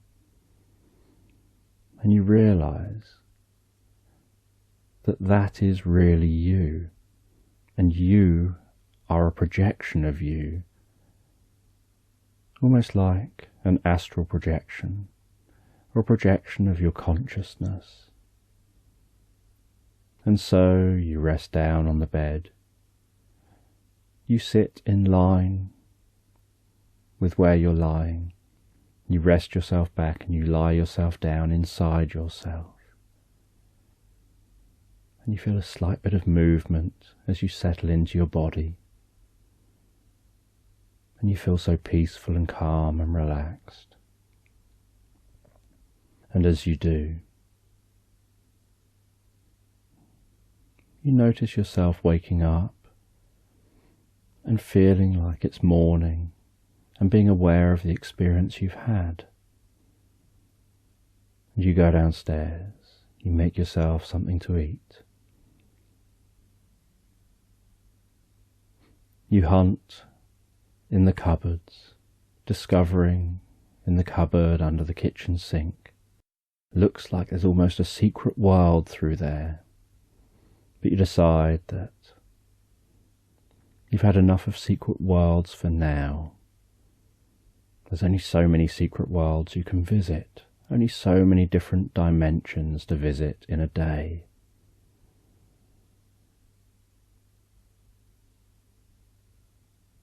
And as the day goes on, so you hear a knock at the door. You open the door. The wizard standing there, with the kitten standing on their shoulder.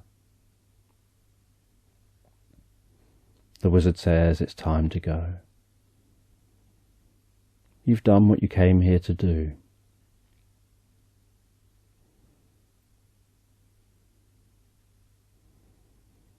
And the wizard walks you back to that horse and cart. You go through the door to the back of the cart. And as you go through that door, you find yourself back on that beach. And you turn around, curious because it happened so quickly. It happened in an instant. And the wizard and the cat are stood here on the beach with you.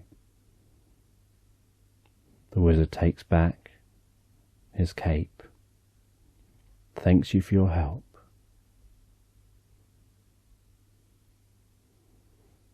and tells you that no time has passed here on your holiday. And you continue your holiday, enjoying the beach, swimming in the sea. And while swimming in the sea, you notice a giant manta ray.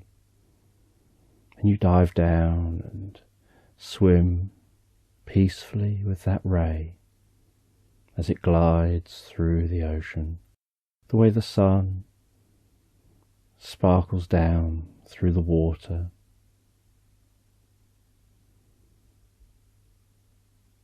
You continue that holiday before the seaplane arrives to take you home. You head home, back to the mainland in the seaplane. You make the rest of your journey home, still thinking about the experience that you had on holiday.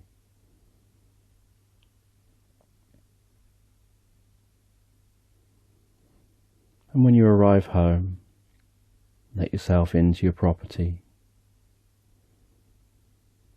Pick up the post, put it on the side.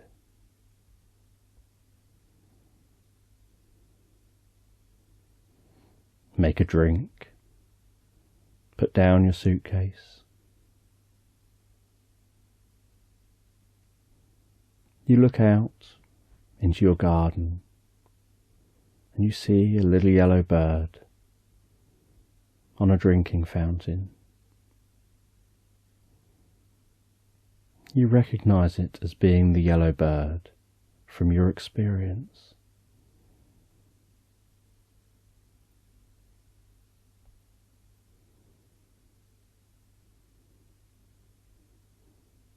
And you're curious how things will turn out in the future, what this experience was and what it means to the present, and whether you'll ever see that wizard and cat again. And then that night you sit outside, gazing up at the stars, watching them twinkle in the sky, watching the occasional shooting star, before heading to bed, settling down and drifting and floating so peacefully, so comfortably asleep, sleeping well and deeply, having the most healing, most wonderful sleep through the night.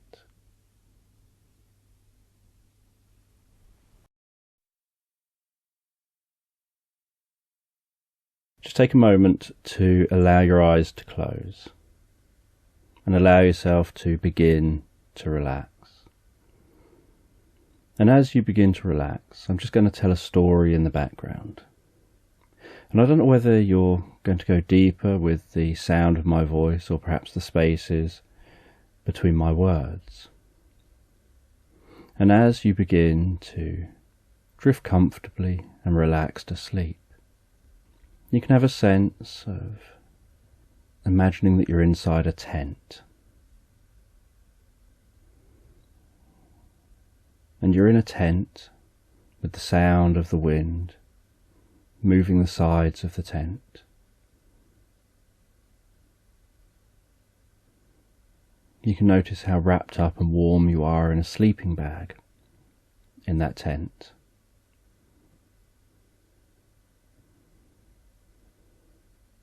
And you're just beginning to drift and float comfortably asleep in that sleeping bag. And you're aware that outside the tent, a snowstorm is raging, but you're so comfortable and relaxed inside the tent, relaxed inside the sleeping bag. And as you continue to relax deeper and deeper in that sleeping bag, your mind starts to drift and dream. And because of where you are in that cold environment, your mind drifts and dreams to somewhere pleasant and warm.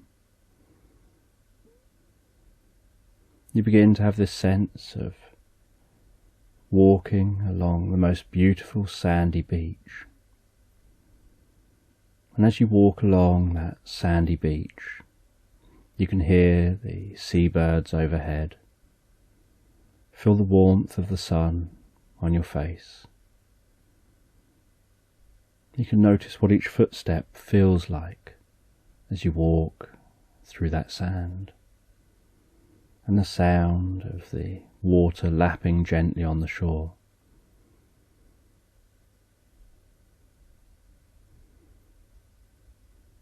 And as you walk along this seafront, so you begin to wonder why this experience feels so real to you, that you've drifted asleep many times before, you've dreamt many times before, but something about this experience feels different.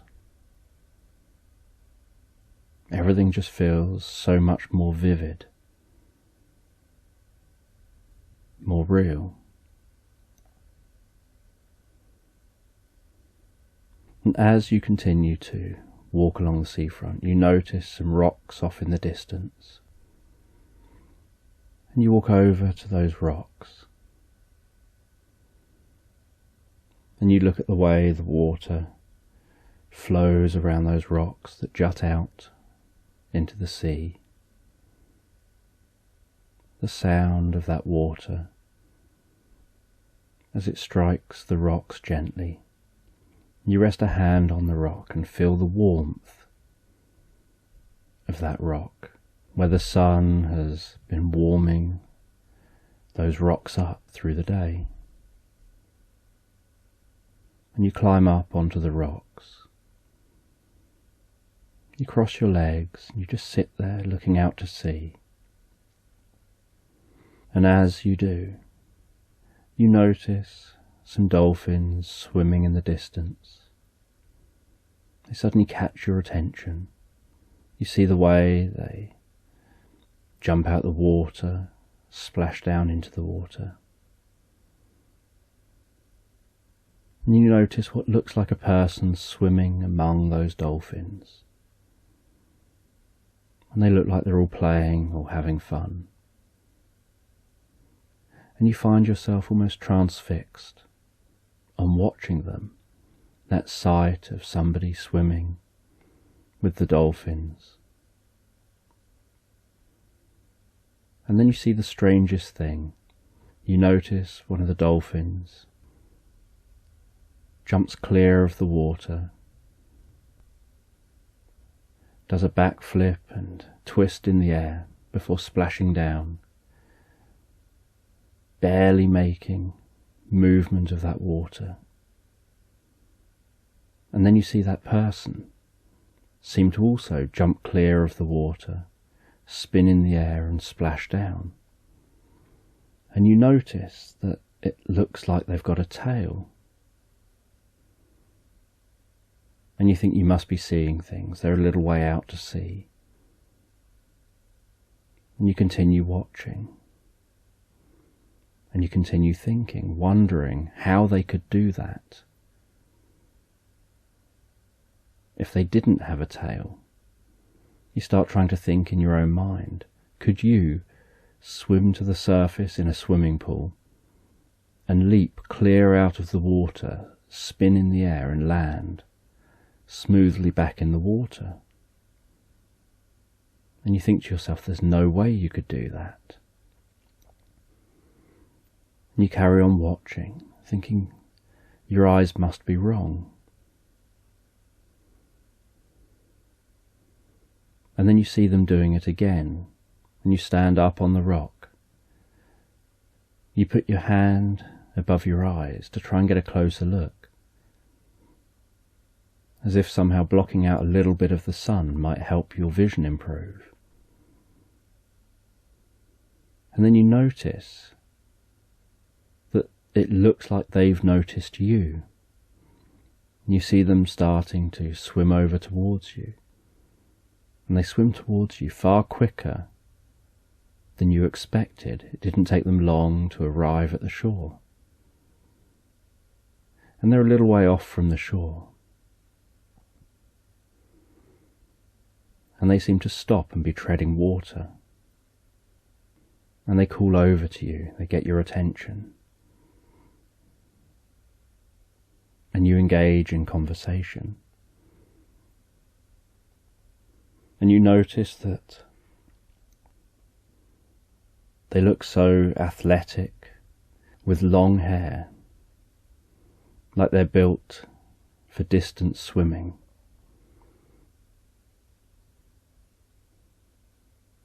And they look really powerful, like they can make these rapid bursts of energy.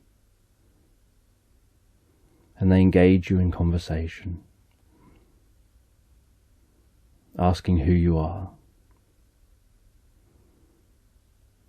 and saying that you look a bit curious and confused, and you explain what you thought you saw, and you dismiss it with a bit of a laugh, as if somehow you think you're saying something stupid. And they tell you that there are no stupid questions. It's just that sometimes you get stupid answers. And you find yourself smiling at their comment. And they invite you in to the ocean.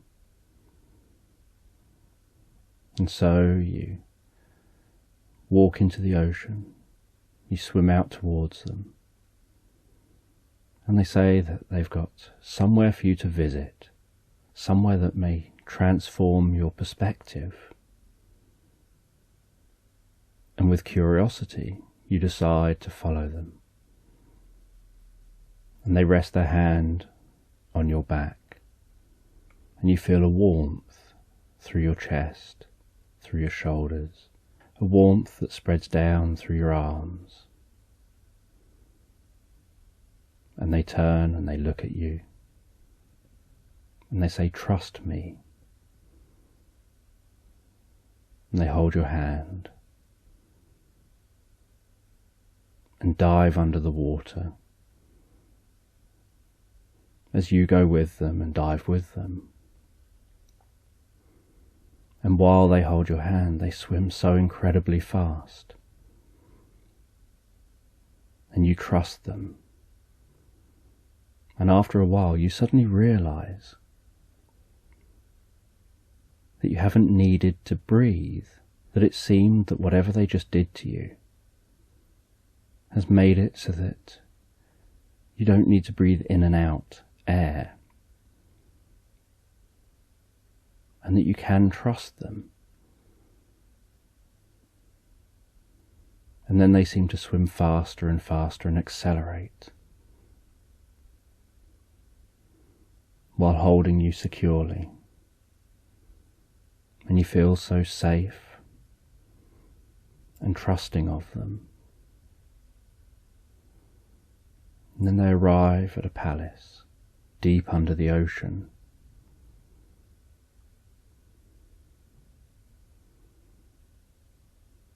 And they swim in through what's a bit like a wall of the palace. And then the water in this area that you've landed just inside the palace drains away. And as it drains away, so the mermaid's tail turns to legs. And you look around yourself, you look behind yourself, and you see where you've just come in, and you see that wall of water, as if somehow there's like an invisible force field stopping that water from entering this area. And they take your hand and they walk you into the palace. They start walking you through that palace.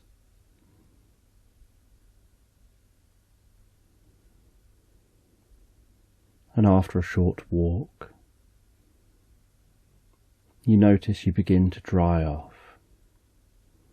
And they show you different ornaments, different statues. And you can see other people milling around. And you're aware that all of these are mer people.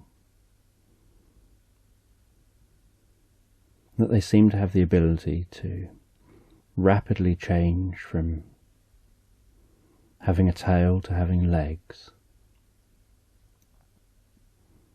And you ask about this.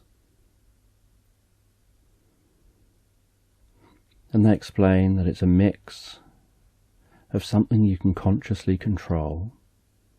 You can decide to change from tail to legs or legs back to tail, but also something that happens automatically, depending on the situation that you're in.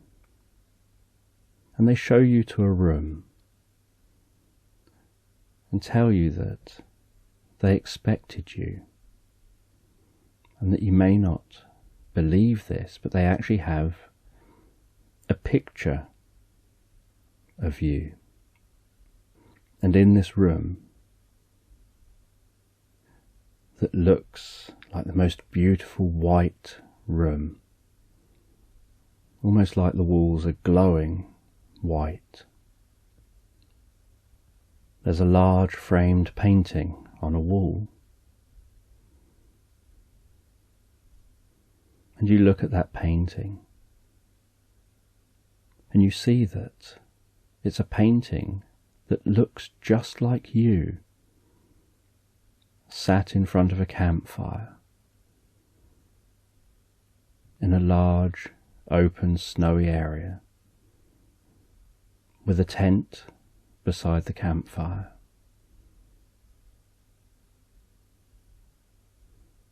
And stars and an aurora in the background.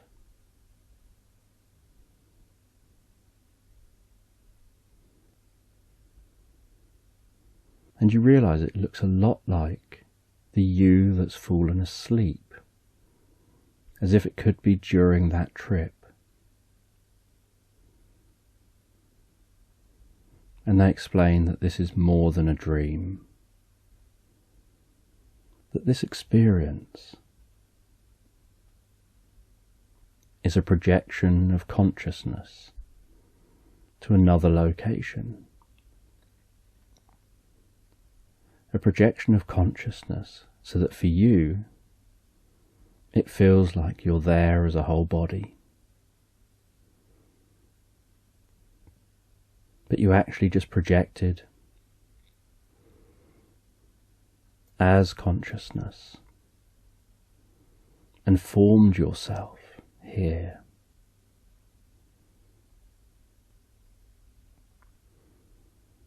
And that it was because you need to learn something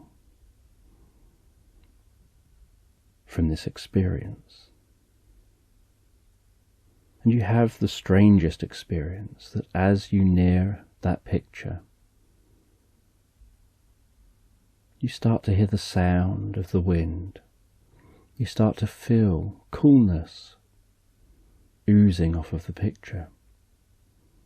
And as you back away, that coolness calms down, and the sound of the wind calms down. And while you watch the picture, you have this sense that the fire is beginning to move incredibly slowly, almost like the picture is actually just a moment in time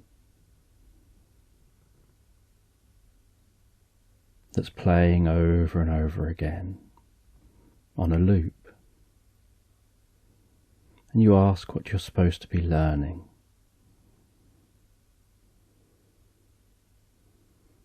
And they say that you need to be exploring your memories to discover that you're always making memories and you need to be exploring them. That memories are like cakes. They're made up of different parts, different bits of information, and how you put it all together and what you do with it influences the kind of outcome that you have. Some go well and are pleasant, others not so good, and that there's a memory to recall. And they tell you that it will link back to that moment in that picture.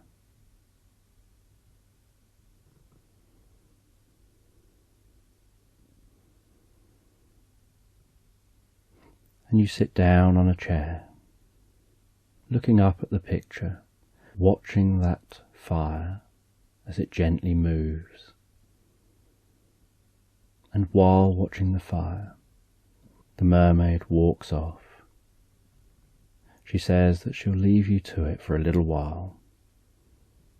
You'll know when you've found the answer. And as you gaze at that fire, looking at the colours of the fire, you start to have this sense of seeing a giraffe, as if somehow the colours of the fire remind you of the giraffe's neck as those flames rise up from the fire. And then it's almost like you're in some kind of virtual reality world. Almost like you go into some kind of space in your mind where the palace disappears from around you, and you can hear the sounds of other people, and you can see the giraffe.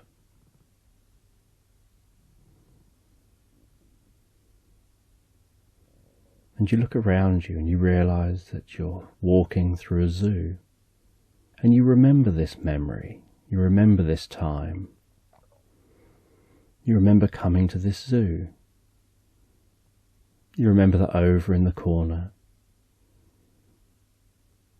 is a shed-like building containing some of the spiders and scorpions. You remember that most of these animals are rescued, and that you had different thoughts while walking through here.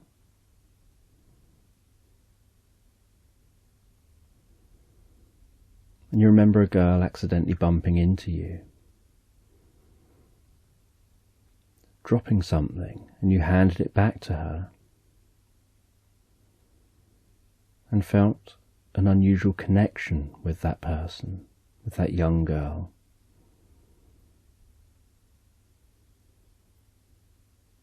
And as you walk around this zoo, so you start hearing a ticking in your mind. And the first thing you think of is a ticking like you're going to be late. And you follow that ticking out of the zoo. You find your way out to the main shops in the streets near the zoo. You realise that this zoo, when you came here, it's on a seafront, but it's not quite the same seafront as you were on a minute ago. And you walk along and you find a shop that sounds like it's ticking. You enter that shop, you hear the jingling of the bell at the door. You see all the clocks around the walls. You see someone working on a watch.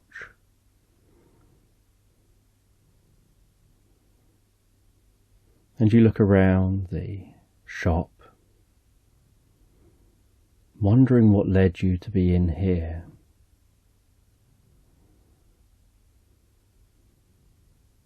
And you see that this person who does clocks, who fixes them up, looks like they also do shoes. Like maybe they sometimes work as a cobbler. And it doesn't look like their main business. Just perhaps a little bit extra to help make some income where needed. Most people nowadays don't need their shoes fixed. People just buy new shoes. And as you look around, you notice that there's a box containing shoes that look like they've never been collected. And you inquire about that box.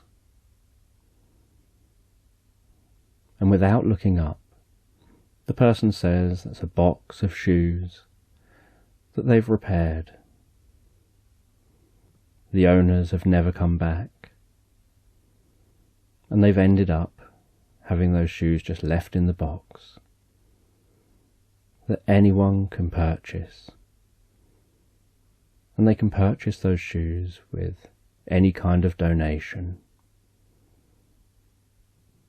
The shoes aren't theirs to sell, so they won't sell them. So any donation is welcome. And you feel around your pockets to find something for a donation.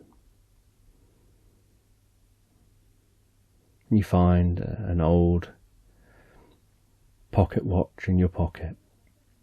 You place it on the counter, and you take some really interesting purple shoes. You don't know why you're drawn to them, but you hear this voice in your mind saying those every time your eyes look at them. And so you walk out with those purple shoes. You decide to change into the shoes. And you feel that they're a little bit rigid at the moment. So you walk around. You like the solid sound that they make with each step. That they make the kind of sound that makes you stride and feel confident. That to get the best rhythm from the shoes, you have to walk with broad steps. And while you're listening to the rhythm of those shoes, you close your eyes from moment to moment to allow your ears to focus on that rhythm deeper. And then you come to a halt. You open your eyes. You turn and look out over the sea. And as you look out over the sea, you wonder why you're here. That all of this is you sitting in front of that picture. And so you try and process that, trying to work out whether you're actually still sitting in front of that picture, whether this is all one elaborate dream.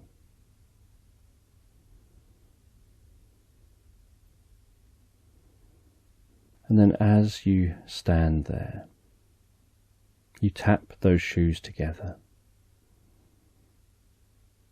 And as you tap those shoes together, so an electric blue light begins to form around your feet, begins to spread up around your body, sparkling, shining, almost like it's in a slight white mist or fog forming around you. And then as that clears, you discover that you're sat staring at that flickering flame back in that palace. And you look down and see that you're wearing those purple shoes. And you don't know what the purple shoes mean.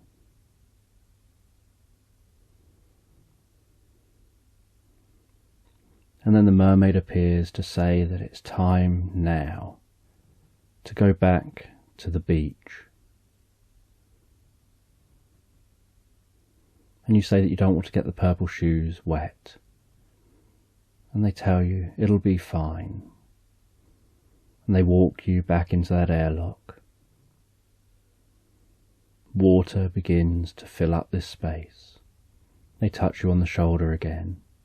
You feel that warmth through your chest, around your arms, and your back. And then as the water fills this area, you both swim straight back through that force field, back out into the open ocean. And then the mermaid rapidly swims you back to where she found you. And you swim over to the shore. You walk out the water. You look back over at the mermaid.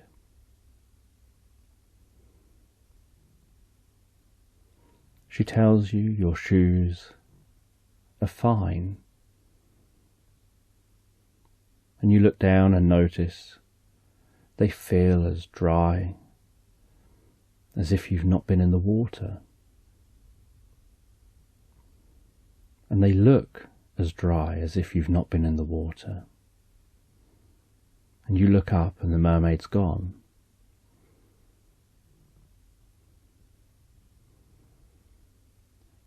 And then you walk off that rock. You walk through the sand, and as you do, you begin to hear the sounds in that tent and have this sense of waking up. And as you start to wake up,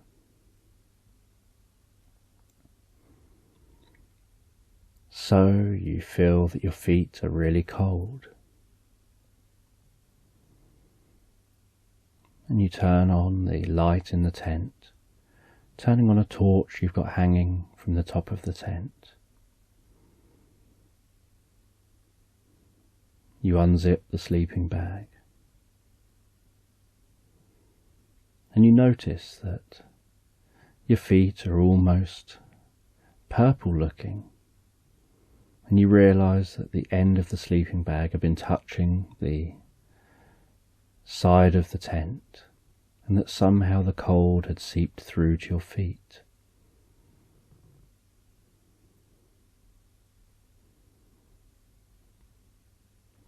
And you get yourself ready for the day in the tent. You put some extra layers onto your feet, and you worry that your feet now won't fit in the boots you've got specifically for this journey. But as you worry about that, you see the thickest, most comfortable looking pair of purple boots just stood there near the entrance of the tent. And that purple looks exactly the same as the purple of the shoes, and something about them looks familiar like the shoes, and you don't know where those purple boots came from. And they've got the thickest, most comfortable fluff on the inside, and you slide your feet into them. You do them up, and you think to yourself that it's almost like having a hug on each foot.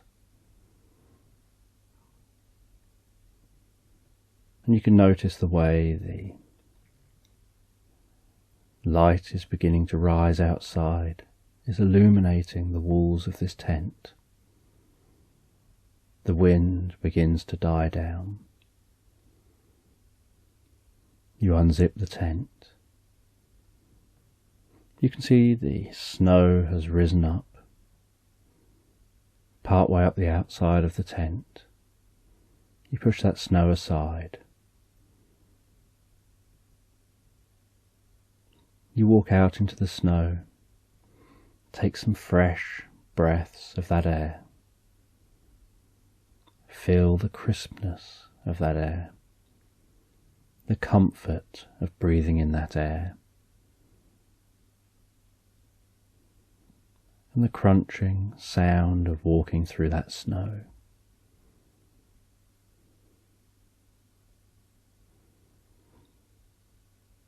And you crunch down an area where you can start a campfire. You light that campfire. You sit down near the campfire and make yourself some breakfast.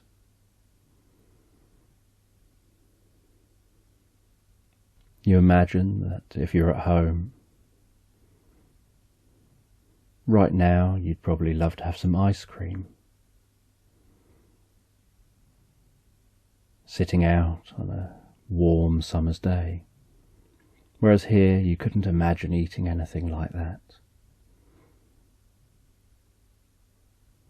But you do wonder whether you'd still get brain freeze, given that everything else is equally as cold.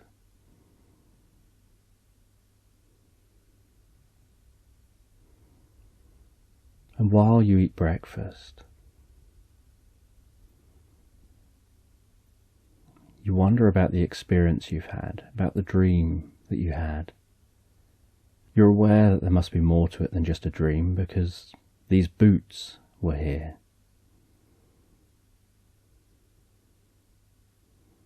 But you don't know what all the meaning was, and why you visited the zoo, and where that beach was,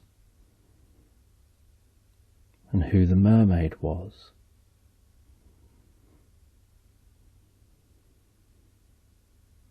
And after eating, you pack everything up,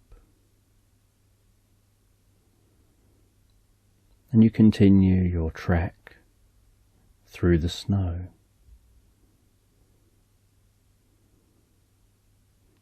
And you walk through that snow, dragging a sled with your tent and other belongings on it.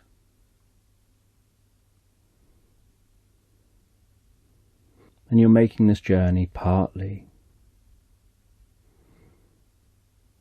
because it's something to help to teach you that you can still achieve things if you put your mind to it. That you can do things that have no other goal than achievement.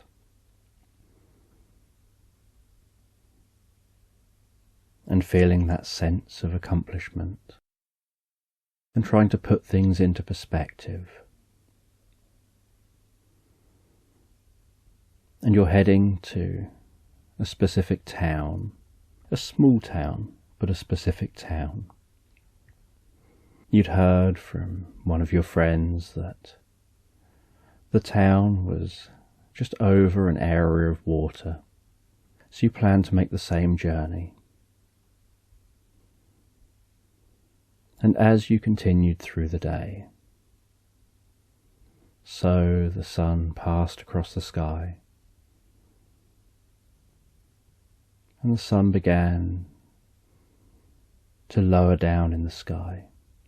And as the sun's rays were really low across the snow, so you noticed, out the corner of your eye, a glistening, glinting point in the distance. And it continued to glisten and glint, and so you wanted to go and explore that, and discover what it could be. And although it was off in the distance, you felt like you could deviate and still get back on course easy enough. So you walked in the direction of that glistening, glinting point of light. And as you got nearer, you noticed that there's a slight mound in that area, a bit like a hill.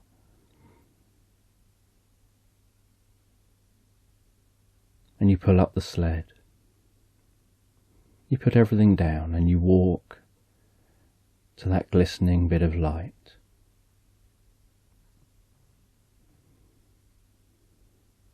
And you see a pillar of ice crystals sticking up out of the ground that seem to be catching that light as it shines across the snow.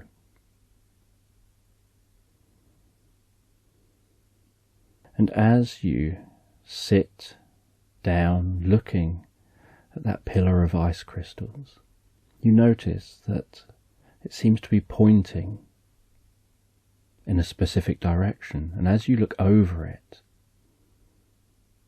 you notice a slight indentation in that mound, and you walk over to that indentation, and with your hands you start to dig away, and you remove that snow. And you find what looks like a wooden door that's frozen solid. And you pull on that door. You manage to break it free, work it loose. You open that door and you see some steps leading down from that door. You go back to your sled, you grab your torch. You decide to explore wherever this leads. You start walking down those steps, deeper and deeper underground, deeper under this snow, deeper under this mound. And the first thing you notice as you walk under the ground is how much warmer it is down here the deeper you go. And you shine the light around the walls of a tunnel. You can hear just the occasional drip in this tunnel. And you walk along the tunnel.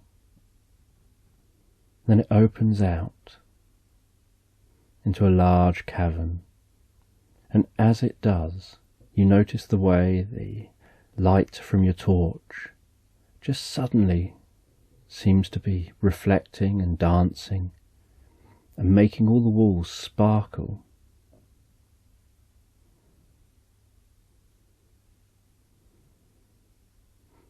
And you realize that somehow it's as if this cavern is made out of salt.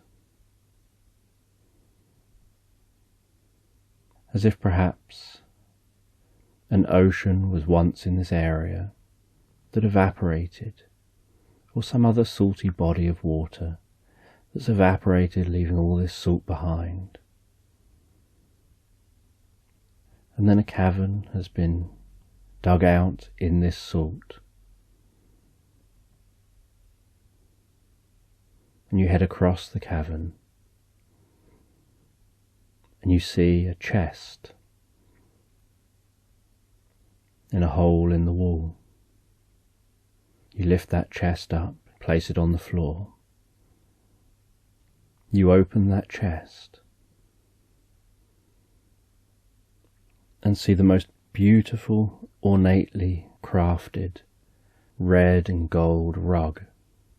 And around that rug is some ribbon, and you untie the ribbon, you unroll the rug, you go to place that rug on the ground,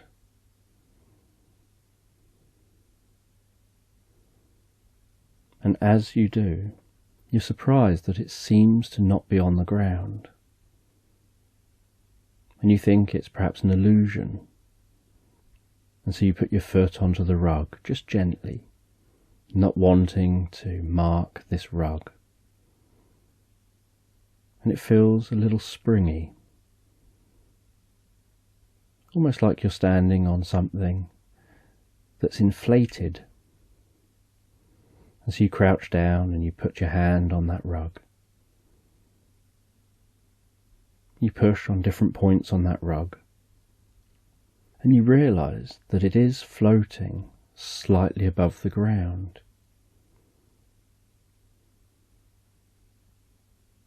And then you hear a voice in your mind saying, "Climb on." And you look around you, wondering whether it was a voice in your mind or whether someone else was here.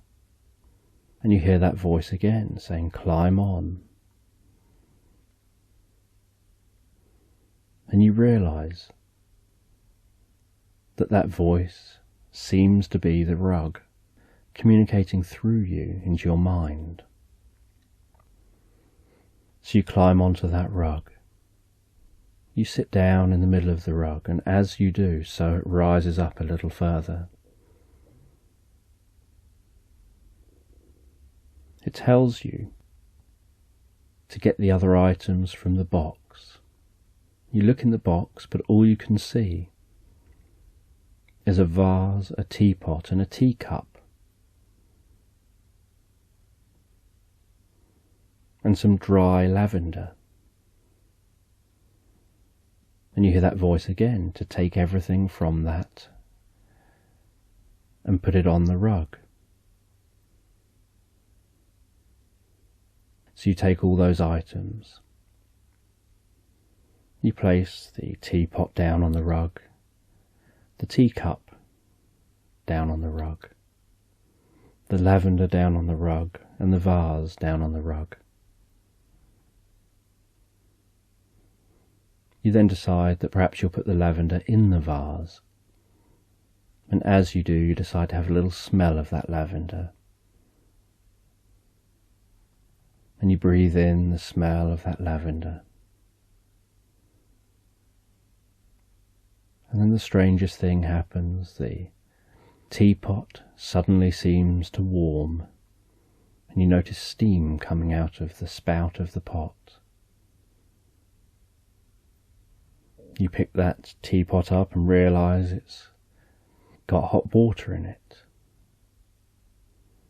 or perhaps hot tea, and you pour that into the cup and have the perfect cup of tea poured in front of you.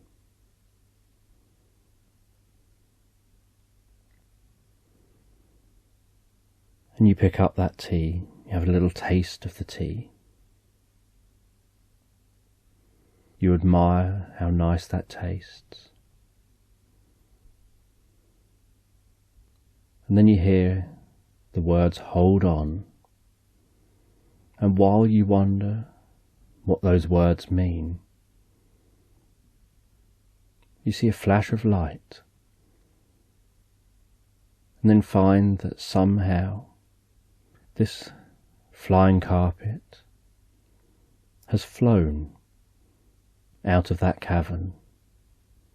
You find yourself flying over a vast land. You see people in streets below. You see cats and dogs. You see the birds overhead.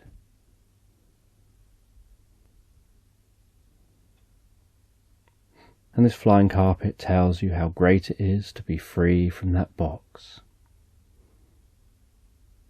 as it flies you around, before settling down halfway up a mountain, overlooking a vast land, on a slight plateau.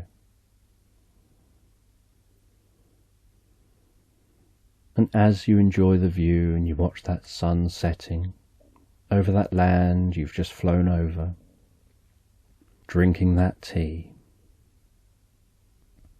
you wonder about this experience as well. And this flying carpet tells you that everything is connected.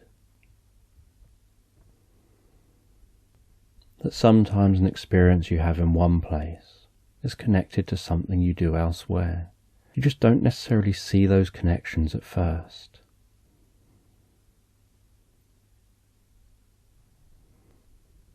And you get off of that rug, get off of that carpet and have a little wander, stretch your legs. And you realise behind you there's a cave. And this cave feels familiar, and you walk into the cave. And in the cave you find another chest. You open that chest and find a teddy bear. You hold that teddy bear, and you start thinking about childhood memories spent with that teddy bear. And you realise this is a teddy that you used to have when you were much younger, and that one day it went missing, and you got really upset at the loss of this teddy. And you're now wondering how it got here, and how it could be possible that you could be here at the same time in the same location as a teddy bear used to have as a child. You remember some of your adventures with that teddy bear. And you go back out to that carpet, and you have a little smile to yourself at the idea of having a teddy bear's picnic, or even in this case a teddy bear's tea party. And you sit with Teddy while looking out over the view, wondering why Teddy was in this cave in a box. And as you stroke the fur of Teddy, so Teddy begins to sparkle. And then seems to cough.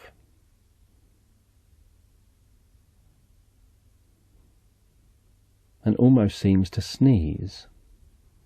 And sparkles seem to come out of Teddy's nose, followed by what looks like a small little green fairy. And you drop Teddy in surprise. And then you pick up Teddy, feeling almost guilty, even though you know it's just a teddy bear. And the green fairy thanks you for freeing them. That a long time ago, this was your teddy bear. You had many adventures with them, back in an era, back at a time, where you used to believe in magic, used to believe that all things were possible, and used to believe in fairies at the bottom of the garden, used to believe that the gnomes did more than just sitting there fishing.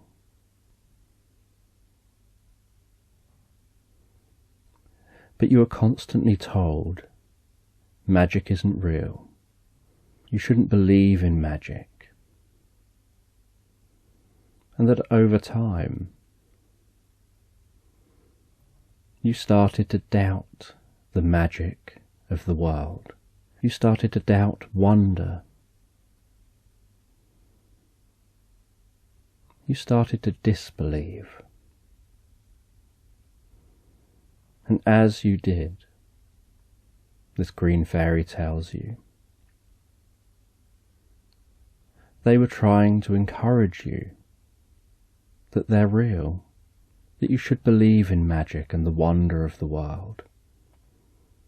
You should see magic everywhere. And you started ignoring them because you believed that you shouldn't believe. And then they got trapped inside Teddy. And Teddy was just left lying around. And so it was known that you'd one day have a light bulb moment. You'd suddenly have something happen that will bring you back to discovering the magic of the world. You just need the motivation. You'd need to take that first step. And then all the magic you encountered growing up will come back to help you on your journey of rediscovery. And so Teddy was moved to the right location for the right time. And the green fairy explained that they were left here to watch over Teddy until the time was right.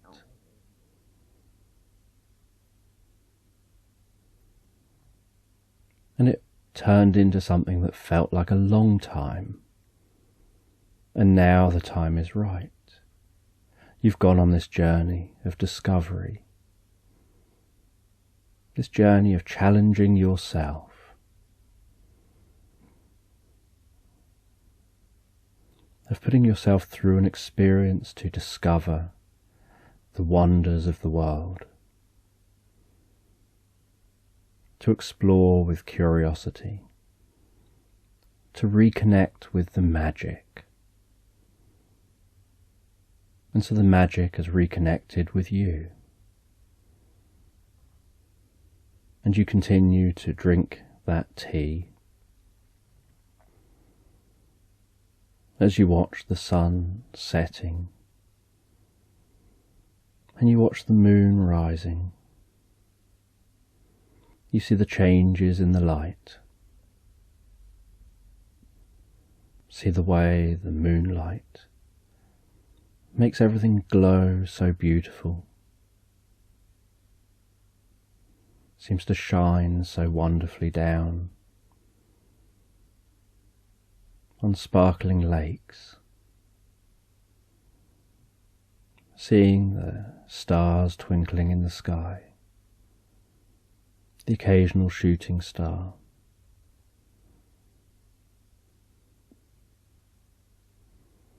Lying back on that flying carpet, wondering whether there could be anyone out there, perhaps in a galaxy far, far away. Looking back, wondering if there's anyone out there. And then as night continues to set in, the flying carpet says they're going to take you back.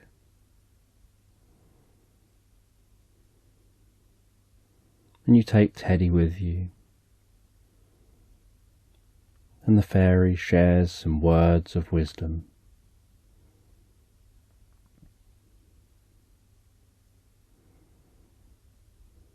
And then that carpet speeds off, finds its way back to that cavern. And the carpet communicates to you to take it with you. Place it on the floor at home, where you'll always remember it and see it, as a reminder of the journey and your connection with magic and with the magic of the world. And so you wrap that up. You tie the ribbons back round that carpet, and you take that out of the cavern with you, and are surprised that it seems like no extra time has passed here. But you're aware that the sun's beginning to set, and that you'll continue and complete your journey in the morning. And so you set up a campfire, set up your tent. You sit down by the campfire, cook yourself something to eat, and then you realize this moment is the picture. This moment is what you saw in the underwater palace.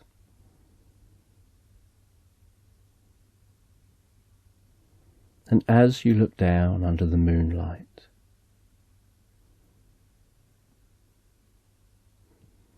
you notice what looks like some penguins huddled together in the distance. And you find it curious because you are sure that you didn't get penguins around here. But they definitely look like they're huddled together, keeping warm, gradually circling from the middle to the outside and the outside to the middle.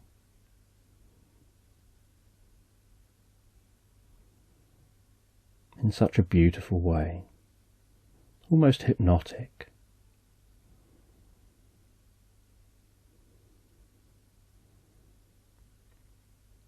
And then you reach over and you pick up the teddy, and you hold that teddy and you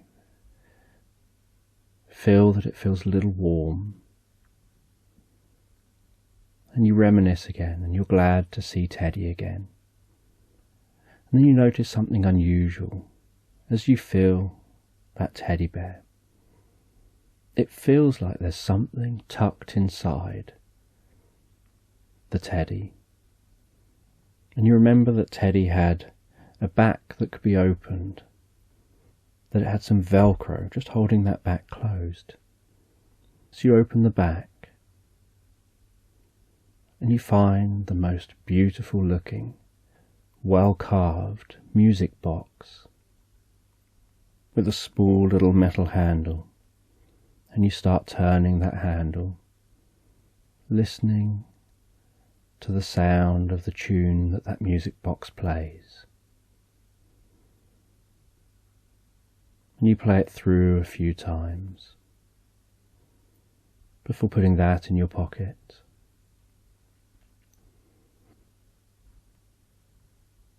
And after finishing eating and relaxing, you settle down in the tent, and comfortably and relaxed you drift asleep. And you have the deepest, most profound, most wonderful, healing sleep. Awakening from that sleep, just feeling calm, feeling at peace, feeling ready to get on with the day, feeling like your mind is clearer than it's been in years, feeling like your body feels more full of energy and life than it's felt in years, feeling a connection with the world around you. And so you continue your journey. You head down to that water. You take an inflatable boat off the back of your sled, inflate that boat, place everything into that boat.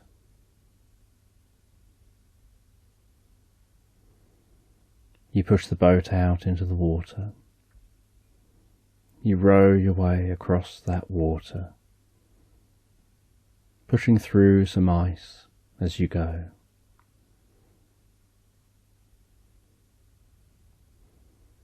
On the other side of the water, you pull everything towards that nearby town that you're heading to.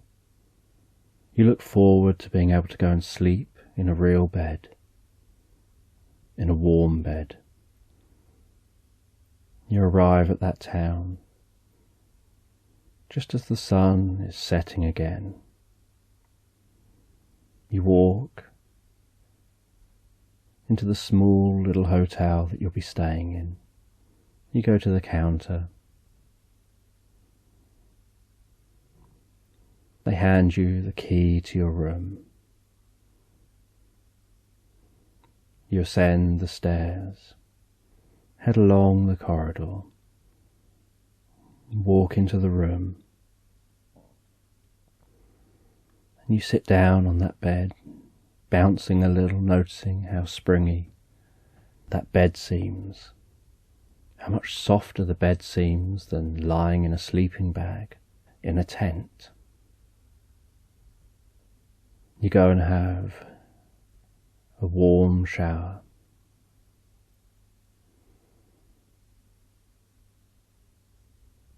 Lie down on the bed. You begin to just drift comfortably and peacefully asleep, thinking about the journey you've been on, wondering about what you're going to tell people about this journey, and curious how life will change now you have connected with the magic of the world again,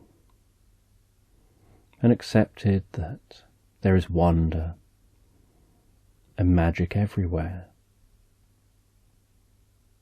While you think about that, you begin to drift and float asleep.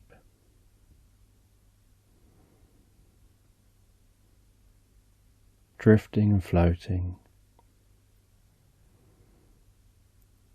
into the most comfortable, relaxed and peaceful sleep.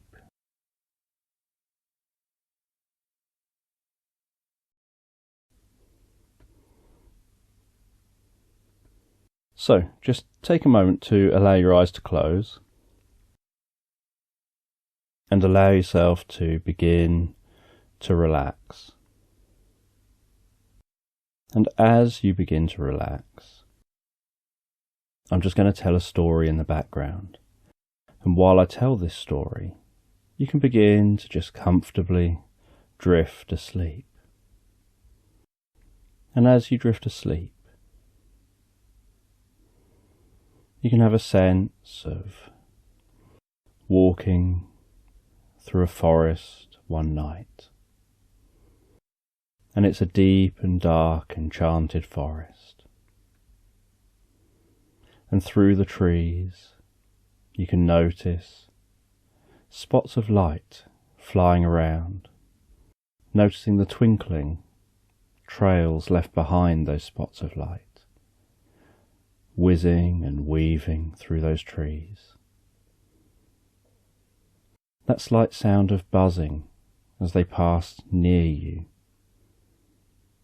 noticing that some of those creatures that pass you by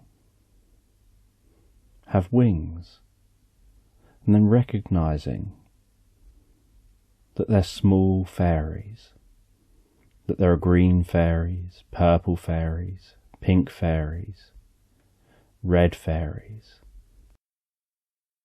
all glowing different colours, all seeming to go about different jobs in this forest. And as you continue walking through this enchanted forest, listening to the slight rustling and crunching sound of each footstep that you take, hearing the rustling leaves overhead in the trees as the wind blows a breeze, noticing the occasional shard of moonlight managing to pass through the canopy and dance in front of you, illuminating the occasional bit of dust kicked up in the forest, and noticing the flowers in this forest that with the slightest touch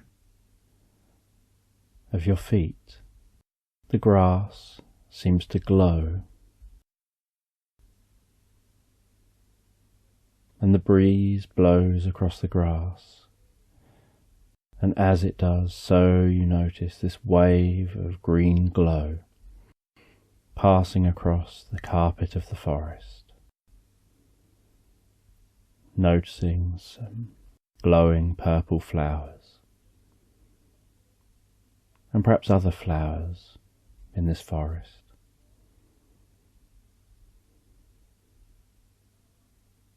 And you can hear some of those sounds in the forest of different animals,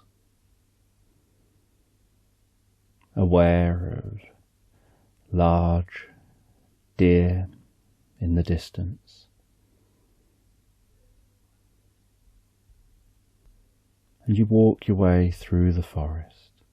You find your way out of that forest into a clearing, finding yourself in a clearing, in a meadow, up on a hill. And you follow a path out of the forest, down that hill, into a valley below, looking around and seeing the waves of green glow as the wind blows across the meadow, seeing the stars arching overhead,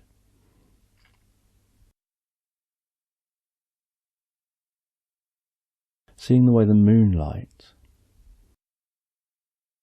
is glistening on a distant river that passes through the valley.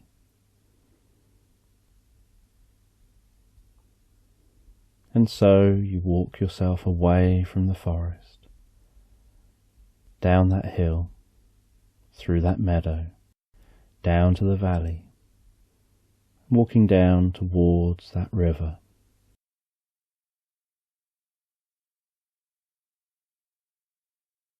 And as you arrive at the river, so you have a kayak that you left here previously. You push that out into the water, climb into it, and begin to paddle down the river. And as you paddle, you can hear the sounds of the oar in the water on one side, then the other, and feel the sense of pushing yourself forward, feeling the way that kayak moves through the water.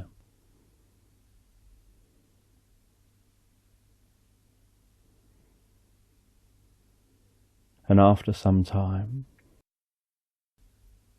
you reach as far as you can go. You pull the kayak in onto the other side of the shore. You disembark, drag it up onto the shore, and you continue walking along near the river before turning away from the river, heading up some more hills as the night continues on. And you head up some hills up near another forest. And you know this is where you want to stop for the night. So you set up tent.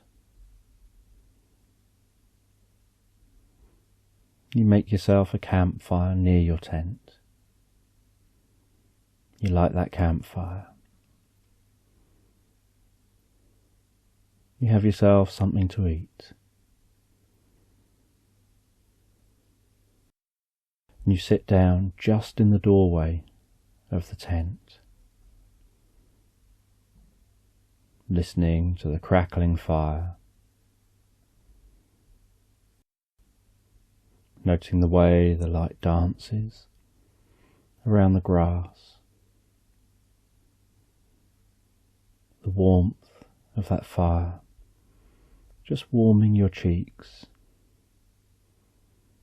as you feel a sense of drifting and relaxing deeper, and then resting back in the entrance to the tent, gazing up at the sky, and having this sense almost of floating out of your body, of floating up into that sky, drifting and floating higher and higher, finding yourself absorbed in space.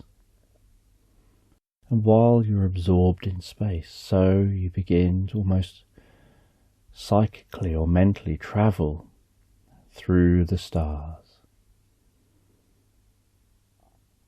Almost like travelling on the magnetic field lines and the energy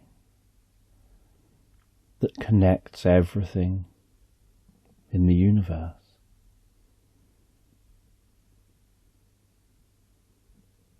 Having the energy that makes up you, travelling through the magnetic field lines of the earth into the magnetic field lines of the sun at the point where they interact, and then at the speed of light, travelling on those magnetic field lines all the way to the edge of the solar system, and connecting with magnetic field lines from the galaxy, and then beginning to traverse the galaxy on those magnetic field lines, flying through nebula, noticing the colours, noticing stars springing to life like silent explosions of light and movement.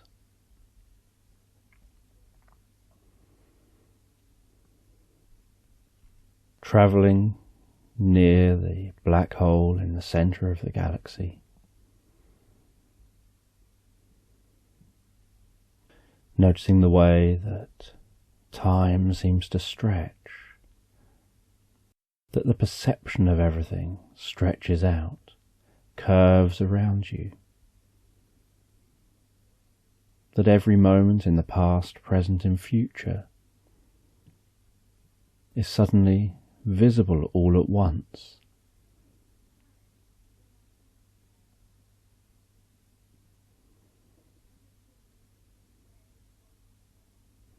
And then travelling down into the centre of that black hole,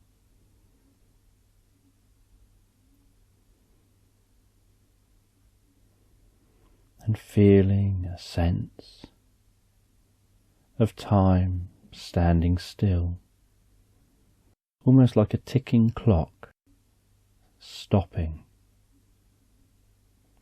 and only noticing that it was ticking at the point it stopped. Only noticing that it was ticking at the point the clock stopped,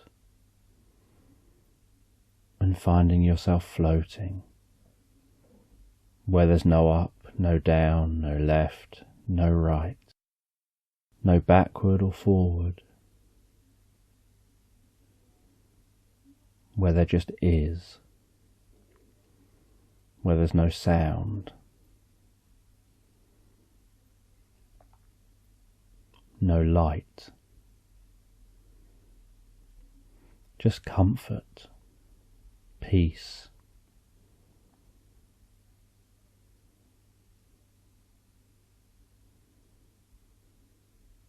And then in a flash, you find yourself in what looks like a universe that just doesn't look like your own. As if you've just come out of a portal through universes.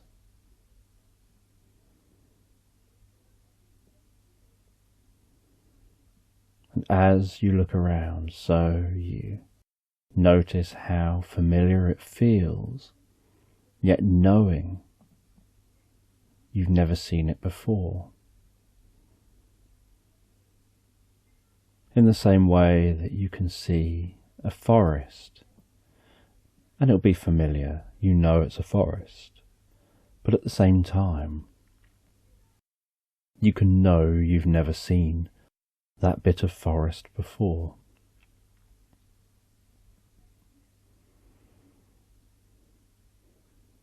And at the speed of light, you continue to explore,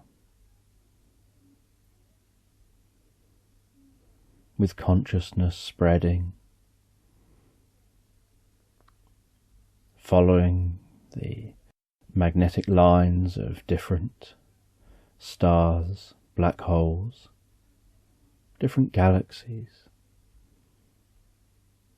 jumping from one magnetic field line to another.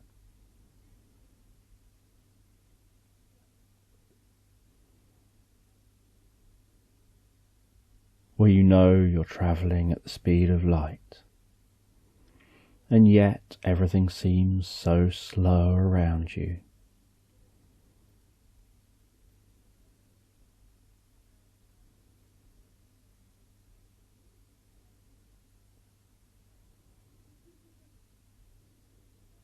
And then you begin to get this sense that you've experienced this for a reason. And you begin to wonder whether this actually is some kind of genuine experience, not just a dream. You laid down, you gazed up at the sky, and then you started having this experience. And out of curiosity, you went with the experience.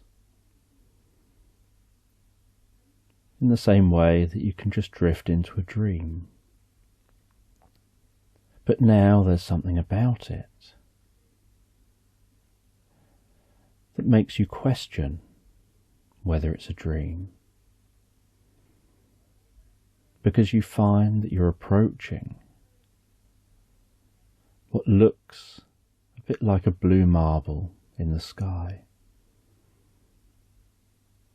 And as you get nearer and nearer, so you notice how similar it is to Earth, and yet you're aware that it's also different.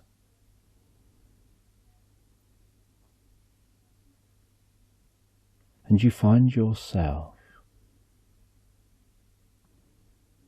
on that planet. And you land on that planet in a lush green area. And you look around you, and it's lush, it's green, but you can't see any animals. And as a consciousness, you leap off that lush green area. You focus on the idea of life. And you land in a desert. And you look around you, curious. You are focusing on life, and here you are in a desert.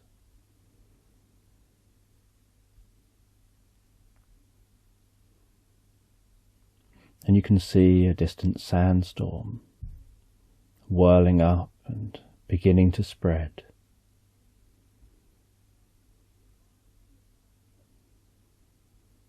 You can see some mini spirals of sand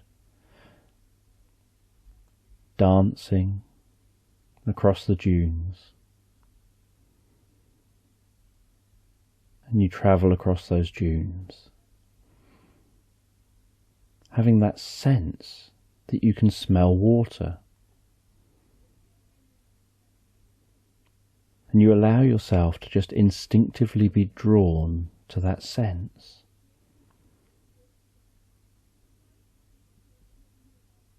And while you're being drawn, a part of you's thinking it can't be possible because of all this sand.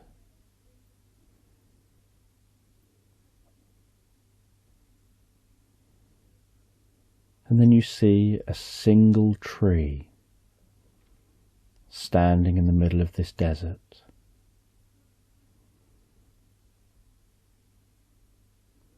And the tree looks so healthy and out of place. And you walk over to the tree. You touch the tree with your hand. You feel the bark of that tree.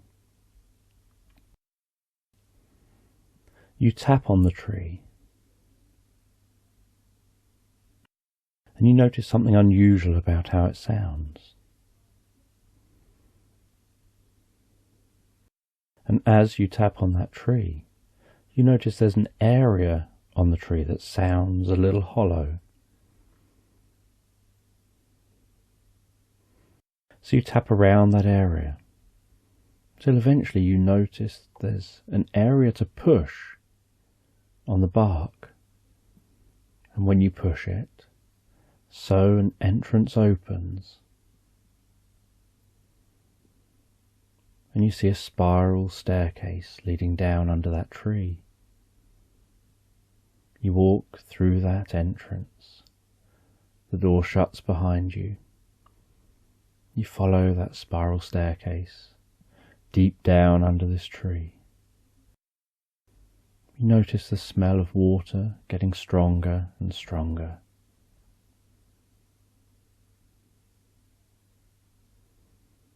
And find yourself in a cave system.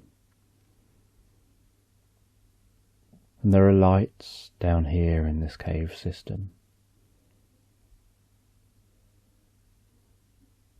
And there are areas where the cave is darker and seems to be just illuminated by glowing moss And there's the sound of dripping, flowing, running water, and the murmur of life. And you explore the cave, and you find there's an entire civilization down here.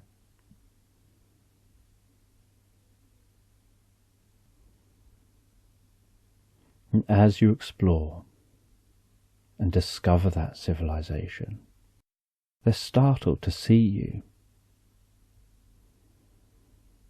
because you look different to how they look.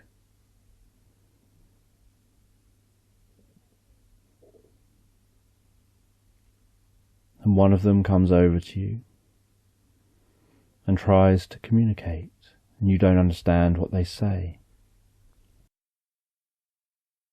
And so they start using gestures to try and explain. And you grasp that they'd like you to follow them. And you follow them to what looks like a palace, with pillars outside that palace, holding up a grand ceiling. And you can see what looks like a painting on the ceiling that's perhaps telling the story of these people. And you walk in, and your footsteps echo and reverberate around this palace. And you get showed to someone who looks like they're in charge. And this person comes over to you curiously. They greet themselves, and you don't understand what they say, and they can't understand you.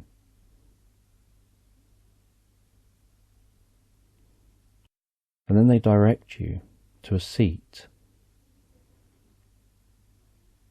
They go to a small fountain of water.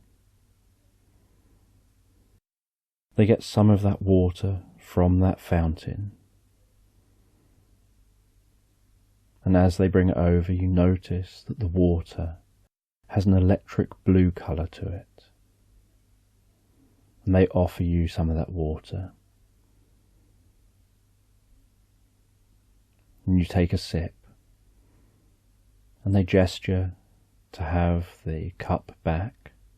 And then they take a sip. And then they put that cup down.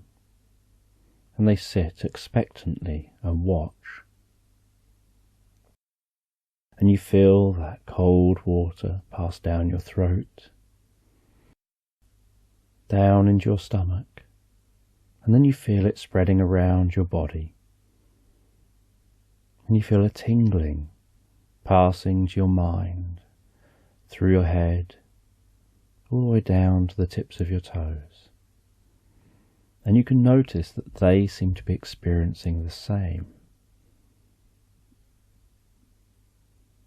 And then they open their mouth and start to talk, and you understand them.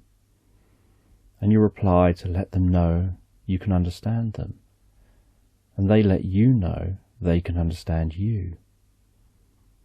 And they tell you that this water from this fountain can connect all life, can help all life communicate with each other.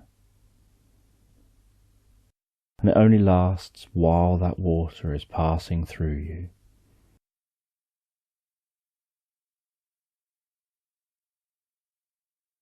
And they wonder where you're from. And you explain that you're sitting in your land, back on a different planet. And while you were back on that different planet, you started gazing up into the sky. And somehow managed to get projected through space and time, finding yourself in another universe, finding yourself on another planet, finding yourself here. And then you were drawn in by the smell of the water. And they explained that long ago there was some big events that happened on this planet. Much of the water on the surface was lost. There are some places where there's still water on the surface, but much of the water was lost. And so they followed the water, and they built these underground cities in the caves where the most water was. And they sought out the healing water and followed the electric blue healing water springs.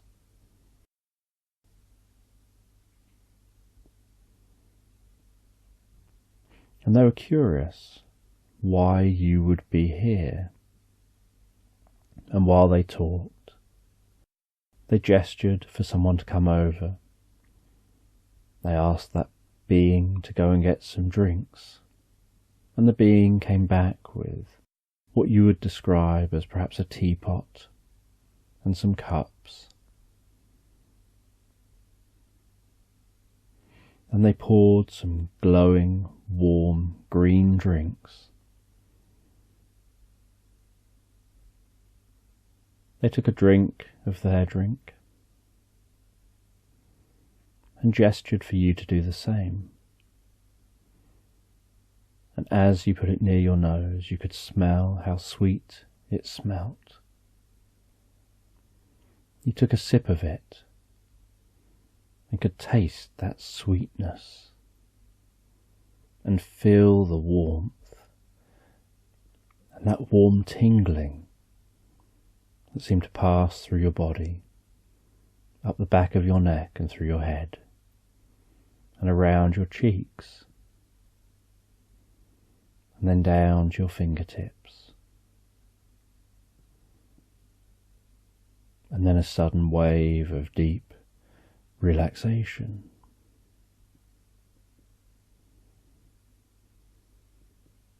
And you didn't know why you were here, and neither did they, but somehow your two worlds have been brought together.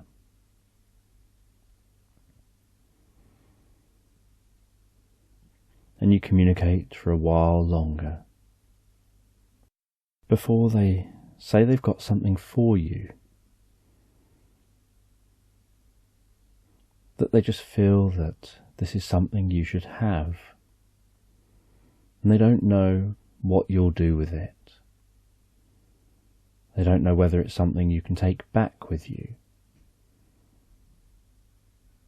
but they want to give it to you anyway.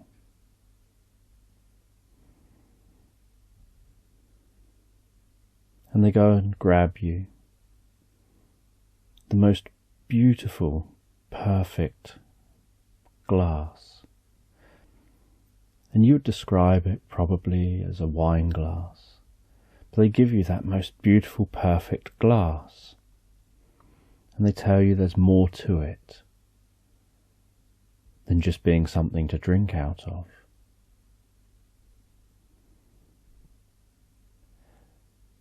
But when they found this place and they set it up, the first two people here drunk from this glass and one just like it. And they've never met anyone from another world. And they've saved these two glasses as a symbol of keeping the civilization going.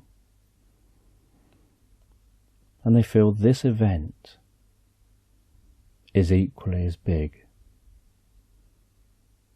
that it demonstrates there's more out there than just the life here. And you wonder if there's anything that you can hand them. And you know that you're only here really as consciousness, and yet you feel physical. You feel around your pockets, and you find a silk handkerchief, and you know that you had that on you while lying down at the tent, and you don't know if it's even real, being here as consciousness, but it is in your pocket. So you take it out your pocket and you hand them that silk handkerchief, and they feel how smooth that is. They notice the way that it moves in their fingertips and its lightness. And you find your way back out of the cave system and head back out into that desert. And as you do, you begin to think about going home. And you find yourself making that journey back the way you came, passing back through space and time, back through that universe, back towards where that matter seemed to be coming out of. You find your way back in. And for a time you're in that space where there's no up, no down, no left, no right. No backward or forward, no sound, just peace and silence. And then after a moment, in a flash, you find yourself back in your own galaxy, travelling through your galaxy, feeling drawn home. And then you can see that blue marble. You hurtle towards the blue marble, and then slow down and you can see yourself down there, relaxing, gazing up into space. And you float down into that you, and just as you do, that glass falls from your hand onto the grass and rolls a little bit on the grass. And you suddenly become aware of being you there, at the tent with the crackling fire, the dancing light, the stars overhead. And realise you've got the glass with you, and you check your pocket and realise you don't have your silk handkerchief. And the experience is a little confusing. You don't know how you did that, whether you could do that again, how you left your body while still being connected to your physical body. Almost like somehow you travelled as a physical being through consciousness.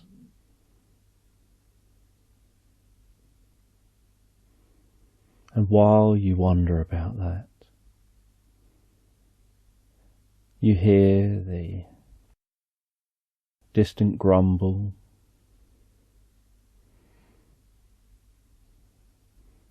of a dragon flying overhead, the pounding of its wings. You wonder whether it's finding somewhere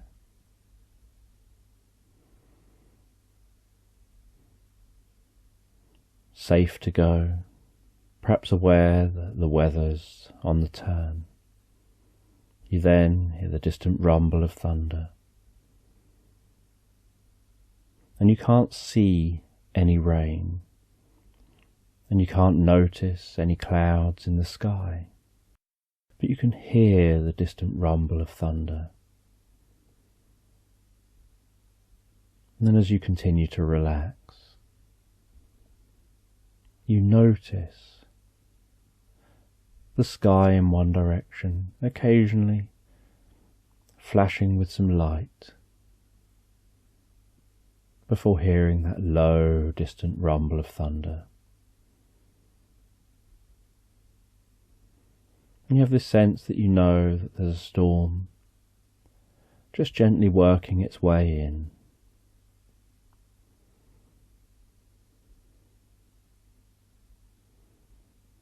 And you feel like it'll be perfectly fine. You know there are much taller things around you. You are nearish to the tree line, but not in reach of any falling trees, and hopefully not in reach of any jumping lightning. And all the trees are much taller than you are. And you're aware that your tent is perfectly fine in thunderstorms. Its ability to work like a Faraday cage if needed is one of the reasons why you chose this tent, because you're always thinking of any eventuality. It's always best to be prepared. And so you know that you'll be able to just relax back in the tent as that storm gets nearer. And you'll be able to just enjoy the storm passing over.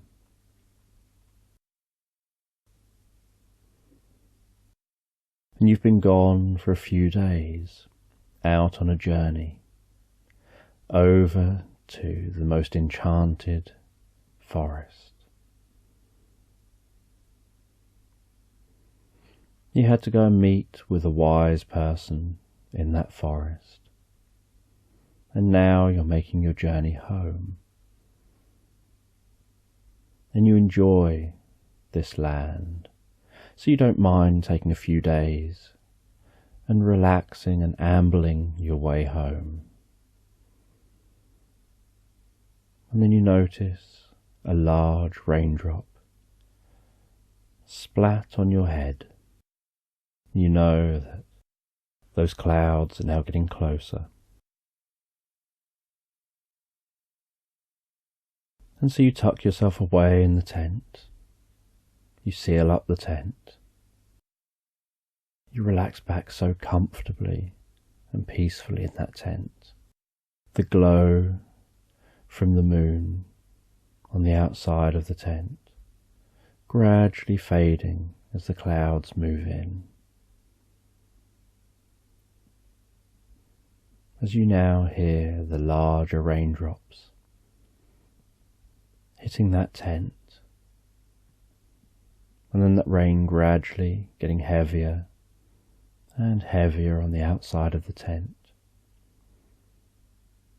And you lie back in that tent, beginning to drift and float asleep, and you try really hard to stay awake, to try and hear and enjoy the sound of that rain on the tent, to hear and enjoy the rumble of thunder.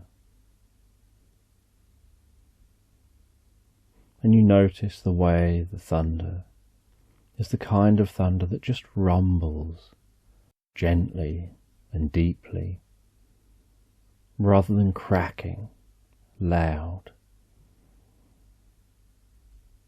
And you notice flashes through the tent that illuminate the raindrops on the outside of the tent and the rain that's running down the tent.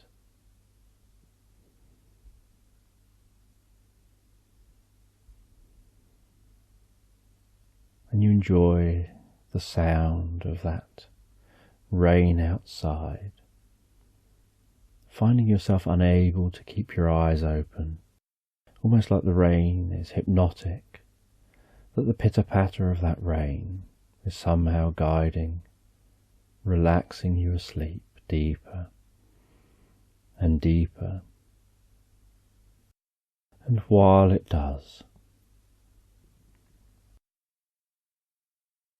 you find that you drift into a pleasant reverie, you drift into a pleasant dream.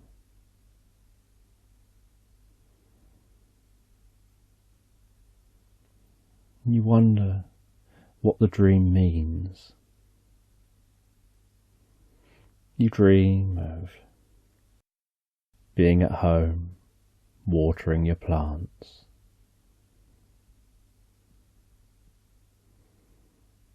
Going into the living room. Your dog running up, excited to see you back in the room, as if perhaps you've been gone for days, when you just went outside and watered some plants.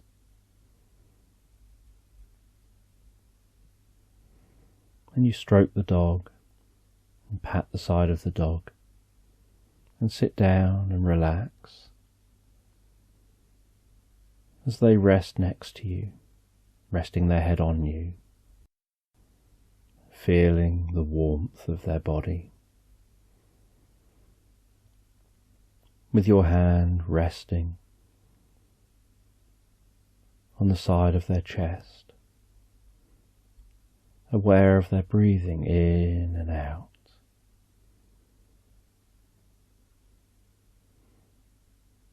And just gazing out over the back garden through a window. And you dream about being at home. And you think this is a nice, relaxed, mundane dream. There's not a lot going on here. And then you notice the tree at the back of the back garden and realise that the leaves on the tree turn into small flames. And then that spreads to the branches, and it spreads to the trunk, and then that tree and the trunk shrink down to ash. And you stand up and go to the back window, and you gaze out over that garden, seeing that tree burnt down to ash, noticing those embers at the back of the back garden, the occasional flames dancing up, the glowing of those embers, the dark trails into the sky from the fire, and a slight movement among those embers. And then noticing a golden phoenix rising up out of those ashes,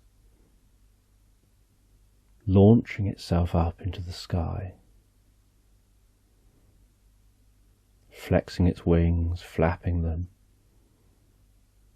and then flying off. And with that, you wake up in that tent and realise that it's morning, and you can hear songbirds of the morning.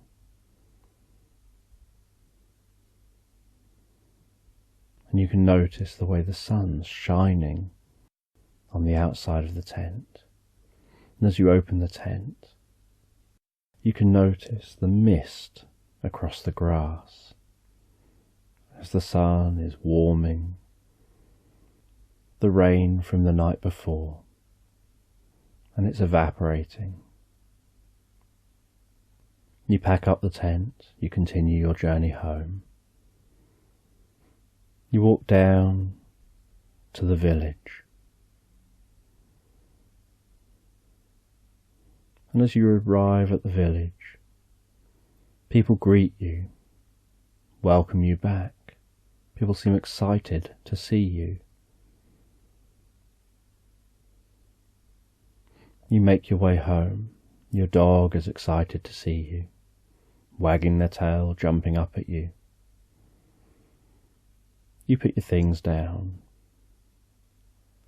You make yourself something to drink. You sit down and drink that drink. And as you do, you gaze out into the back garden and notice that the tree at the end of the garden has disappeared. And you walk down to the end of the garden, and you just see the ash at the end of the garden. And you realize that it was more than just a dream. You can see the signs of where that phoenix rose from the ashes.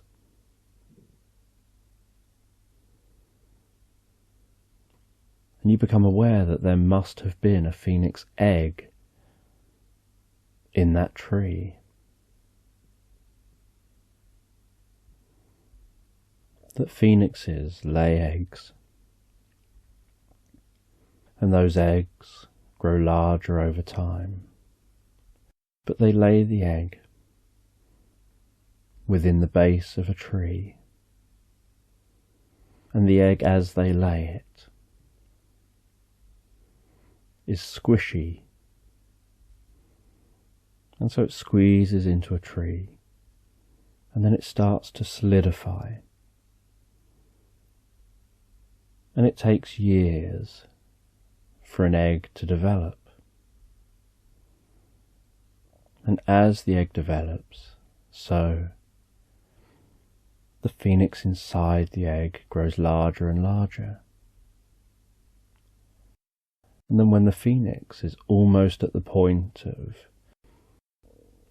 bursting out of the egg, it begins to warm its body up. And that warms up the surrounding shell. And that shell warms up the tree until it reaches a point where that warmth begins to initially start spreading through the tree until the tree begins to combust and almost just burst into flames. And then those ashes free that phoenix to burst out of the egg and go about its life.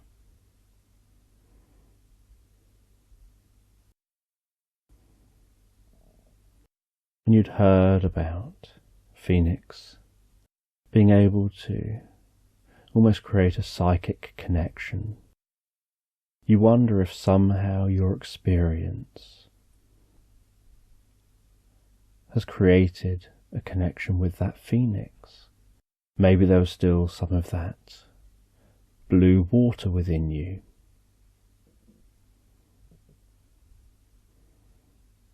And you head back into your home, and you get a book off the shelf, and you begin to research about phoenixes, and you learn that what you thought of as an egg is more like a cocoon that's formed around that phoenix. And you continue to read and learn, and you find that being long-term in the psychic area of a phoenix creates a connection. That while they're forming, they're sending out and creating a lot of energy. That's what's going to set fire to the tree. But in doing so, animals that have been in their area receive a warning of this, for them to keep away from that area. And you realize that all your time living with it in your back garden, it must have created that connection and perhaps triggered your experiences and your ability that until last night you didn't know you had.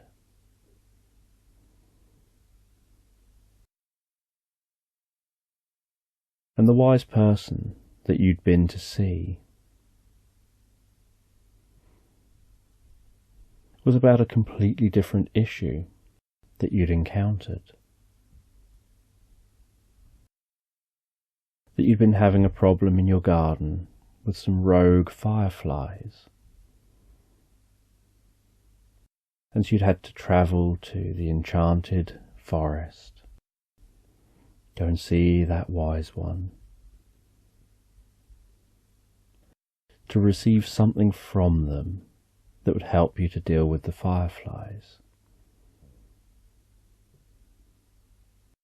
And you were told that you needed to hang a braid of hair in the tree, in the back garden, and that would make the fireflies stay away as that braid of hair flaps and moves in the wind. But now the tree isn't there. But you go out into the garden anyway.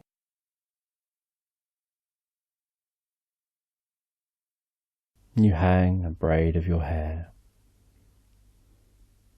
near where the tree once stood. You don't know if the fireflies will be a problem again,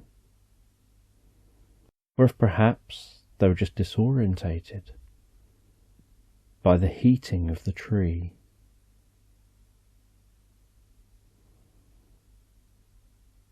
And you spend the rest of your day with the dog. You make the most of the day, having not seen your dog for a while.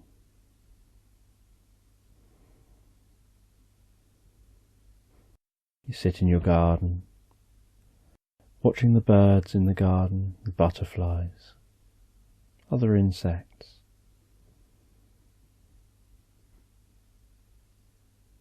Enjoying a drink in the garden.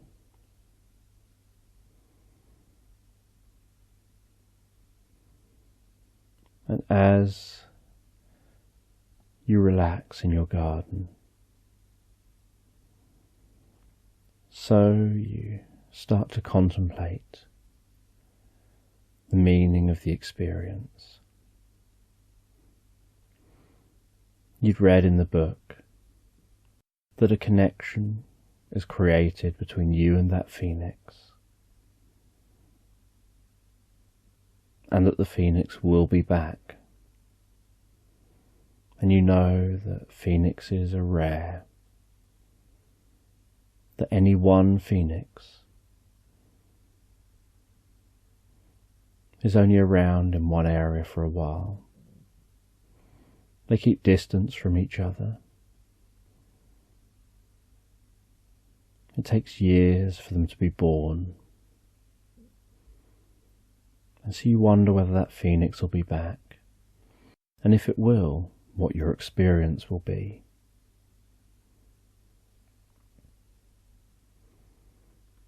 And as night draws in and you can see the moon rising in the sky and the stars in the sky, you sit in your back garden, you have a drink out of that glass, gazing up at the sky, thinking about those other aliens out there, those other beings out there somewhere, in an entirely different universe. Wondering whether you'll be able to replicate whatever it is you did before, perhaps even take control of that ability and learn how to do more with it and learn more about it. And after you've drunk that drink, you wash up the glass, you head up to bed. The dog comes up with you. Dog gets into its bed near yours. You head to bed, You begin to drift and float comfortably and relaxed asleep. And as you drift asleep, so you drift deeply and pleasantly into a dream. And notice that this is the first dream of many that seem to bring so much pleasure and deep comfort, and begin to teach you how to use these skills, how to focus on these abilities. And you begin in each dream to realize that subtle connection with the phoenix, aware that it's trying to communicate with you from afar and that it will be back, and that you know you'll see it again. You'll use these skills again, and you know that you and your dog will probably have to go on many adventures through this land. You just have this sense that there's more to come. As you comfortably and deeply drift asleep,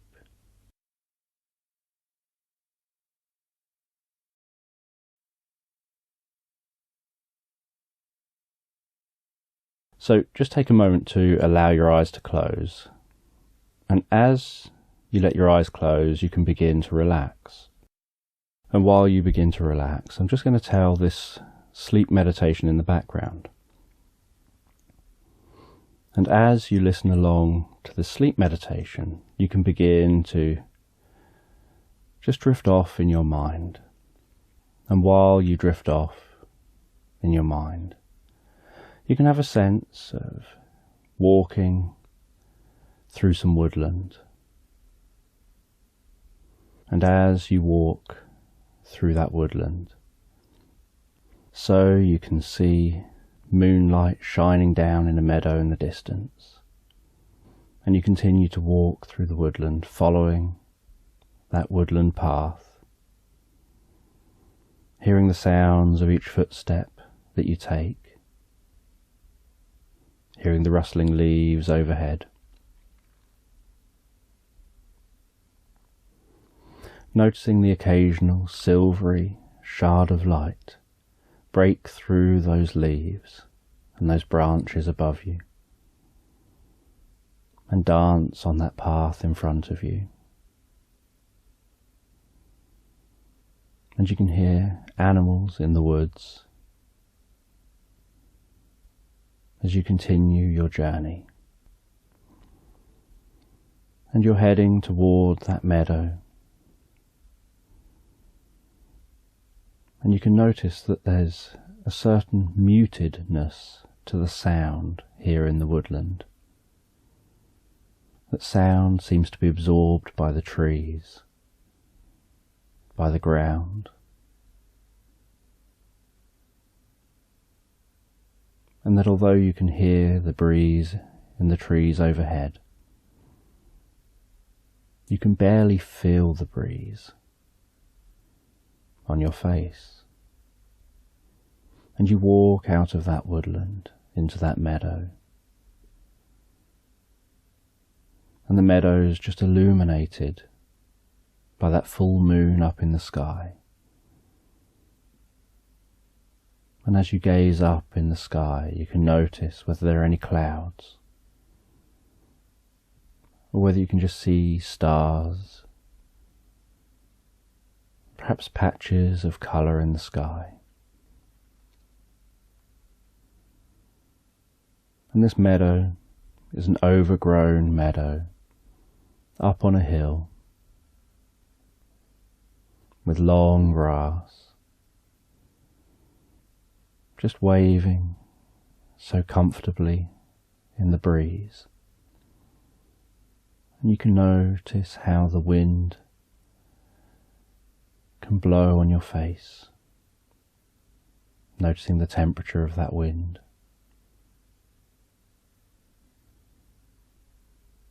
How there's a fuller sound out here in the meadow. And as many of the animals out here sleep, so you walk through that meadow, walking down the hill, heading down to a canal,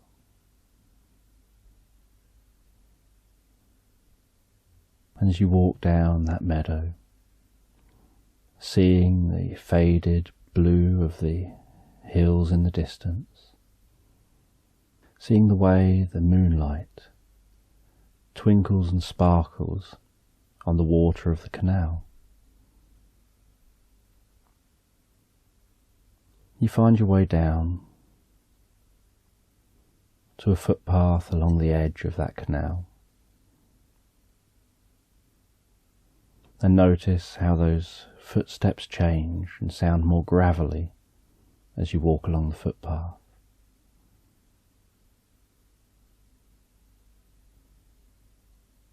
Before reaching a barge that you moored up here earlier in the day, boarding that barge, climbing onto the back, letting yourself into the main living area, turning on a light, and relaxing down at a table for a moment before making yourself a cup of tea and just thinking about this holiday, this trip that you're on, where you travel along in the barge. You moor at different locations. You go for long walks, exploring the surrounding countryside.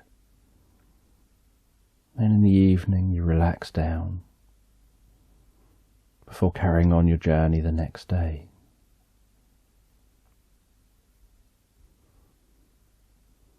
And after relaxing for a moment, finishing the tea, you settle down for the night, drifting and floating comfortably asleep. And the next day you continue your journey. You get the rope into the boat. You continue on that barge along the canal, chugging along so gracefully, slowly and peacefully, with the warmth of the sun rising in the sky. And as you continue along, you approach a lock, and you're on your own, so you have to pull up that barge, disembark, walk down to the lock, open those first gates, go back to the barge and continue your journey through those first gates. And then you close the gates behind you. And then slowly open the gates in front of you. And as you do, just ever so slightly, it allows the water to start flowing in.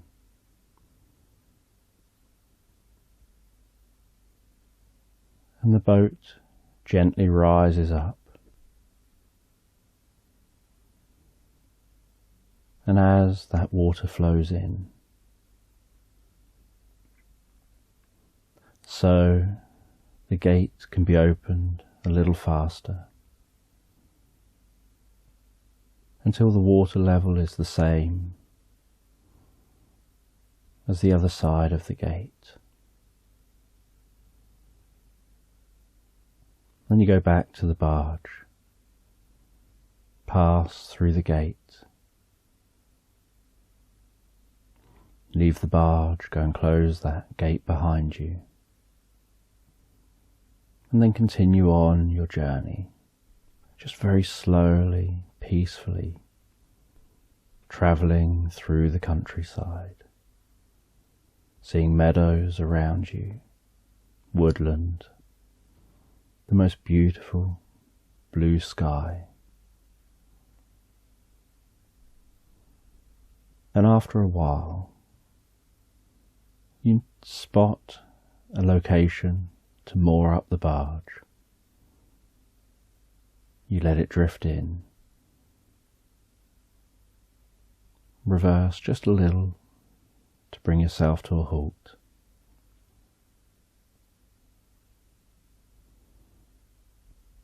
You make sure that the barge is secure and disembark.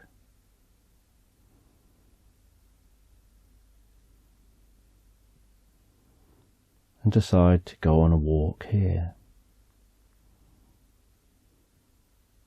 And you've brought a paper map with you. So you unfold that map,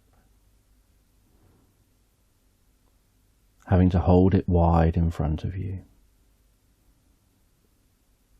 You look at where you are now. You see the dotted line of a footpath you're going to follow, leading up the hill into the woodland, through that woodland, and then out the other side of the woodland, up another hill, to some ancient ruins up on the hill.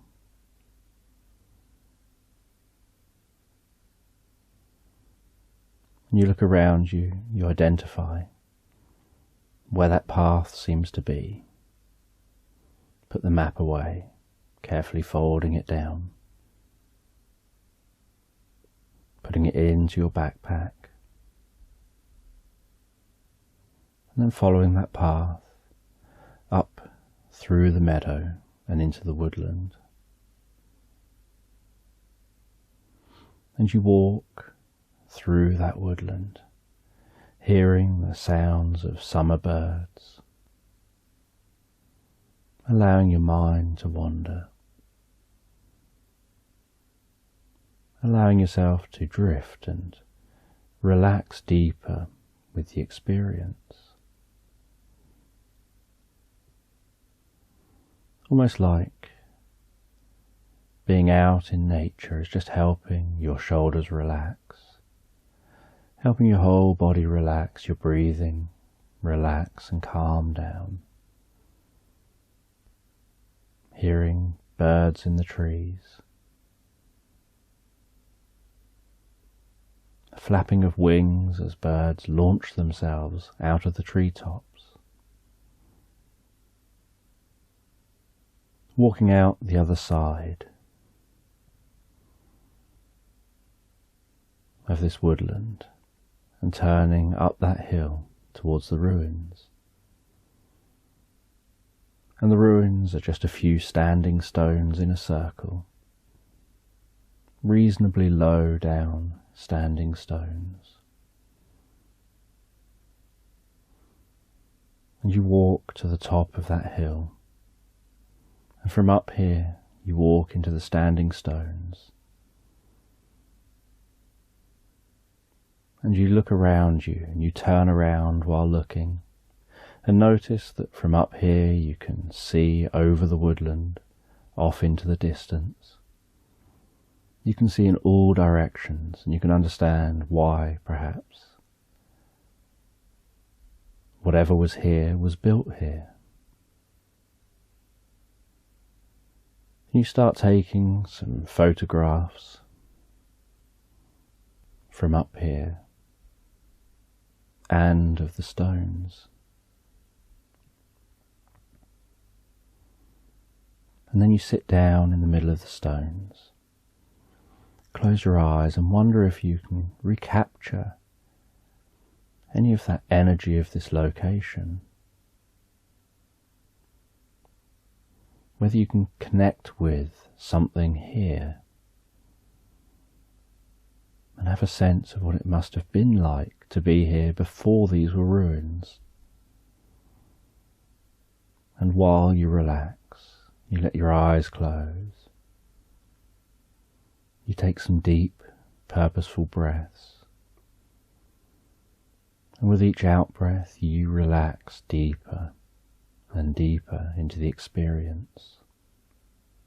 And as you relax deeper into the experience, so you feel this sense of your mind feeling a little dizzy in a comfortable way, almost like you've been laughing too much.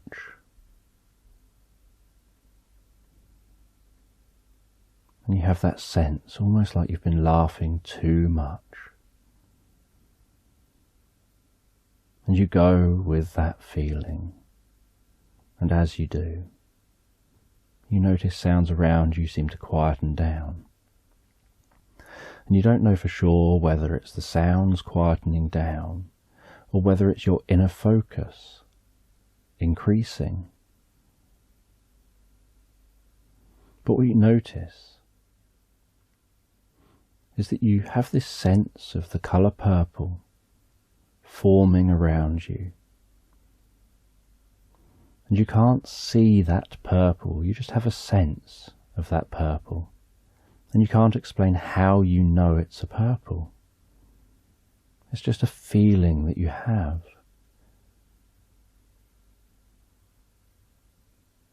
And then you have this sense almost like somehow there's energy coming from the stones, passing through that ground to where you sit, and passing through and into you, around your body, in through your lungs with each breath, into the heart and then pumped throughout the body, almost giving you a connection to this location, a bit like plugging a plug into a wall socket.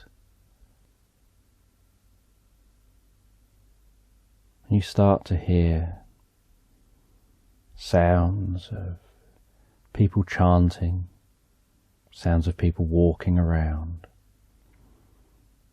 sounds of people tapping on drums.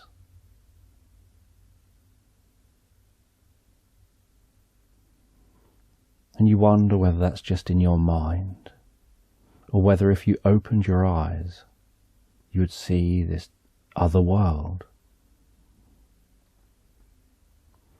And then you feel this deep sense of warmth on your face, like the sun is shining perfectly onto you, like a beam of energy, helping to fill your body with peace and comfort.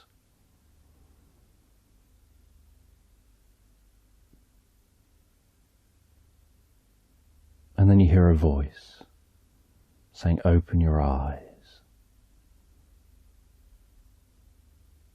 And as you hear that voice, sitting in that circle, you open your eyes. And you see someone standing in front of you. And you can't work out what era their clothes are from. But you know that it's definitely not modern.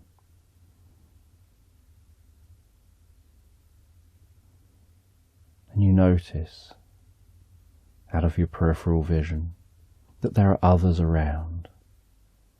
People with drums, people dancing, that the stones are taller than they were when you closed your eyes, that they haven't yet been worn down so much.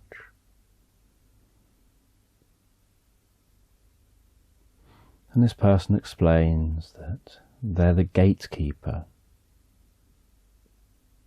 to this shrine that they greet people on arrival and they guide people home.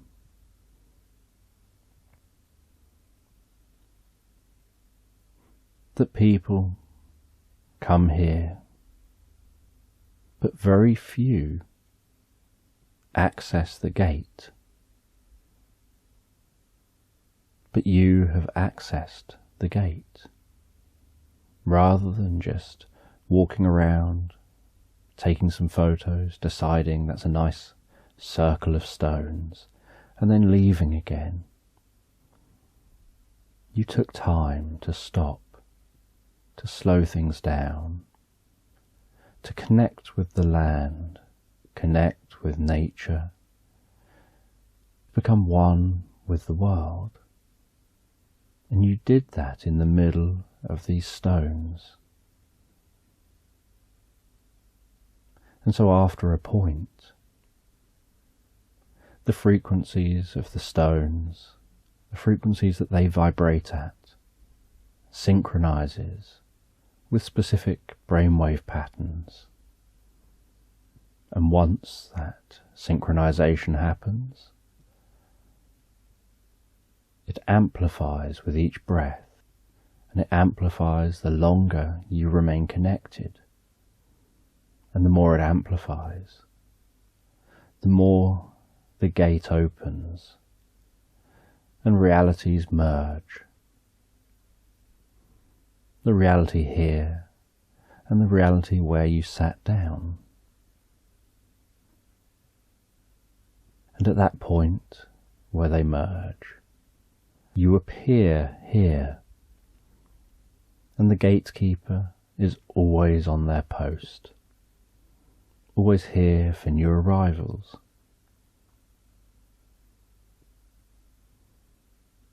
And you stand up and you look around.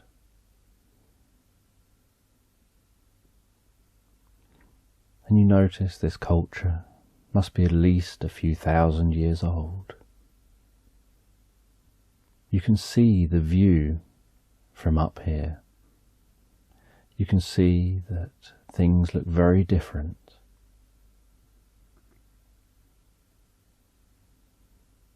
And the gatekeeper says that when you visit here, you can take this opportunity to go on a spiritual journey, and that they'll take you to the person you need to see, and they guide you from the gate. They guide you out of that circle, down the hill, down to what looks like a small cabin.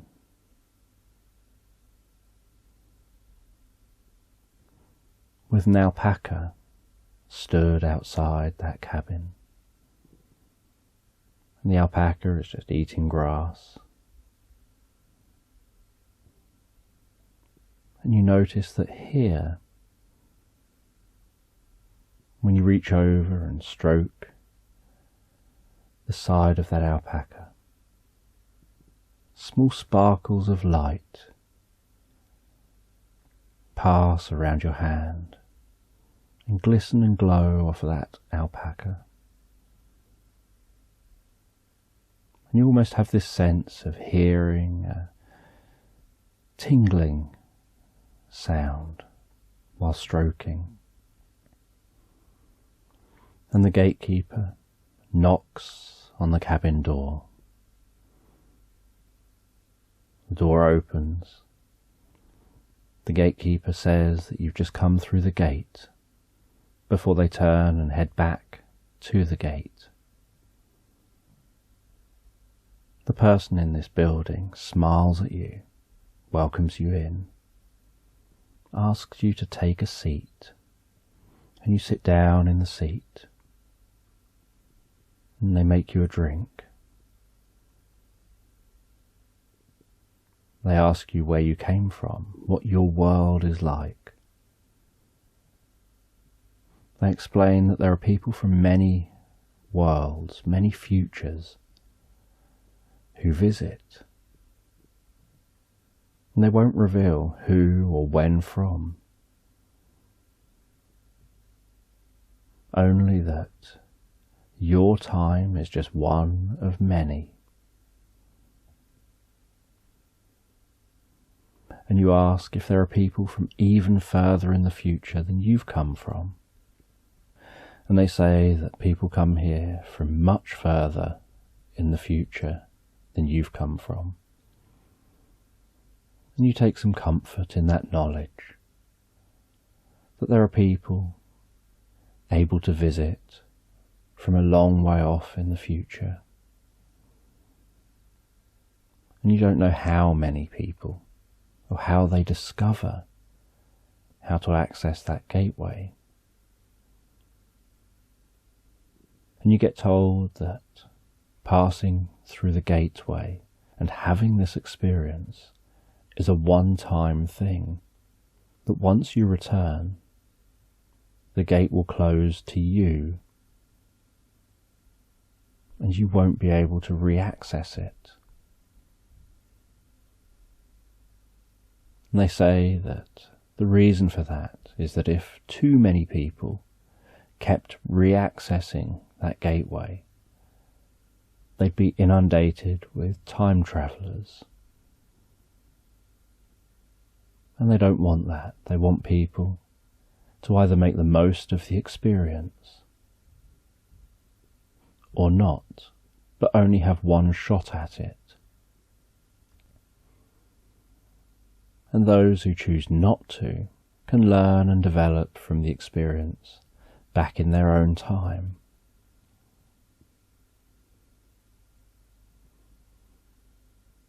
And you feel that on some level you understand. And they show you through this cabin. They open a door at the back of the cabin, and you're surprised at how big this place is, that it looks small from the outside. And through this door is a vast library. And at the back of the library is a book sitting on a shelf on its own. And it's a pretty large book. And there's a sapphire embedded in the front of the book, and a golden rim, and the edge of all the pages is golden. And then just inside that golden rim is some purple. And this book looks so ornate and so expensive. And they open it and they turn to a specific page. And you notice that all the handwriting, all the writing in this book is handwritten, and so well written that every page starts off with the most elaborate letter. And then there are pictures on pages, all hand drawn, of different plants, different animals. And the one thing you notice is that each row of text just seems to be a never-ending row of letters, that there seems to be no punctuation. And you wonder how anyone could read this. And you're surprised to see that that text is justified,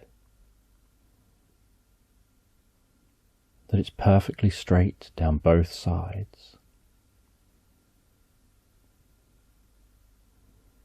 And with the thickness of this book, you wonder how long it would have taken someone to compile it all.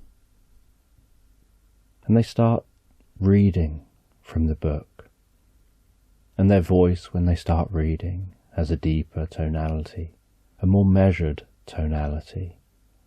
There's a certain rhythm to their tonality. And while you listen to them speaking, they light a candle. They place that in front of the book. And they do this without drawing any attention to it. And as you continue looking at the book and listening to them reading, so that flickering light becomes more pronounced out of your peripheral vision. And you find that the flickering seems to almost be like the movement of the eyelids. And from time to time you wonder whether you've just blinked or whether it was a flickering of that flame. And other times you know you blinked. Until eventually, while standing on the spot, you find your eyes blink shut.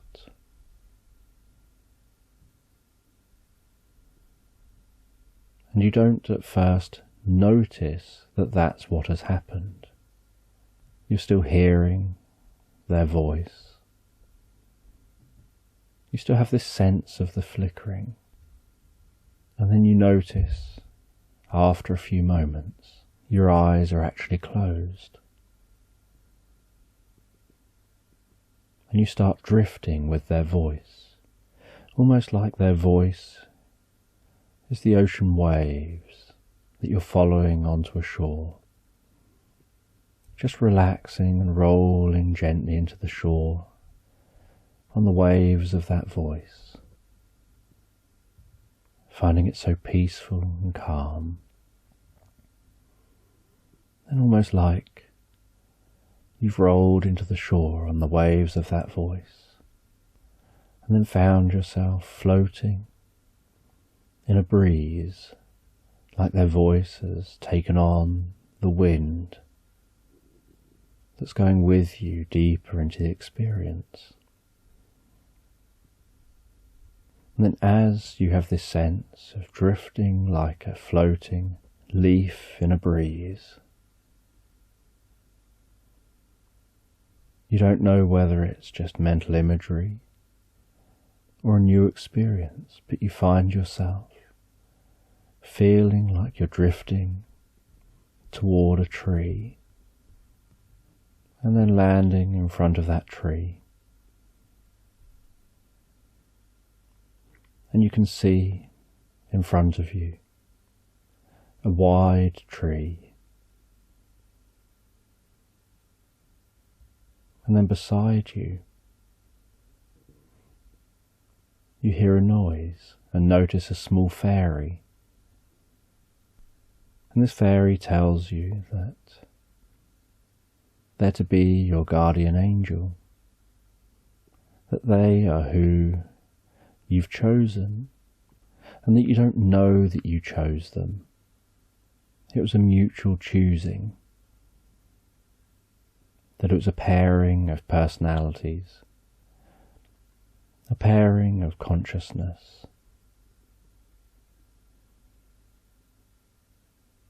a synchronization. And they ask you to close your eyes, sitting down in front of that tree, while they land on your shoulder.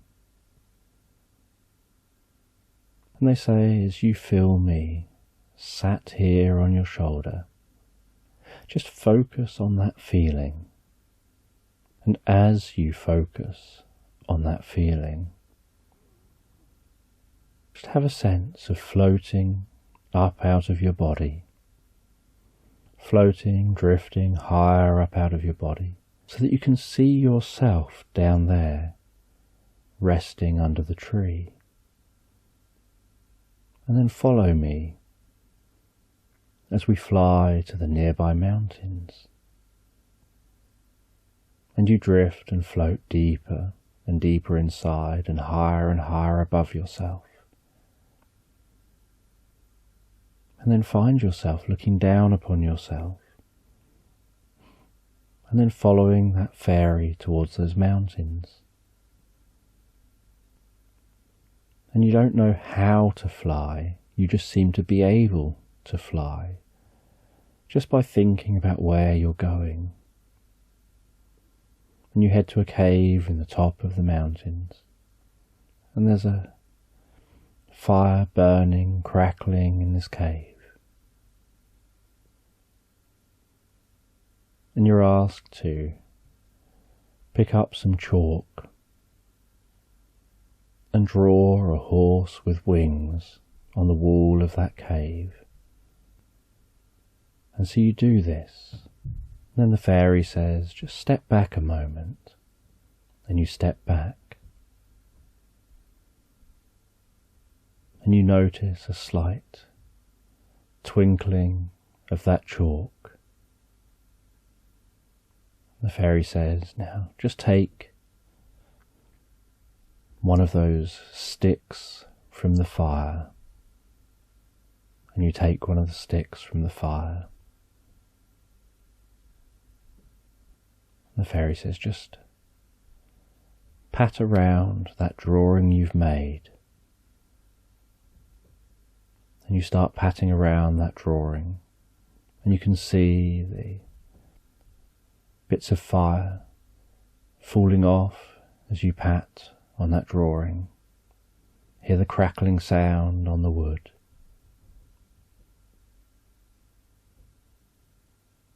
And then you step back, and you see a slight orange glow around the outside of your chalk drawing. And then you notice a fuzziness. And then that chalk drawing begins to morph and take on a more perfect horse-like shape from the one that you drew. And then it begins to become larger and larger. And the fuzziness increases. And then you hear the sound of hooves in the cave. And as that fuzziness fades, you hear the neigh of a horse. And you see Pegasus stood in the cave with a glowing white coat. And the fairy says to get on to the back of Pegasus. And so you climb on, and the fairy sits on your shoulder. And you nudge the sides of Pegasus. And Pegasus gallops along and launches out of the cave, stretching his wings, flapping and flying up higher and higher, flying higher than the mountains, higher than the clouds.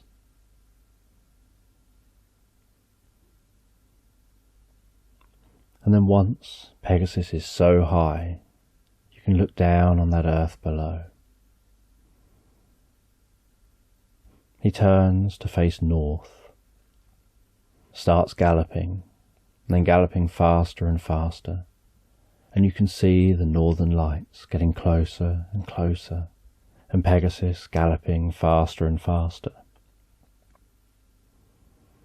And the northern lights from here seem to take on more of a physical looking feel to them, like almost a physical barrier of light.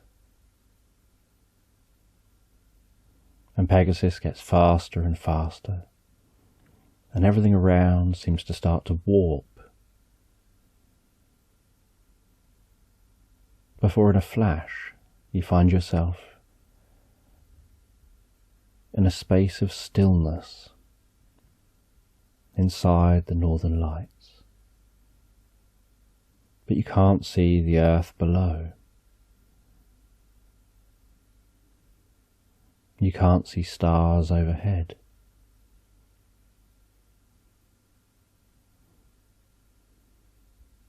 All you can see is pulsating and moving light around you in multiple colours. And there's just silence.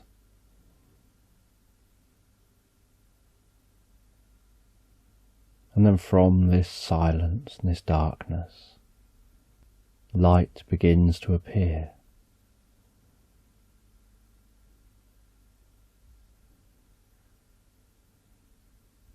And the fairy says that you've entered the land of the gods.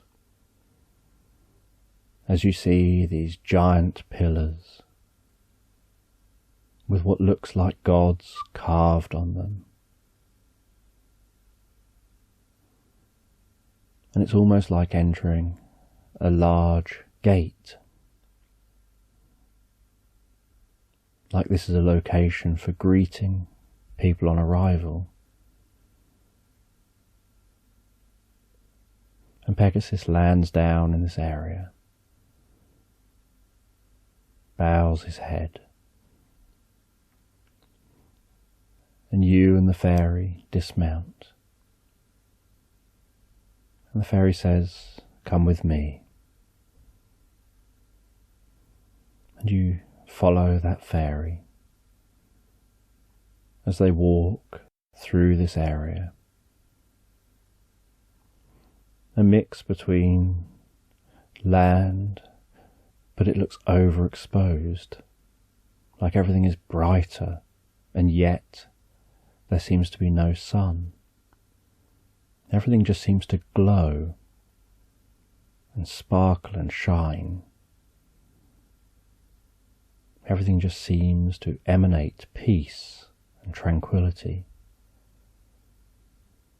And you walk near the most beautiful lake and walk along the edge of that lake.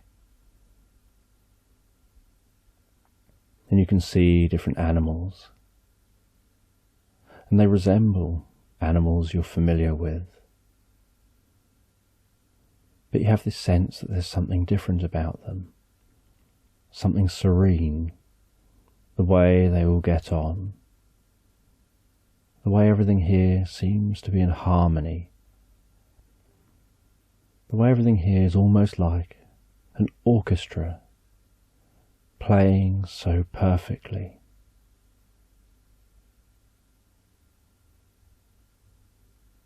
And you follow that fairy all the way to a chest. And the chest is sat in front of a tree. And you open the chest. Inside the chest, you find a crystal. And the fairy says, "Look through the crystal." So you hold it up toward some light. You gaze through it. And as you do, you notice that it seems to make thousands of versions of this reality reflected inside that crystal. And the deeper you look into the crystal, the more reality you see. And the fairy says that this crystal is part of their connection together.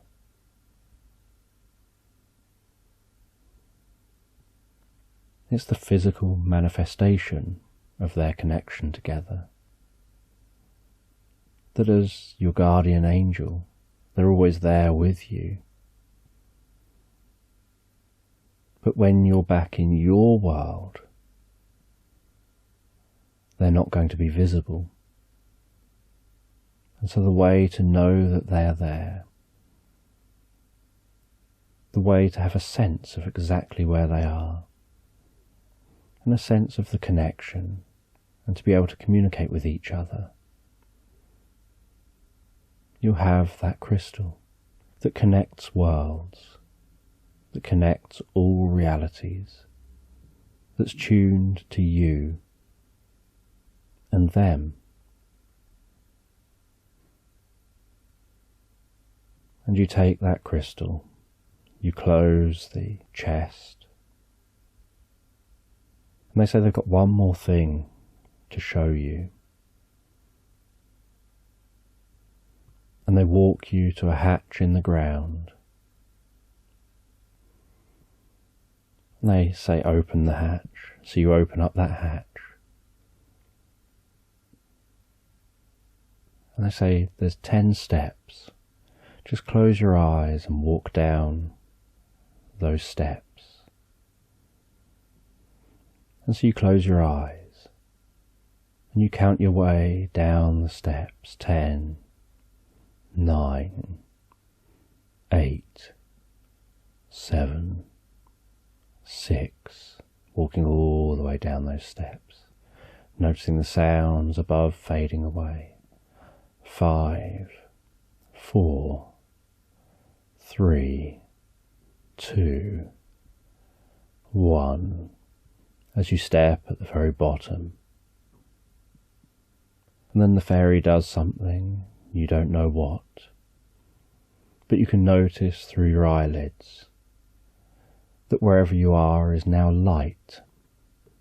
And they tell you to open your eyes, and as you do, you notice the most beautiful mosaic on the floor, to rival even the best Roman floors that you've ever seen. And you see the tallest sunflower that seems to beam light. It's that bright, and it looks so healthy. And you're curious how this sunflower can be here, underground.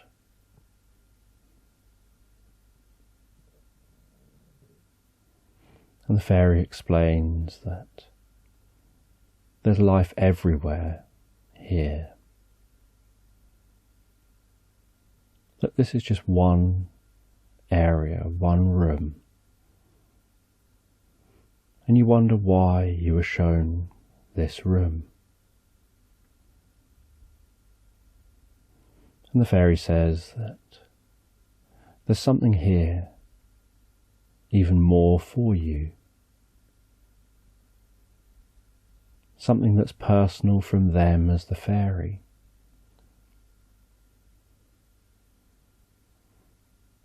And they fly over to a jewellery box.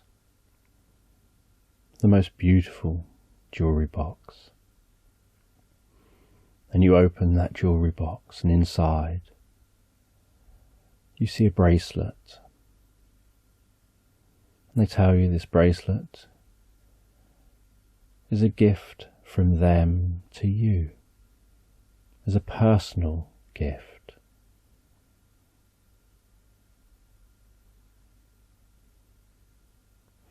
That it's a thank you for the two of you sharing your future together. That's a gift they made centuries earlier, for the day that would come when they would become a guardian angel.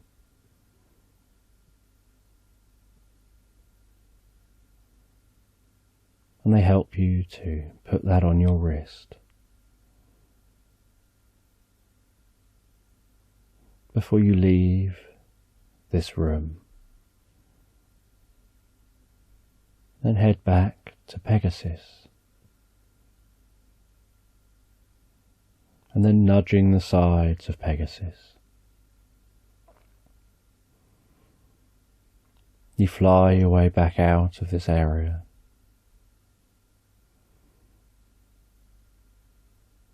And like before, you seem to fly faster and faster and faster, until everything around you seems to stretch, as if you're heading down towards the South Pole. Accept that you can't see anything familiar around you. And then you notice a wall of colour again.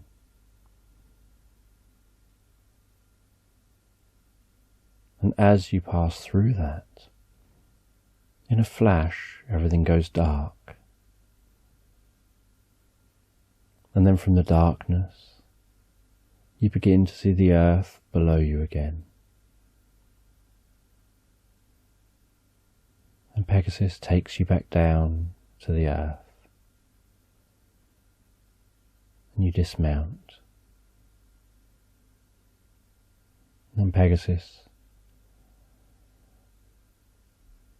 launches into the sky, heads back to that cave.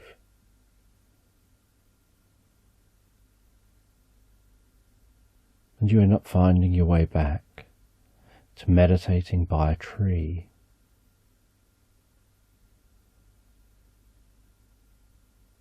And then when it's time,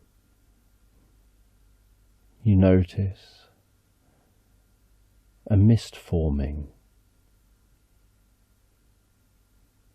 And you follow that mist as the fairy tells you that that mist will take you home.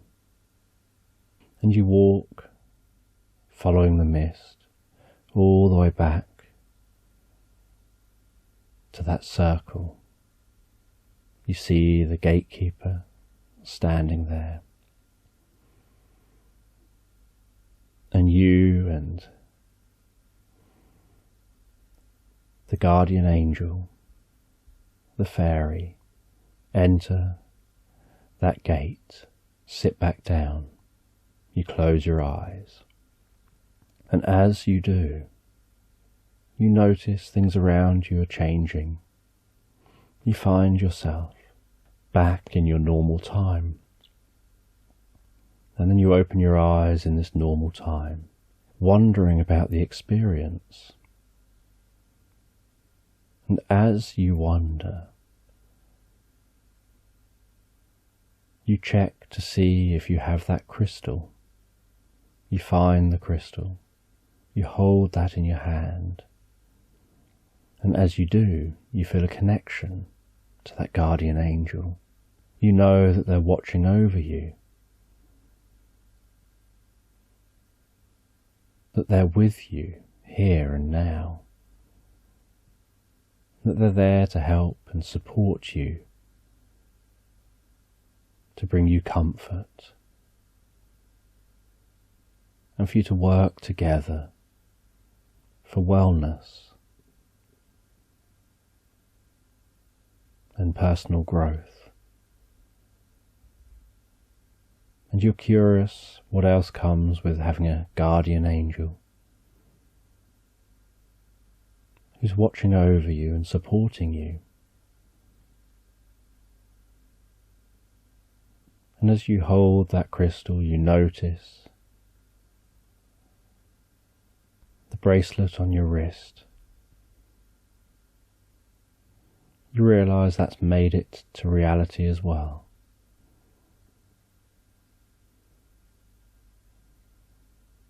And you have this sense from the guardian angel that the more you meditate, the more you focus on that crystal, the clearer the connection with the guardian angel, to the point where you can hear them, and then perhaps even see them as you learn and develop that connection. And you head back to the barge. You continue your journey. And that night you drift off asleep. The next day continuing the journey to your destination, before heading back home. And as you head home, so it begins to rain while you drive in your car. You can smell the rain around you, hear that regular summer rain, Feel the relaxing feeling of the sounds of the raindrops. Noticing the most beautiful rainbow in the sky as that rain begins to pass and the sun shines on those clouds. Finding your way all the way home.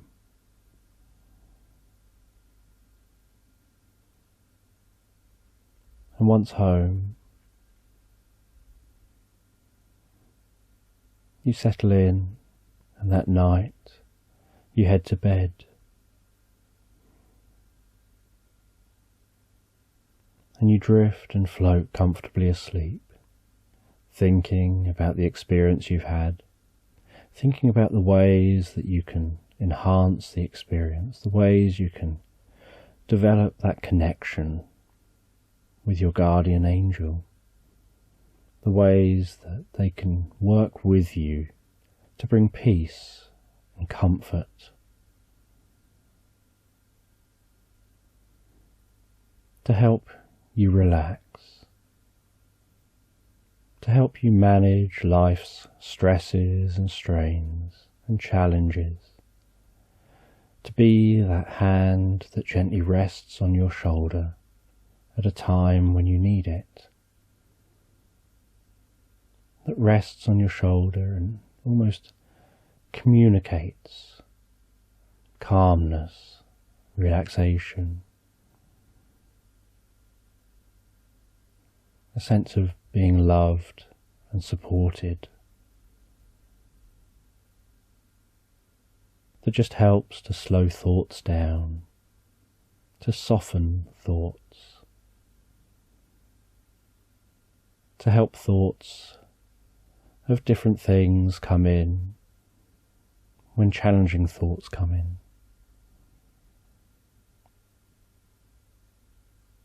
And as you drift asleep, and every future night when you drift asleep,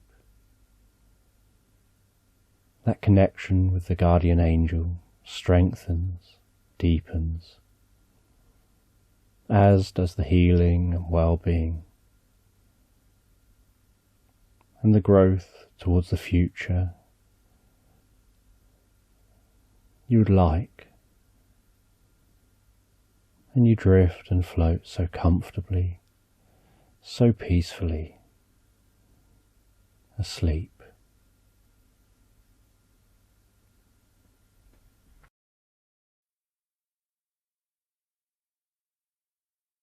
So take a moment to allow your eyes to close and allow yourself to begin to relax. And as you begin to relax, I don't know whether you'll relax deeper to the sound of my voice or whether it'll be to the spaces between my words. And as you begin to relax, I'm just going to tell a story in the background. And it's a story about someone waking up one day. They head downstairs for breakfast. And it's really cold outside. But it's so nice and warm and toasty inside their home.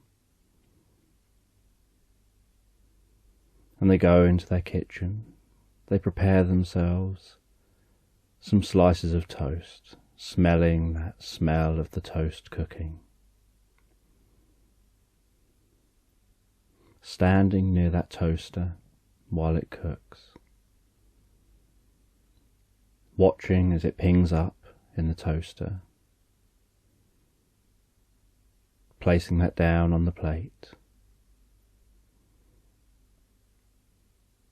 spreading some soft butter onto that toast, that sound of the butter and the knife scraping across that toast, the smell of that butter melting into the toast. And they look at the different options of what they're going to put on the toast. They look in their cupboard, they see their jam, they see their Marmite, their honey, they see their chocolate spread. All different spreads and they pick one out, pop open the jar, and spread that onto their toast. Then cutting their toast into triangles, arranging them nicely on their plate, before walking through to their living room, sitting down by the fire. And while sitting by the fire, they can gaze outside. They can see out into their back garden. And as they look out in the back garden, they can see some frost on the grass, a little bit on the window, on the outside. They can see a robin landing in that frosty grass. And they look at that robin as it skips across the grass before it takes off again, landing up on the fence on the outside of the garden. And they can just faintly hear it singing outside the back door, outside through those patio doors that lead out onto the garden.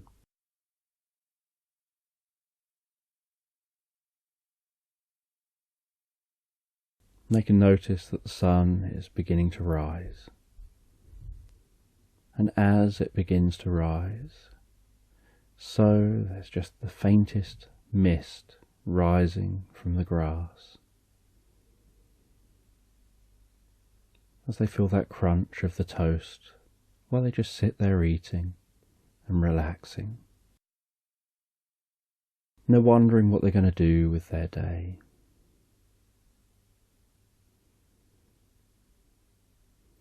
The weather's been unusually cold, so they've not really been out for a while.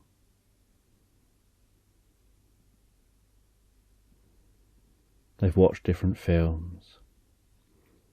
They've read different books.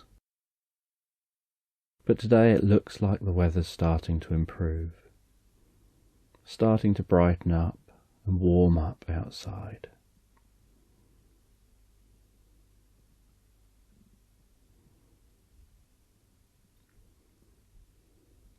And they decide to pick an atlas off their bookshelf, sit down, and start flicking through the pages, thinking about where they'd love to visit. And they look at the different pages, the different way the maps in the atlas are laid out.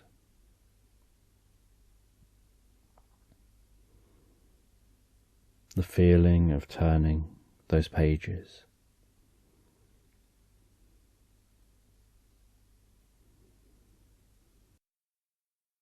And they decide that perhaps they would quite like to head north. Maybe go on a bit of a road trip. They haven't been out for a while, so they decide that that'll be something different to do, exploring somewhere they haven't been before. They put the films away that they've been watching the last few days.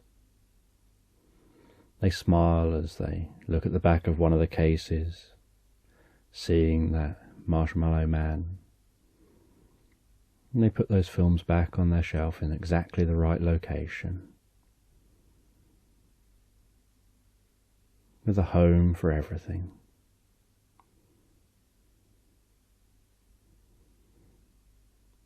They go through to a room that their cat is asleep in. Make sure the cat has plenty of food.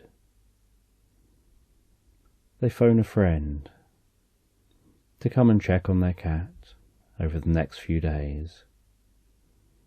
Make sure they're well fed, well hugged and looked after. They wake their cat for a quick hug before setting off on their journey. And they're sure that their cat wasn't as keen about being woken as they were about waking it. And after the hug, the cat circles around, plops itself back down, and falls back asleep again.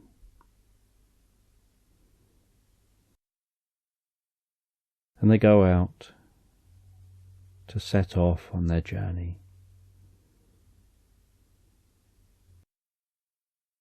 And they begin travelling north.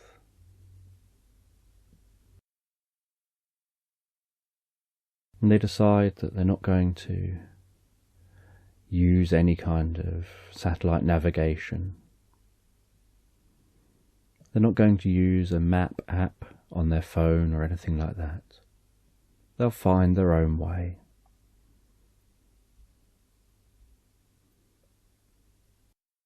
And so they start driving.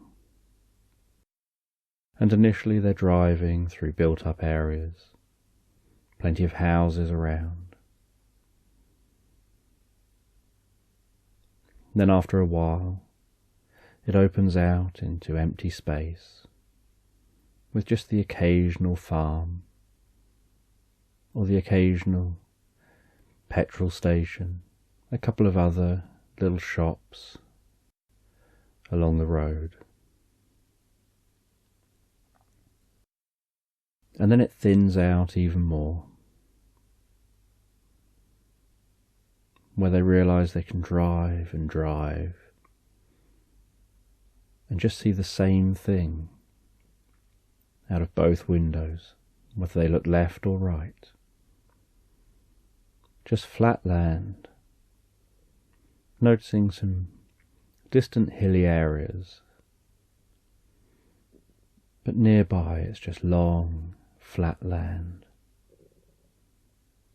with not a lot going on. And they find staring down a road where nothing seems to change. They get moments of tunnel vision. They get moments where they suddenly lose track of time. They lose track of the speed that they're doing, as everything just seems to be so samey. They even begin to wonder whether they should continue this journey. And they find it really unusual experience to seemingly be able to keep going on and on and on, with the same view out of every window, feeling almost like they're on some kind of a treadmill or in a hamster wheel, where you just keep going and going and going, but nothing changes.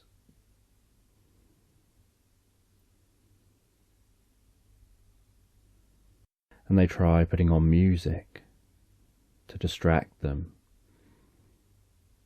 They try listening to audiobooks, but all they keep focusing on is how nothing seems to change. Everywhere they look, it's just flat, with this long, straight road. The only thing that begins to change is that as the sun begins to set, the sky finally begins to change colour, from the blue that it's been for hours and hours and hours, gradually shifting to more oranges and reds.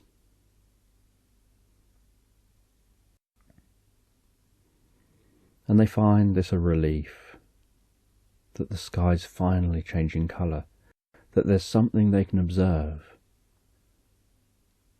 that's different. They haven't seen anywhere yet to stop though. But they feel perfectly fine and safe. They pull their car off the road. They drive some distance off-road, away from the road. And they decide they're going to park up and spend the night in their car. They're pretty confident that there'd be no other cars around here. But if there were, they're far enough off the road that no other cars are likely to notice them at night time.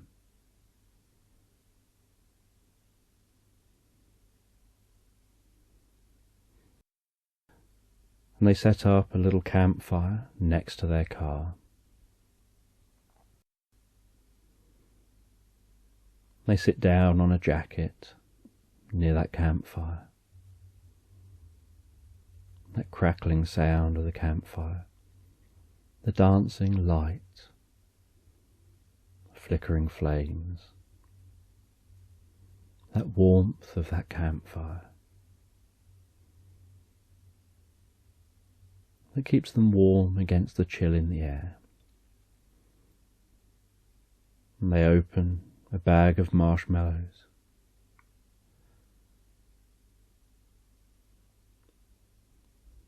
They stab some with some sticks.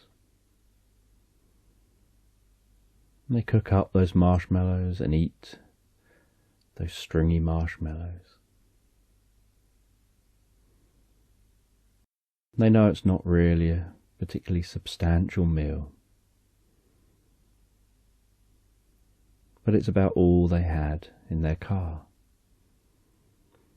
They didn't think about how far they'd have to travel between one shop and another, so they eat their way through that bag of marshmallows.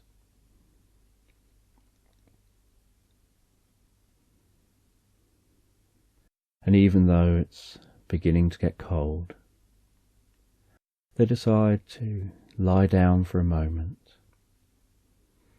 They decide that there's still a bit of warmth in the bonnet of the car, so they lie down on their bonnet of their car, the fire flickering out the corner of their eye, and they gaze up at the stars. They watch the occasional shooting star overhead. They notice the way certain stars twinkle. They see the flashing lights of planes passing very high overhead. They notice the satellites passing overhead.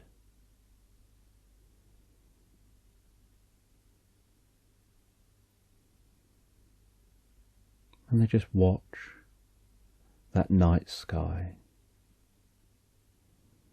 believing that as they watch, they can notice the movement of those stars.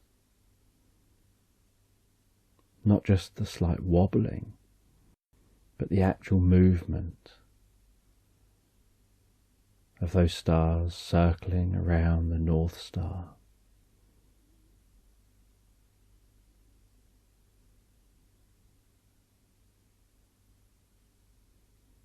And they focus all their attention on those stars.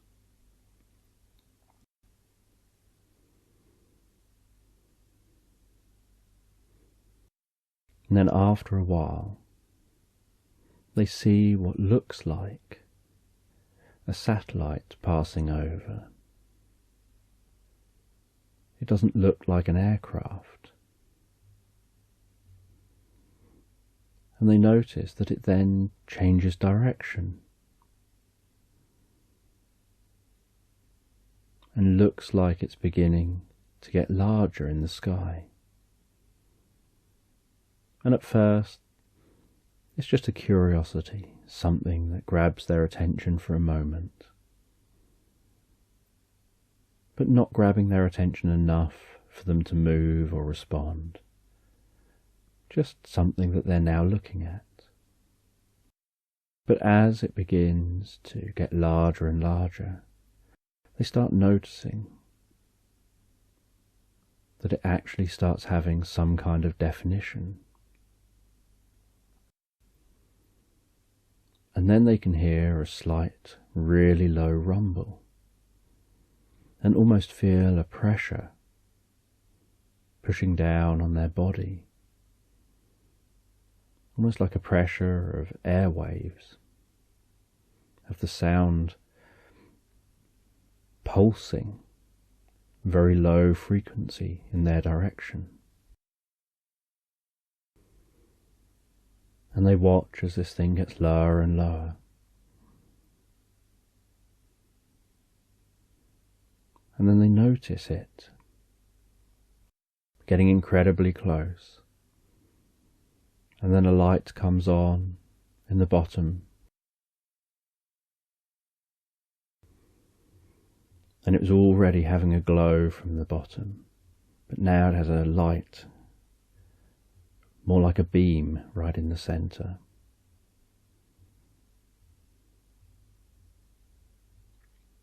Now all of their attention is on this. As it gets closer and closer, and then they notice it's going to land not that far away. And they see that beam almost seeming to heat up the land beneath the craft as it comes into land. Almost like that beam is part of what's slowing down that craft, maybe part of the landing procedures. And then it all goes silent. The beam shuts off. The glowing shuts off.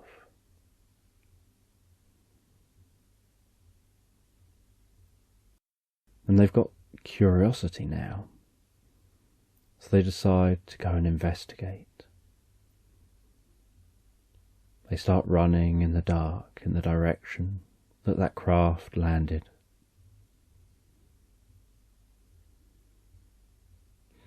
They don't feel scared or nervous, just excited at what they've witnessed and curious about what they've witnessed.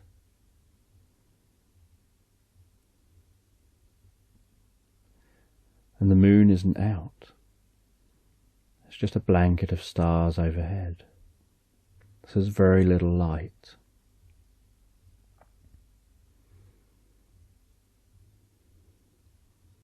But as they start getting close to this ship, they can begin to notice the scale of it. That it's much larger than they thought it was as they saw it coming into land. But with nothing for reference, they hadn't realized how large it was. And they saw that there seemed to be an entrance into the ship that was open. And it looked like there was perhaps aliens that have come off of this ship, and that they're roaming around in this area. They seem to be picking up samples of soil, of bits of plant life.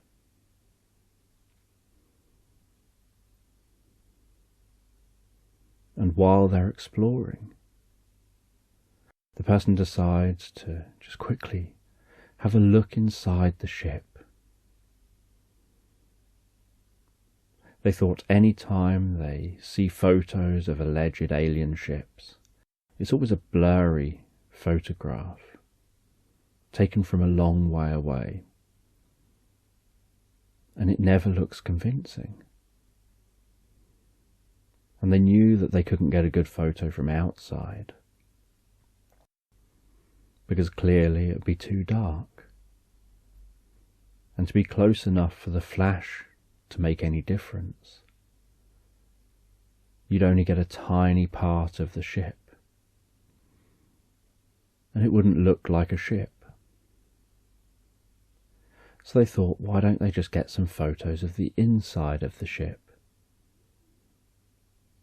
And so they sneak into that ship. And the first thing they notice is how dim everything is on the ship. How the lighting in the ship is almost like dawn or dusk.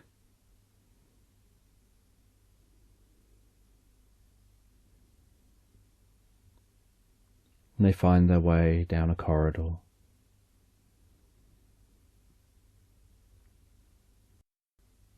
Doors seem to open automatically for them. And there doesn't seem to be many aliens on this ship.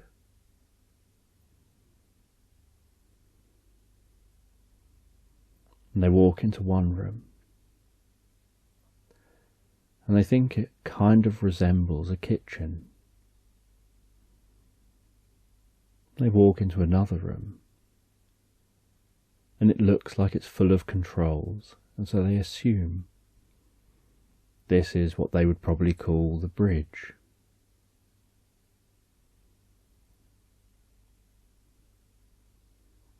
And then they start hearing some footsteps,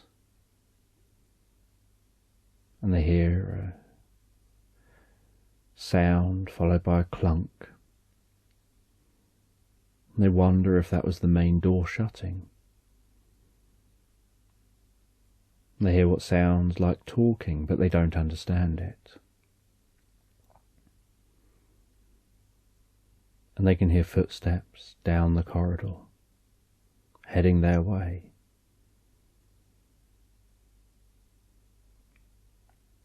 So they quickly hide themselves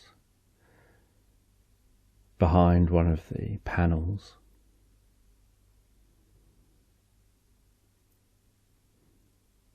And then the aliens that were outside the ship come into the bridge, sit down at the different panels, can be heard communicating with each other, can be heard pressing different buttons.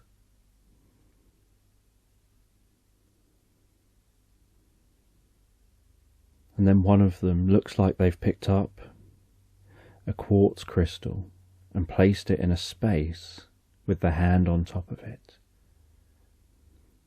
and then pushed it in, and as they do, it's almost like electric or some kind of blue lightning spreading out from that crystal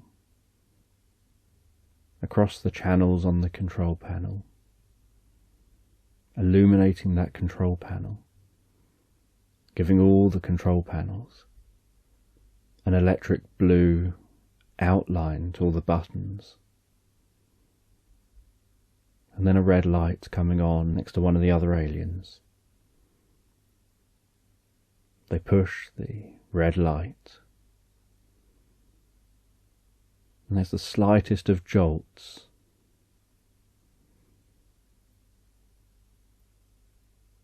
and then silence.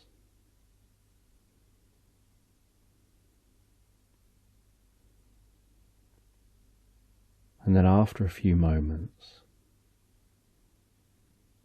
they notice this really bright light shining in through the front of this room. And then the window, or whatever it was that the bright light was shining in through, starts to darken itself. And they recognize that that bright light is the sun. And as they look in the direction of that bright light, they see that they're circling around the earth, and that as they're circling from the dark side of the earth around to the other side, the sun is appearing from behind the earth. And they realize in that split second they'd gone from being on the ground to being in space.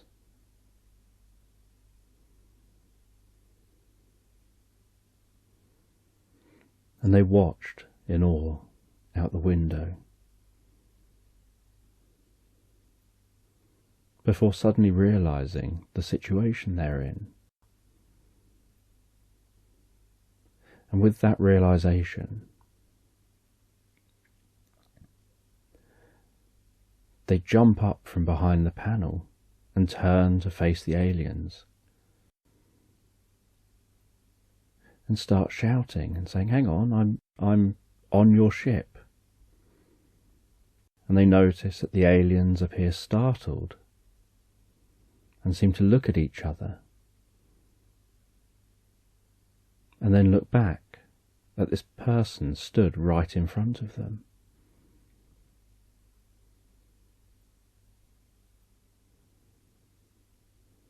And then the aliens start talking,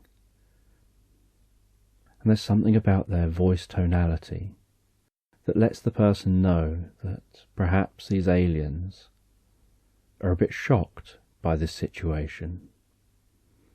They can't understand the aliens, but something about that voice tonality seems to give away how they feel about this situation.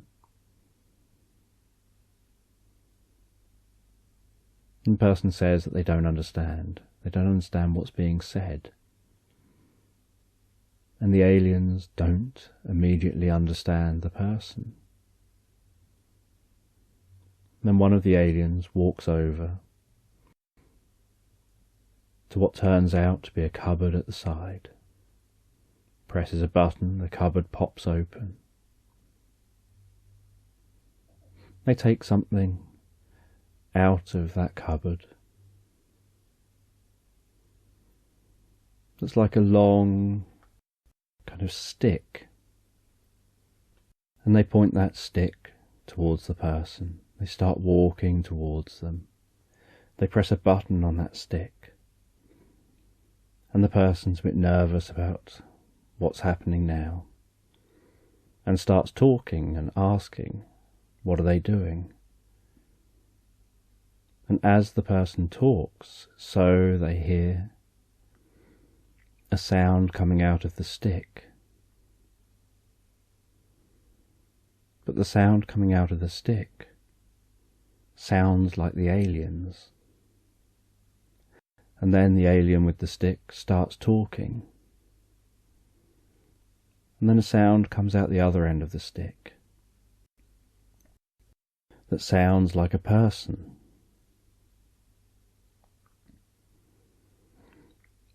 And they realise that this is some kind of translator. And they begin to have a dialogue.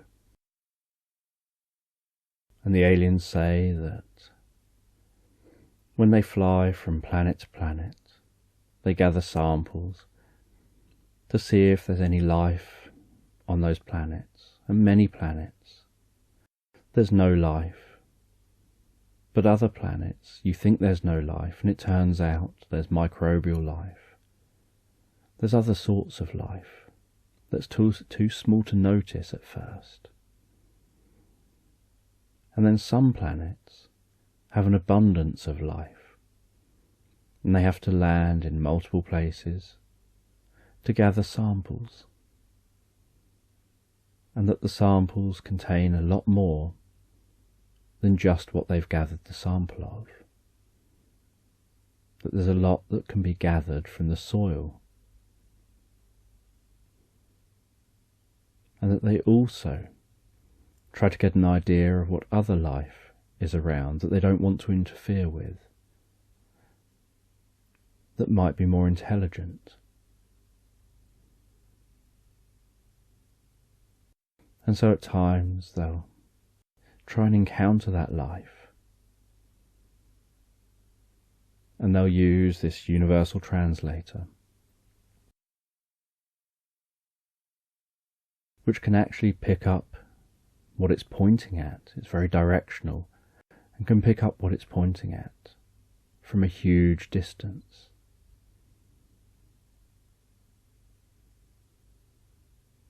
And they don't normally have to use it to translate the opposite direction.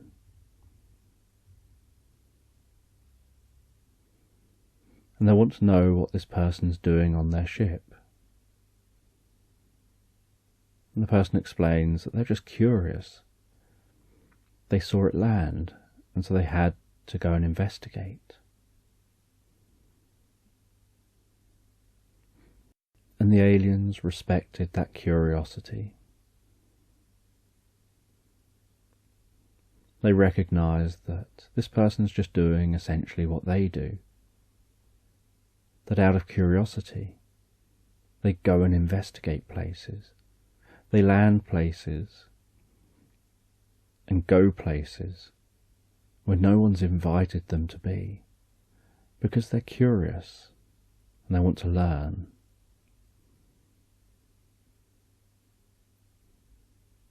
And the aliens decide that they want to take advantage of this situation to learn from this human. And this person wants to learn from them.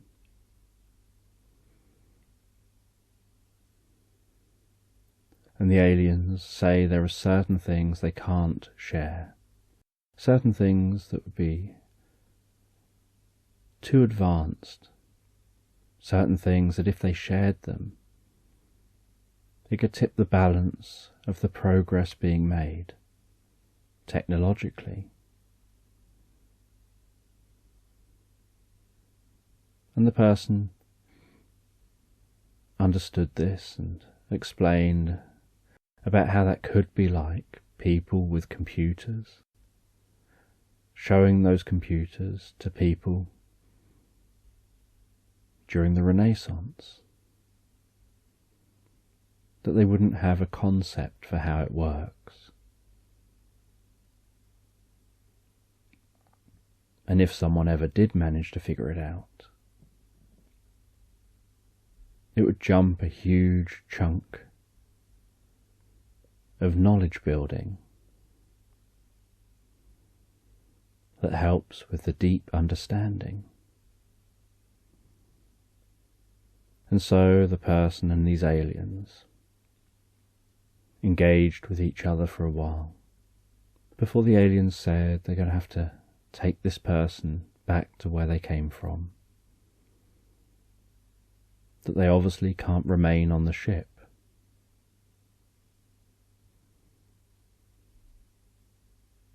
And the person wanted to spend a lot more time on this ship and thought that it sounded really exciting to just travel from planet to planet. They wanted to know more information about how this ship can travel through space to all of these different planets, given how far apart they are, and what kind of lifetime that travel would happen in, and what propulsion these aliens were using. And the aliens said that one thing they could say is that propulsion is the wrong way to think about it. The propulsion will never get you anywhere quick enough.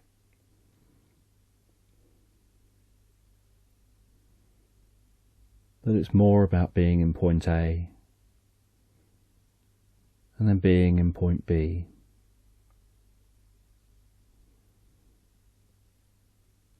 And less about travelling from point A to point B. And in no time at all, that ship was back where it came from, and the person was walked to the exit.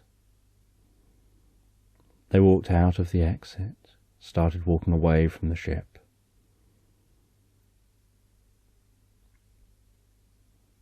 And they felt a pressure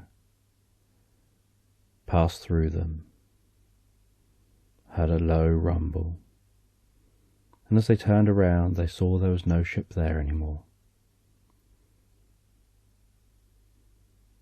And they walked back to their car, and they saw that fire still burning.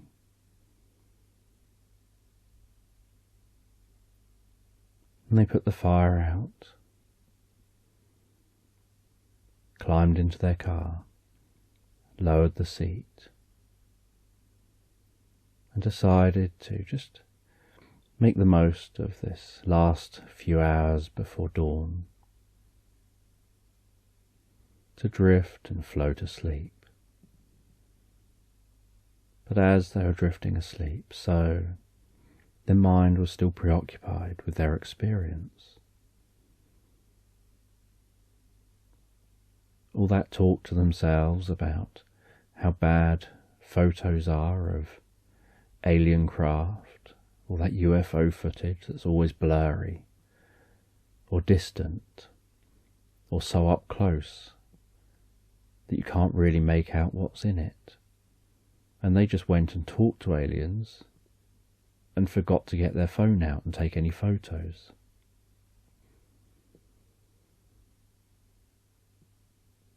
And all they've got are their memories.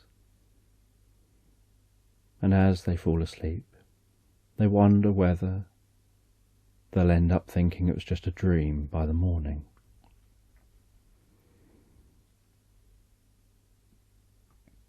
And the next morning, they could feel the sun shining through their car windscreen onto their face. They could notice that light passing through their eyelids. They woke up feeling a bit stiff in that car seat, left their car to stretch their legs for a bit, and stretch their back and their arms, before getting back into their car to continue their journey north. And while making their journey north, they phoned up their friend to check that their friend has been checking on their cat. Their friend reassured them that their cat's perfectly fine. They carried on their journey, eventually passing into some deep forest with tall trees, densely packed together. They continued going through that forest.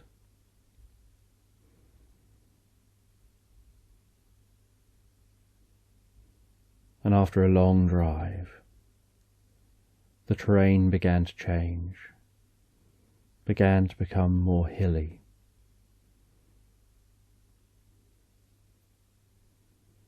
They could notice that it was getting significantly colder outside of their car.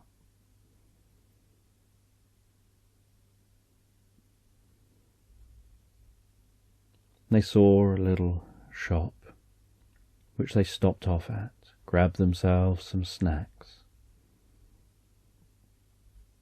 made sure that they had everything they thought they would need, and then carried on their journey.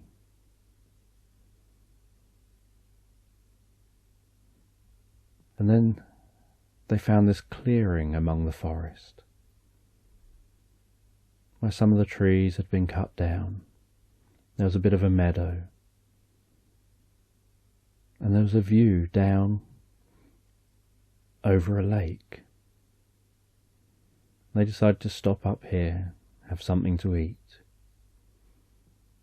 And while they stopped, just on the edge of that forest, in that meadow, looking out from the top of this hill down over that lake, looking at the way the sunlight danced on the surface of the lake, they could see the way squirrels were chasing each other around the trees, hearing their claws as they scampered. They could see birds circling overhead. And they're aware how cold the air was here.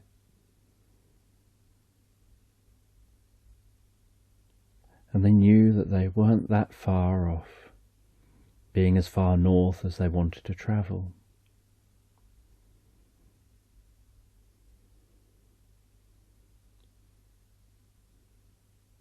And they felt that it was probably the other end of that large lake down there, that's probably where they'll stop up. So after having a break, having something to eat, they jumped back into their car, continued their journey. A few hours later, travelling along the side of that lake, and sometime later as the sun's beginning to set, arriving at a cabin that they've booked to stay in for a little while, just for a couple of nights.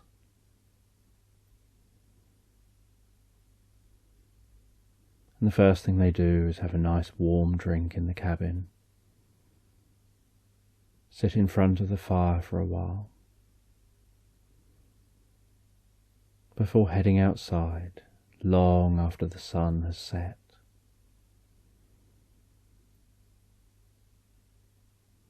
And they're wrapped up, really warm.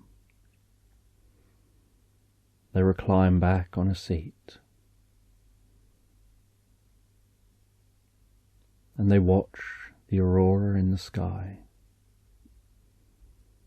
watch that light dancing and moving around, the occasional shooting star, watching those satellites pass overhead, being reminded with each satellite of their experience with the aliens,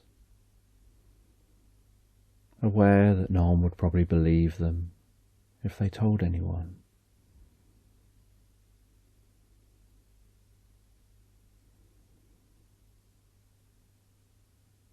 And as that night progresses, so they notice the full moon just beginning to appear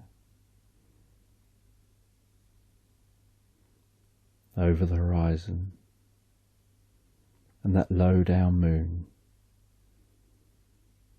adding silver shimmers to the surface of the lake, with that silver shimmering, rippling with the gentle breeze across the lake. They walk down to the lake's edge, and they can see the way the water is just gently rolling onto the stones at the edge of the lake, and then rolling back. And they can see those stones are rounded from years and years and years of being rolled gently onto the shore and gently back into the lake. Almost like those stones are just turning in place.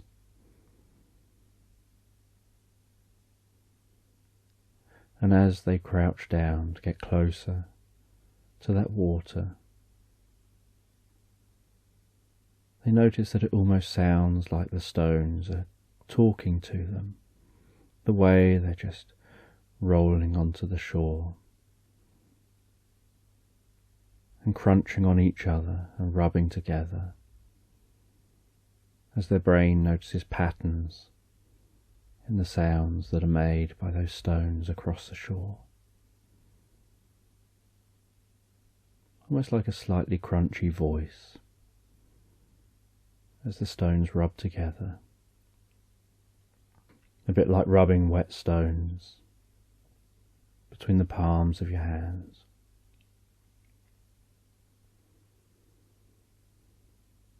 And while they're crouched down, they pick up some of the larger stones, and they decide to leave their mark here. And just in this really shallow water at the edge of the lake, they use those larger grey stones, placing a large stone on the bottom, then almost in a mindful, focused state, they begin to balance some of the stones on top of each other,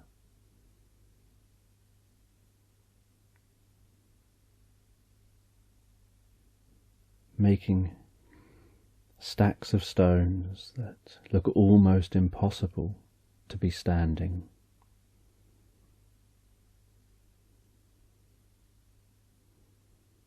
And they do about 3 stacks of stones that look almost gravity-defying,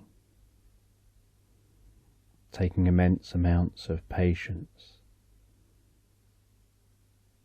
and a connection with those stones, with feeling the stones, feeling the centre of gravity with each stone as they pick it up and hold it and move it around. And as they make the tip of the stone make contact with the stone beneath it, and then feeling for just the point where that stone is just right, where they can begin to gently move their hands away, leaving that stone resting there.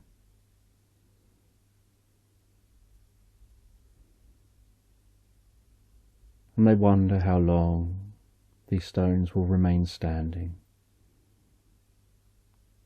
and what other visitors will think if they discover them here, standing in these positions.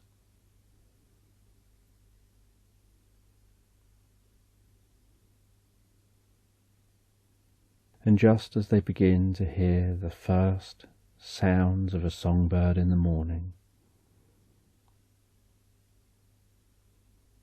they head back into the cabin. They go to bed and drift comfortably asleep.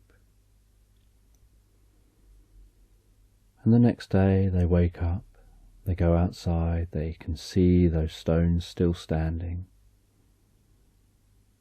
They walk along the lake a little way. They've got the forest along one side of them, travelling up hills, and then an area of no trees down to the lake.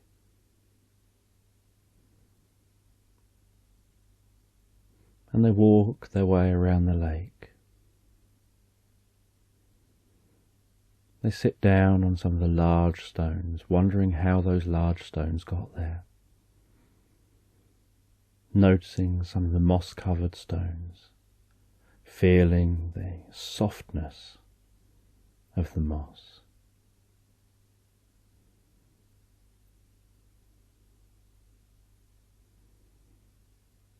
And they see next to one stone is the most pristine-looking white rose with a red ribbon tied around the stem.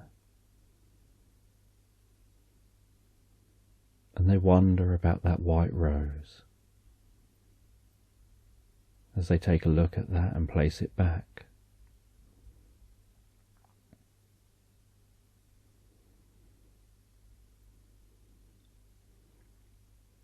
And they've come to see what it was that they've seen. They wanted to see the aurora for the first time. They thought that would be a magical experience. They wanted to have an experience of doing something different. And they certainly got that.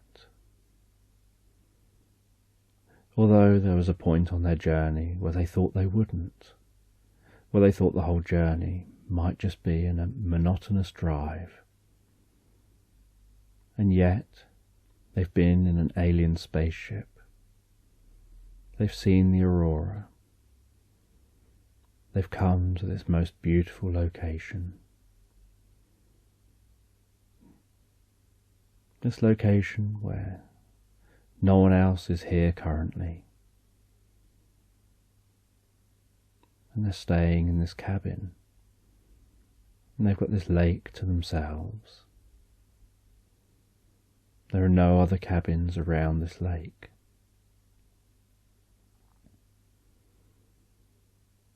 And after sitting on that stone for a while, Just hearing that sloshing of the water lapping the shore,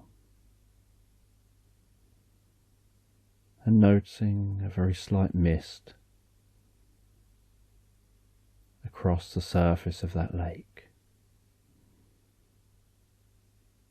They decide to walk into the forest a little, noticing the sound of their footsteps on the stones, and then on grass, and then slightly crunchy as they enter the forest, and noticing the quality of the sound change as they enter into the forest, and the atmosphere change as everything darkens slightly in the forest. But the way shards of sunlight still manage to occasionally break their way through the canopy, dancing in front of them.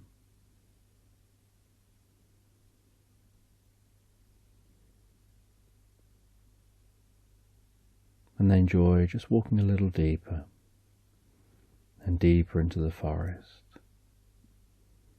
And they walk slowly and quietly, trying to barely make a sound, so that they can really enjoy nature without disturbing that nature. And they catch a glimpse of what looks almost like a silver fox, just plodding along, that stands out against the browns and the greens in the forest. And they watch that for a while as it walks past, and then heads off in a different direction.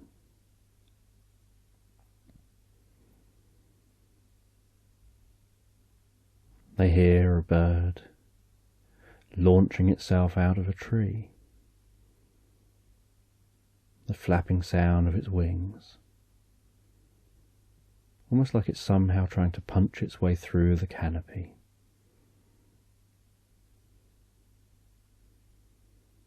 As a single fluffy white feather slowly moves left and right and circles round, coming down in front of them, being caught in a glint of sunlight as it falls to the forest floor.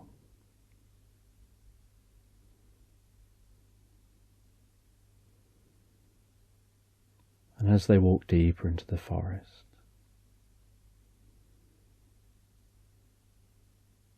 so they discover a door, and it's a door that's in a tree, and they decide to walk through that door. They open the door, and at the other side of that door just seems to be rolling hills and a track leading all the way to a tall white palace. There seems to be a river that's weaving its way through the hills, that passes straight past the front of that palace,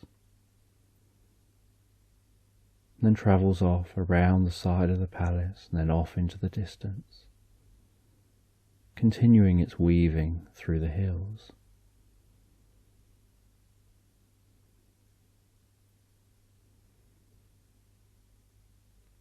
And this person wonders about the validity of the experience.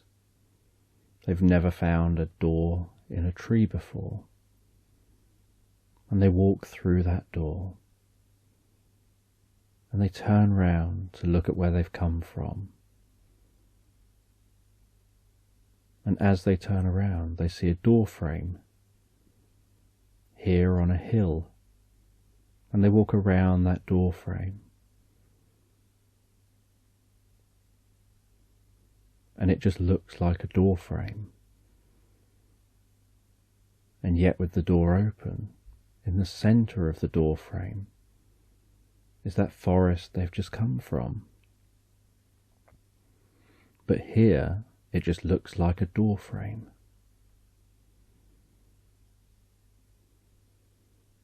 And they see someone up on the hill, not far from this door frame. And they think it's curious that there should be someone just where they appear.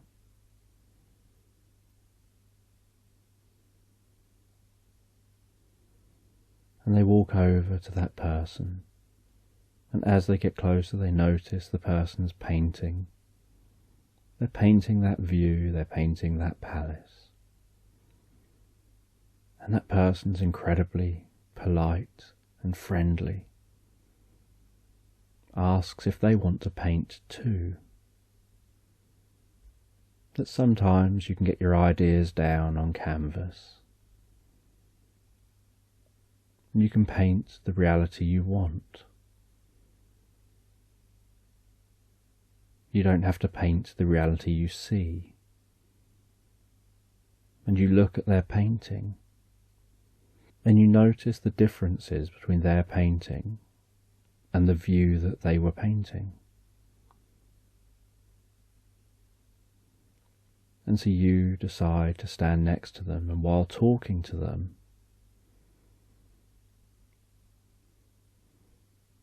you begin to paint.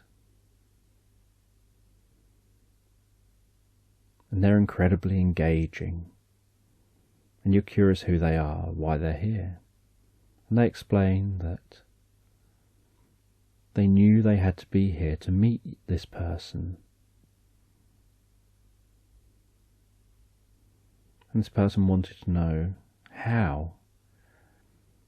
And they said they didn't know, they just knew. They had this feeling like they needed to be up on this hill right now. And they knew when they're up on this hill they had to occupy themselves. They didn't want to just sit here twiddling their thumbs. And so they decided to paint. And they thought that when this person arrives, maybe they'll want something to do. So they thought they would bring along some additional art stuff. They said this is all an experience to teach this person something about appreciating moments, even moments that seem boring and uneventful.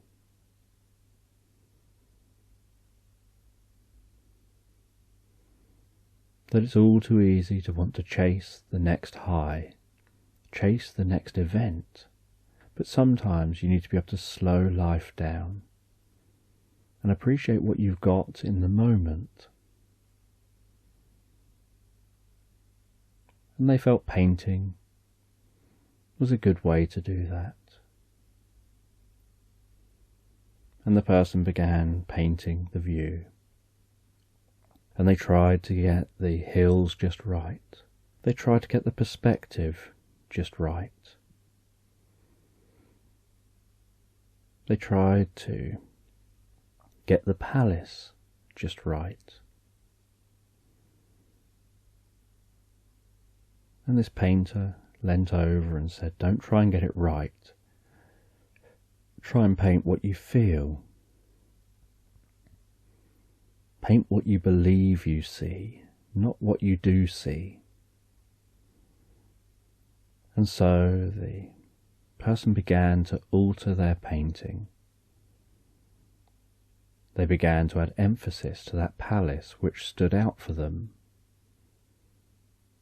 They began to add emphasis to the way that water seemed to weave its way through the landscape and almost be like a focal point guiding their attention from where they are down to the palace and then off into the distance. and they began to place less emphasis on those hills, but more emphasis on the difference of colours of the hills. They started to notice that although their brain assumed the hills were all the same green, all the same grass,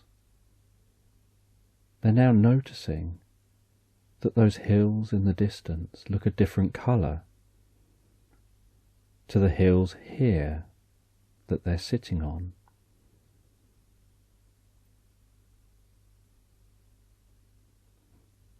And they started painting in a different way. And they began to get absorbed in this moment, in this peaceful and relaxed moment. And the painter shut up and just smiled and let them paint. And together they painted for quite a while. And the painter told them that they could take that painting back with them.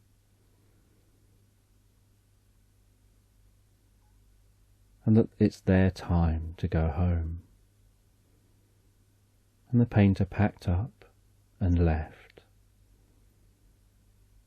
And the person took the painting, walked back through that door, closed that door behind them, and found themselves back in that forest. And they walked through that forest, headed back towards the cabin. They arrived back at the cabin.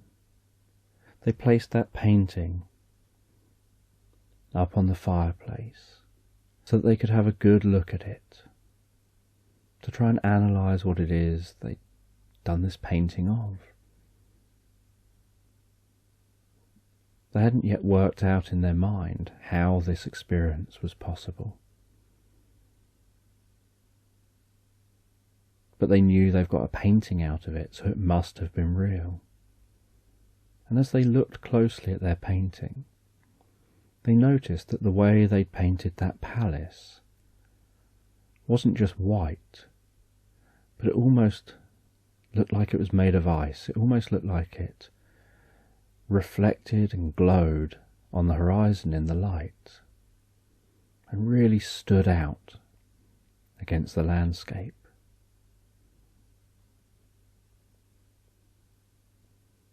And they noticed that somehow they'd also managed to paint in a little figure of someone standing there over near that palace. And they drifted in their own world while they were painting. They almost got so absorbed in the painting that they lost awareness of the fact that they were painting. And they looked closer at that figure, and they thought that's an incredibly detailed figure to have drawn.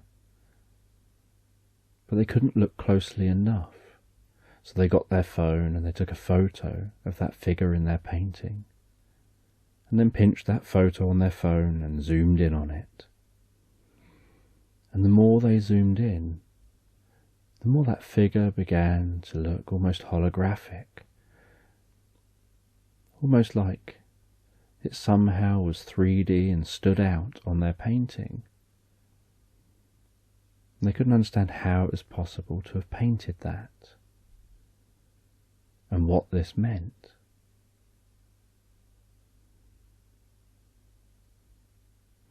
And they went to their painting, and they touched that figure to try and feel that painting, to see what that was painted with. And as they touched that figure with their finger, so this hologram appeared in the cabin with them.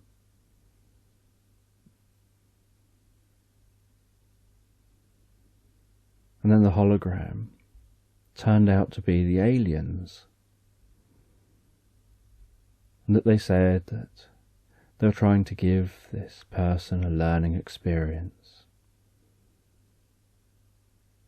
and a way of communicating and checking up on that experience.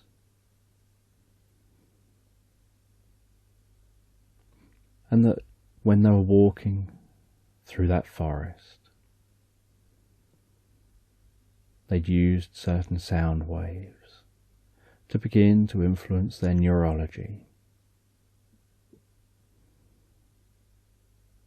And then they're able to give them an advanced experience, almost like a hallucination.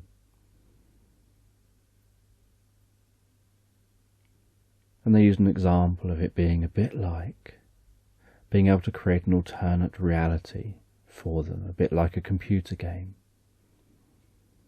Only this allowed them to be able to do a mix of reality and simulation together to see how they would respond. And they'd place them in an environment. A bit like being in a computer game that you can interact with.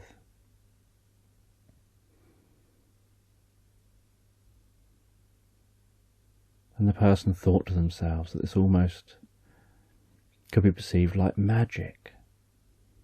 That if it was seen by someone who didn't know about computers, didn't know about the progress of technology, you could definitely take it as almost being magical.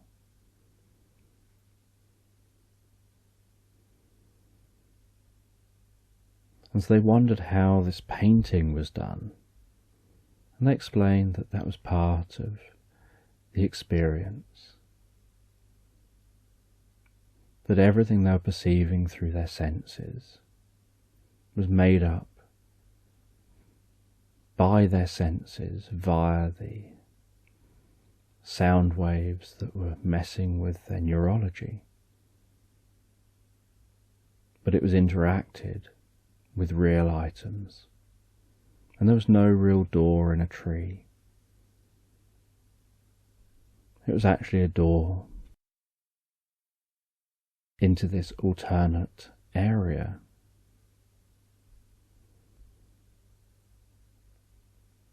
And the person found this fascinating, that these aliens wanted to learn how humans responded, about human behaviour, human consciousness.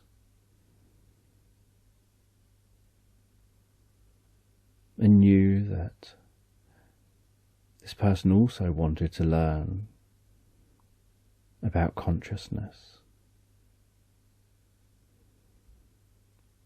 And the aliens said that they were nowhere near there now, and that they'll leave this painting with them. That if they want to communicate, they can just press that hologram. It'll respond to the DNA through your skin, through that touch. So anyone else touching it, it'll just be like someone must have made a hologram and stuck it on the painting. But if they touch it, it's actually an advanced technology. It'll respond to that DNA. And then that'll allow it to monitor the environment they're in before deciding whether they allow that communication. Because they still don't want to disrupt the path of human progress. And then that hologram fades. And they keep that picture up on their mantelpiece, up above the fire, while they go off to bed, knowing the next day they're travelling back home. And they sleep so deeply, so soundly.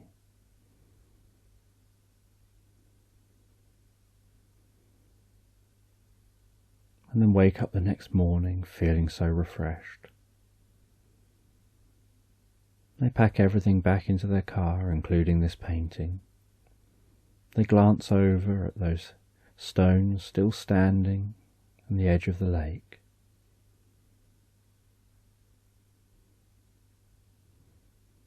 And they start their journey home. And as they journey home, so they journey back. Up near that meadow, seeing how butterflies and other insects are flying in and out of flowers here now. As they travel through the forest, and then out into that open area again. Only this time they're preoccupied with the thoughts of the experience that they've had.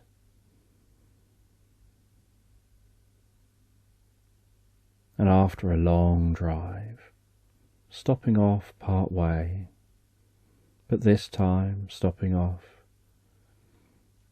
at a little motel rather than just sleeping in their car, and then continuing their journey. And as they get nearer to home, they start thinking about their cat, wondering whether their cat has missed them, imagining the cat probably has barely moved while they've been away. And as they arrive home, they notice the cat sat on the mat right behind the front door, meowing away, and then it leaps up and scrambles up their trouser leg and scrambles up into their arms and starts purring. And they try to put the cat down, but it keeps jumping up and clinging on, and they realise that the cat's missed them.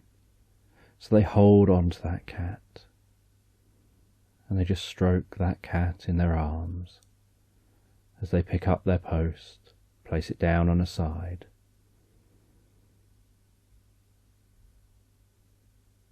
And they head through and into the living room.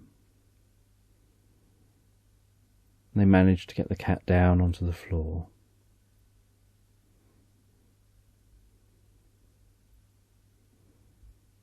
And they make themselves a drink, and they feel so pleased to be home, that they've enjoyed their experience, but at the same time, they enjoy being back home in the comfort of their home.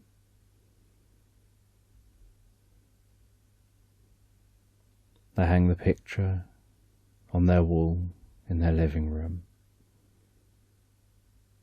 and they know it's not the greatest piece of artwork, but they're really proud of it, and they know the deeper meaning behind what it is. And they know that that's a secret that they'll be keeping, most likely for years. And then they go through to the room with the cat's bed. And while they're walking through to that room, they phone up the friend who had been looking after their cat, who tells them the cat's been fine. And as they are talking to that friend, they see the cat back on its bed, and they're curious about this tiny little pyramid that's next to that cat. And they talk to this friend about it, and the friend says they don't know what they're talking about, that's nothing to do with them. And then the cat seems to almost knock that pyramid away, as if it's almost trying to hide that pyramid behind its bed. And the person smiles, thinking that's just ridiculous, as they say goodbye to the friend. They make sure the cat has enough food and water. They go out into their garden. They sit down in the garden. And they drink a warm drink, gazing down their garden, still having thoughts about the experience they've been on. Then that night they head up to bed